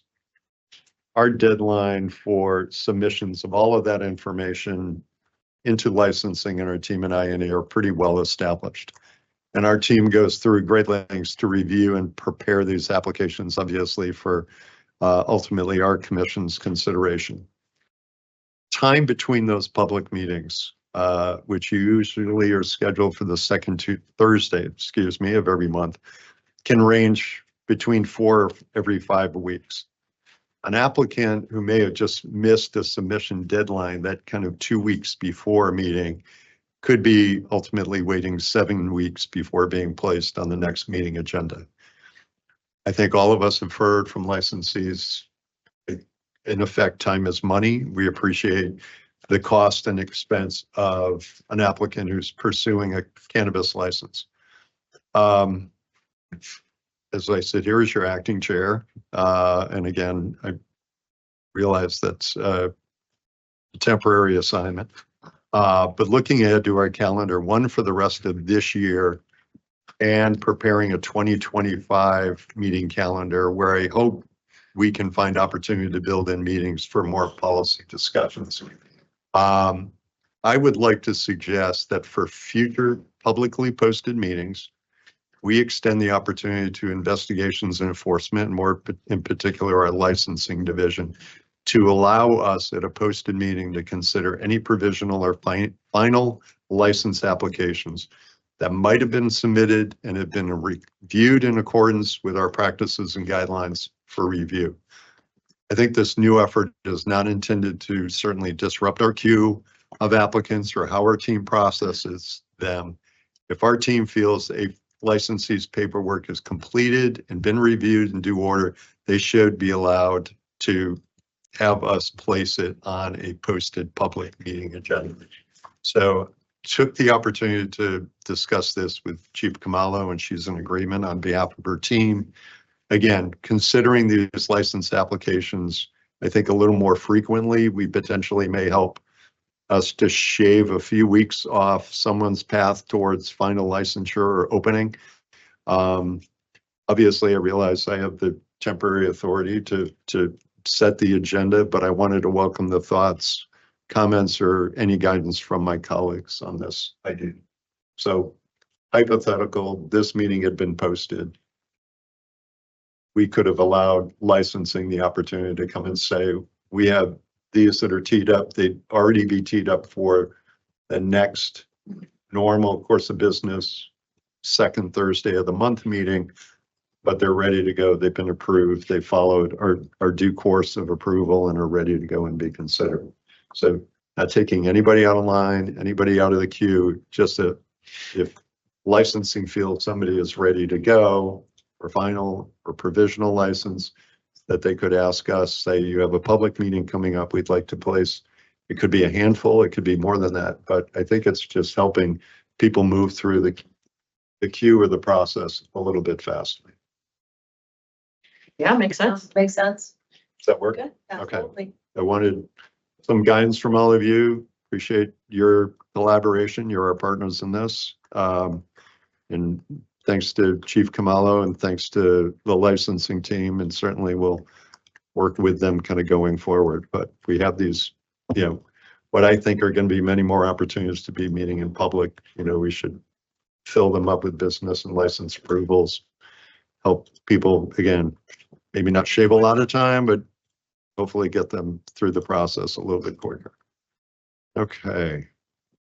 Thank you for that. Appreciate that. Next item, I'm excited to talk about this. You have had a hold on your calendar for next Monday. We're preparing to do our final executive director interviews.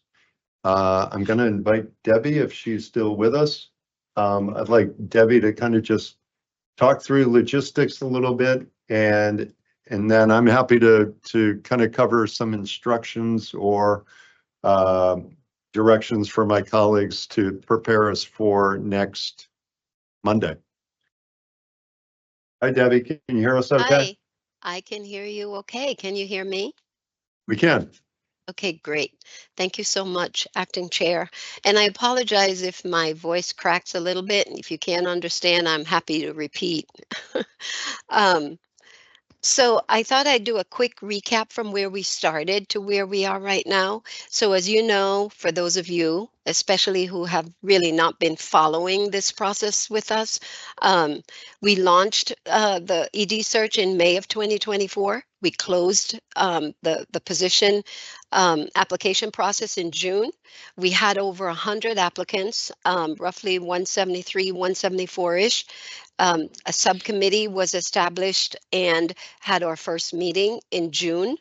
All candidates' CVs and resumes were reviewed, vetted to about 60 of the 173. Of those 60, we further vetted to about 15, and that all happened in August. Also in August, we had our virtual screening, and our first round of interviews went into September. The subcommittee has identified, as you know, at the last meeting, we had reported that there were 3 candidates. As of today, we do have 4 candidates, and the committee voted at the last meeting to move 4 candidates forward to the next step. So, which is the October 28th final interview with commissioners that Acting Chair mentioned.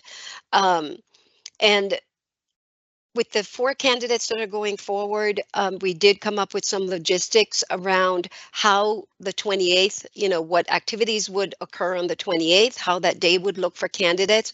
It is an all-day format. Candidates will arrive, all candidates will arrive at the same time. Interviews, I believe, are slotted to around an hour and 20 minutes for each candidate. And commission staff volunteers will be on hand to facilitate the process and to shadow the candidates throughout the day. We will have coffee and refreshments in the morning. Lunch will be provided, and of course, we'll have some breaks built in, and also any breaks that commissioners feel they might need, at the end of each interview. At the end of the interview process, all candidates will be returned to a holding conference area, and commissioners will deliberate in terms of who will be selected as our next ED. That's the most exciting part for me. I can't wait for that part, but so the announcement following or subsequent to that deliberation will be public, and of course, candidates will be notified at the end of the day, and then of course we'll start celebrating our the hiring of our new ED and planning an onboarding process. Internally, the staff has already begun to develop an onboarding process, which I believe might have been shared with the acting chair for comments, and then will be shared more widely with commissioners, and then of course finalized before the ED comes on board. So that's sort of where we are right now. I'm excited to provide this update, and acting chair, I believe if there are no questions, I believe you were going to present a little bit of information regarding instructions to commissioners for the day. Thank you. Any questions for the acting ED? It's good. Oh, Commissioner Roy. Go ahead. Well, I have questions, but you might cover it in your instructions. so Okay. I'll All right. hold on. Hold on. Thank you, Debbie. And Welcome. I know on Monday I'll have much more things to share with the members of the search committee. I have to admit, I was a little hesitant at first about such a large committee trying to undertake such an important task, but I'll say this again on Monday, the spirit of cooperation, the collaboration, everybody carving out huge pieces of their time to be part of the interviews in the interview process. I have a great amount of respect for all the work that went into it and all the time and commitment that members of the subcommittee made. Obviously, it's going to be a really packed day. We're going to start a little bit earlier than usual. we're trying to do this all on the same day. One, because our meetings are virtual. We didn't want to give one candidate the advantage of sitting there and watching the questions that are posed to the candidate in front of them. So that's why they will all be here on site, hopefully throughout the day. But certainly appreciate the logistics of kind of managing that for everybody. What I would like to share with my colleagues in terms of process, before the week's out, we will send you copies of the questions that were already asked, that was pulled together by a sub-quorum of the search committee. So you can see questions that were posed to each candidate. You might say, that's great, they already asked that question, I won't need to ask it. Or you may want to ask that question so you can hear the answer or make a variation of that question. I'm going to ask that you draft 3 questions with 2 alternatives. And the reason for the alternatives are, again, because we live in the world of the open meeting law, we can't compare notes. You can ask a question, and if Commissioner Camargo, you go first, Commissioner Roy is like, oh, I had that as my question, you now have a backup. But once we go through that first interview, every candidate will need to get the same 3 questions from you. So certainly have the opportunity after a candidate speaks to say, hey, could you clarify that answer? Could you offer a little more detail to that answer? But once we get your 3 questions through the first interview, those have to be consistently asked the rest of the way through the interview. I'm probably sharing information that you already know and already appreciate. Bear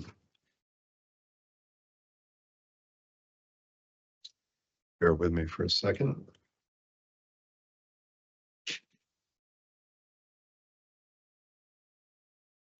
Sorry, I lost my notes. Quick.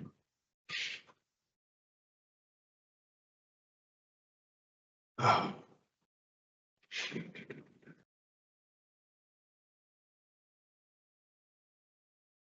Anyways, so yes, the 3 questions. After we have interviewed the 4 candidates, we'll open it up for conversation, have a discussion in public about candidates' performances, answers that they might have shared with us. And then after that kind of back and forth, that kind of conversation about what we see as the strengths of each candidate, I'll see if we have consensus on a candidate to move forward. Obviously, we need all 3 to be unanimous on the selection of that candidate.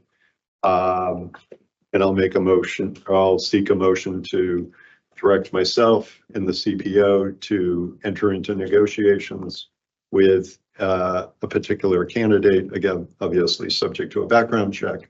And that will be kind of the order to go through and initiate the hire of our new ED. Now, on the outside chance that we don't have consensus, not to say we won't, but we need to just safeguard for anything that could come up. I'd love to hear your thoughts or feedback on what I would call a preference poll. So if we have 4 candidates, you might have a preference for one candidate. I have a preference for one candidate. You have a preference for one candidate. And it's trying to get to how we could assign a vote to our preferred candidate and a smaller number vote to maybe our second or third choice.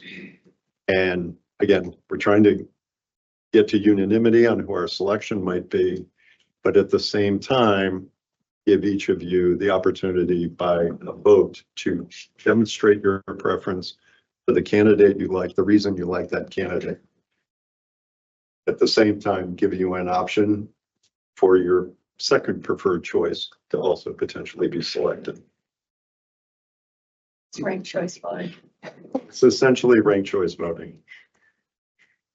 But if we can't come to agreement on one candidate, trying to find a way to move through the process, you know, where we don't have unanimity, sometimes it's on a policy issue. That's okay, but we're talking about making a hire.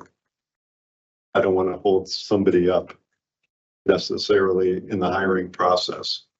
I want to find a way through that process to make sure that, again, we get a choice that we can all agree on or have appreciation for the skills of that individual and why that person should be selected as acting.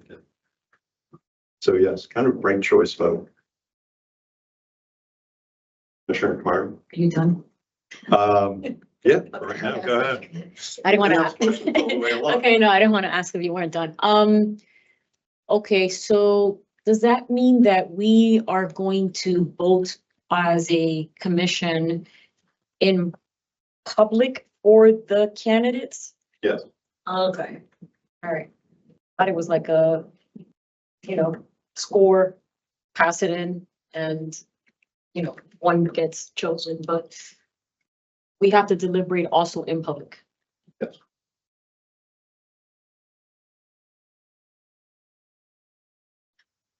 I know that other commissions have done this, so I would probably over the weekend look at other Yeah. No, you can, stuff just because I've never done this, so I just want to make sure that, we're prepared and it doesn't get clunky. Mass Gaming, I think back in March, they had 2 candidates. They also did not have a full complement of commissioners because the chair at the time decided to recuse herself from consideration. So they had 4 votes. They could have easily wound up in a 2-2 tie. They ended up not. They were unanimous on who they wanted their first choice to be. And I mean, we still don't know who the candidates are, but I don't know who they are, so I don't know if any of us do get recused. So just in case that happens. Sure, Carl's point. So, like, you're highly familiar with these candidates now.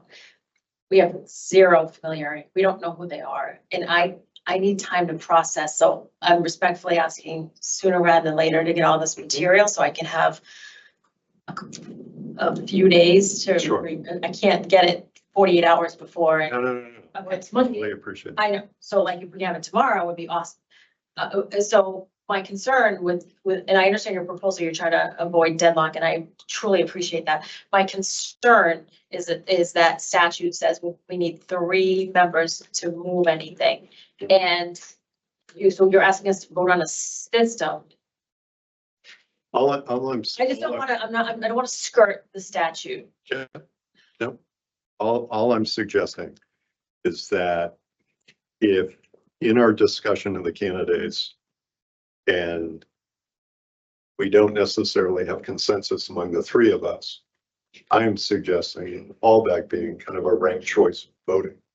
We do have to move something in. We do have to hire somebody. So, I mean, it's a fallback just in case there's not unanimous consensus on who we think should be the finalists. Okay. I'm happy to consider other options, but So I also don't want to stuck. I appreciate that. So I would love a legal opinion on what rises to the level where we would need to recuse ourselves, because based on that, like, or is it? No, not just all the, but if there's any financial interest or da. Right, so if legal could send an opinion to us or a memo to us on what would,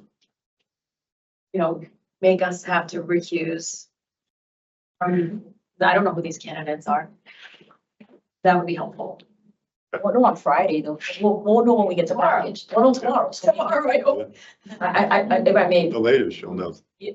Thursday morning. Yeah, if I may, before general counsel, I don't want to put extra work on your plate. So maybe, maybe if we find out first before you have to do that, That's true. you just, I think Thursday's too late because we're meeting all day Friday afternoon. Right. This doesn't, like, we've had months with this. We haven't had any time, so I'm respectfully asking, can we have this tomorrow, please? So we're gonna have enough time to, we have to review the questions that you asked. it's gonna be the weekend. It's a lot. And then are you all gonna give us the questions and answers to those? Oh, no, so we're not gonna. You're getting the questions that were asked. Wow. You can either choose to ask that question again, so you hear the answer, Oh, or you can ask a variation of that question. But it's really just good background for you to understand. And not only do you see the question, but the sub-quorum created a rationale for each of those questions. I mean, we, So yeah, you have all that as I background. see. Okay. Why they got asked that question, what we were hoping to draw out from the candidate during the interview. I mean, at the end of the day, you all were part of this committee and everyone on the committee, I think we respect and trust and have expertise. So I think I understand the process in terms of the new questions for us and listening to these folks. Okay. Yeah. And by allowing you to come up with whatever questions you want, even some extras, just in case you feel another commissioner asked that question, gives you the opportunity to explore for yourself whether that candidate sitting in front of us will be a viable and successful executive director. Do they each sit in each other's interviews? No. Oh, okay. It's pretty controlled logistics. We're trying to be gracious hosts, but we're not trying to give any Yeah. candidate a leg up on Right. seeing what somebody else went through. And this is a yes. Do we expect people to come? Like, is it like it's a public meeting, obviously. It's an open public meeting. It's an open public meeting, so anyone can come. Yeah. Okay. Yeah. Sure. Do you want our questions in tonight? No.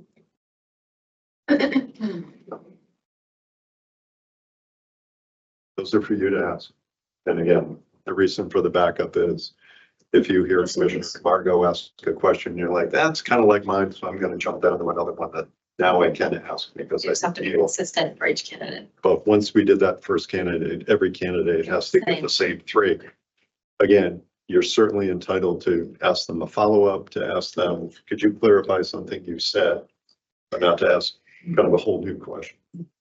How, if I may? Yes. How does, I know I heard Debbie say that, we will deliberate, then we'll, pick a final candidate. Do they leave on, like, they leave, they go home, we deliberate, and then because it's a public meeting, aren't they gonna know who we choose, or how does that not get messy? We've made arrangements for them to stay here Okay, until we reach our decision. So okay, okay. it's going to be a long day. Oh, okay, I see. So, okay, all right. I appreciate it. This is the first time that I guess you've been through before, maybe, Commissioner Stubbins? Yeah. Yeah, Gaming. gaming. Yeah. So I'm just trying to visualize how it's gonna go and, expectations from us. So, Sure. yeah, okay. And that's what I was trying to cover, like Yeah. your homework assignment. Yeah. We have Yeah. information to share with you. You know, the biggest thing for me is, several times during the process, we told them, you understand your final interviews in public. Yeah. You're going to be in public in front of the three commissioners. Because, my past experience is sometimes that's been a detractor. Yeah. Sometimes people have bowed out at the last minute because the rubber meets the road and they're like, I don't want to go through this. Yeah. No, that makes sense. And if I may, how did we I know we had 3 candidates last week. How did we end up to a 4th? That's a great question. We had a fourth one reconfirm after Okay, that, okay, after the public meeting. okay. I see. Somebody who had been in consideration. Okay, I see. So I'm Wow, it's great. happy to have Yeah. 4. Great, Miles. The subcommittee did its job and putting 3 names forward. They actually came up with a 4th candidate. They wanted, they wanted us to consider. So Kudos to you all for doing all the work. Thank you.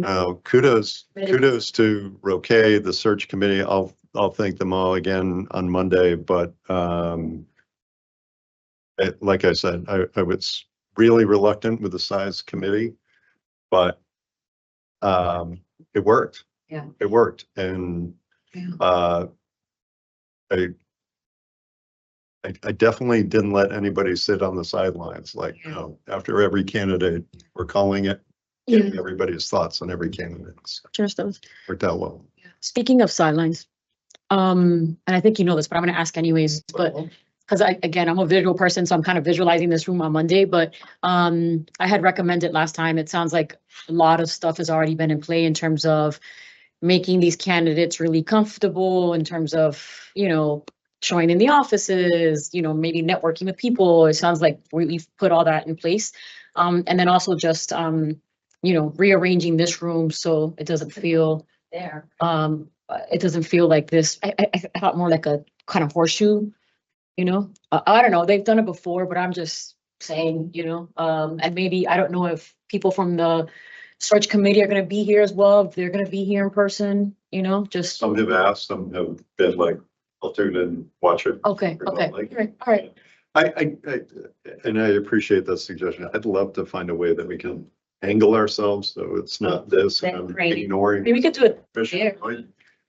We can either move like we did. over there, Yeah.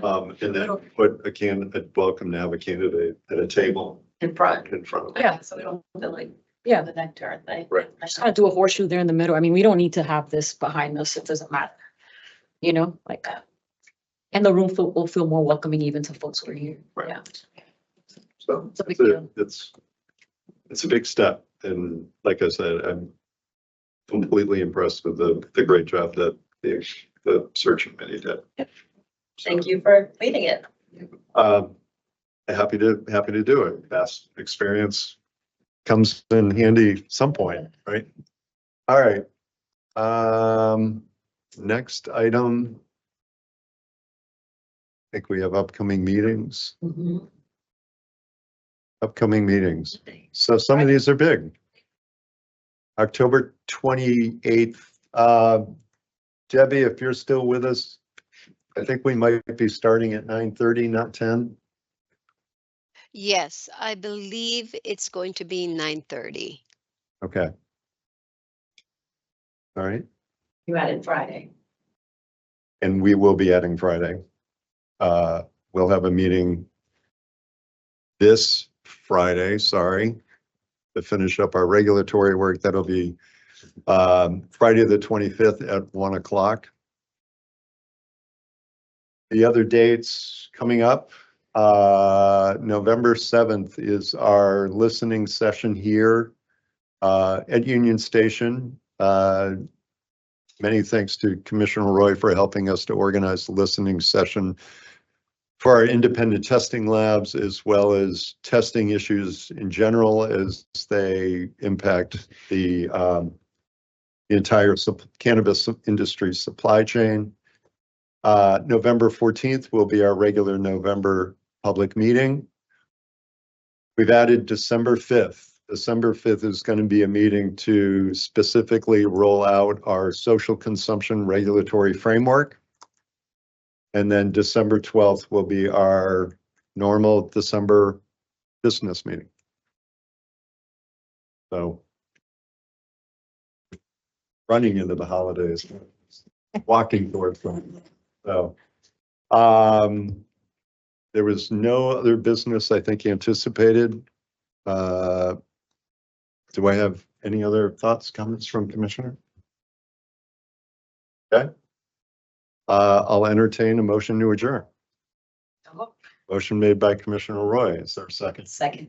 Seconded by Commissioner Camargo. Roll call vote. Commissioner Camargo. Aye. Commissioner Roy. And Commissioner Stebbins votes aye. 3 in favor, none opposed. Thank you, everybody, and we'll see you on Friday. Thank you. Illness.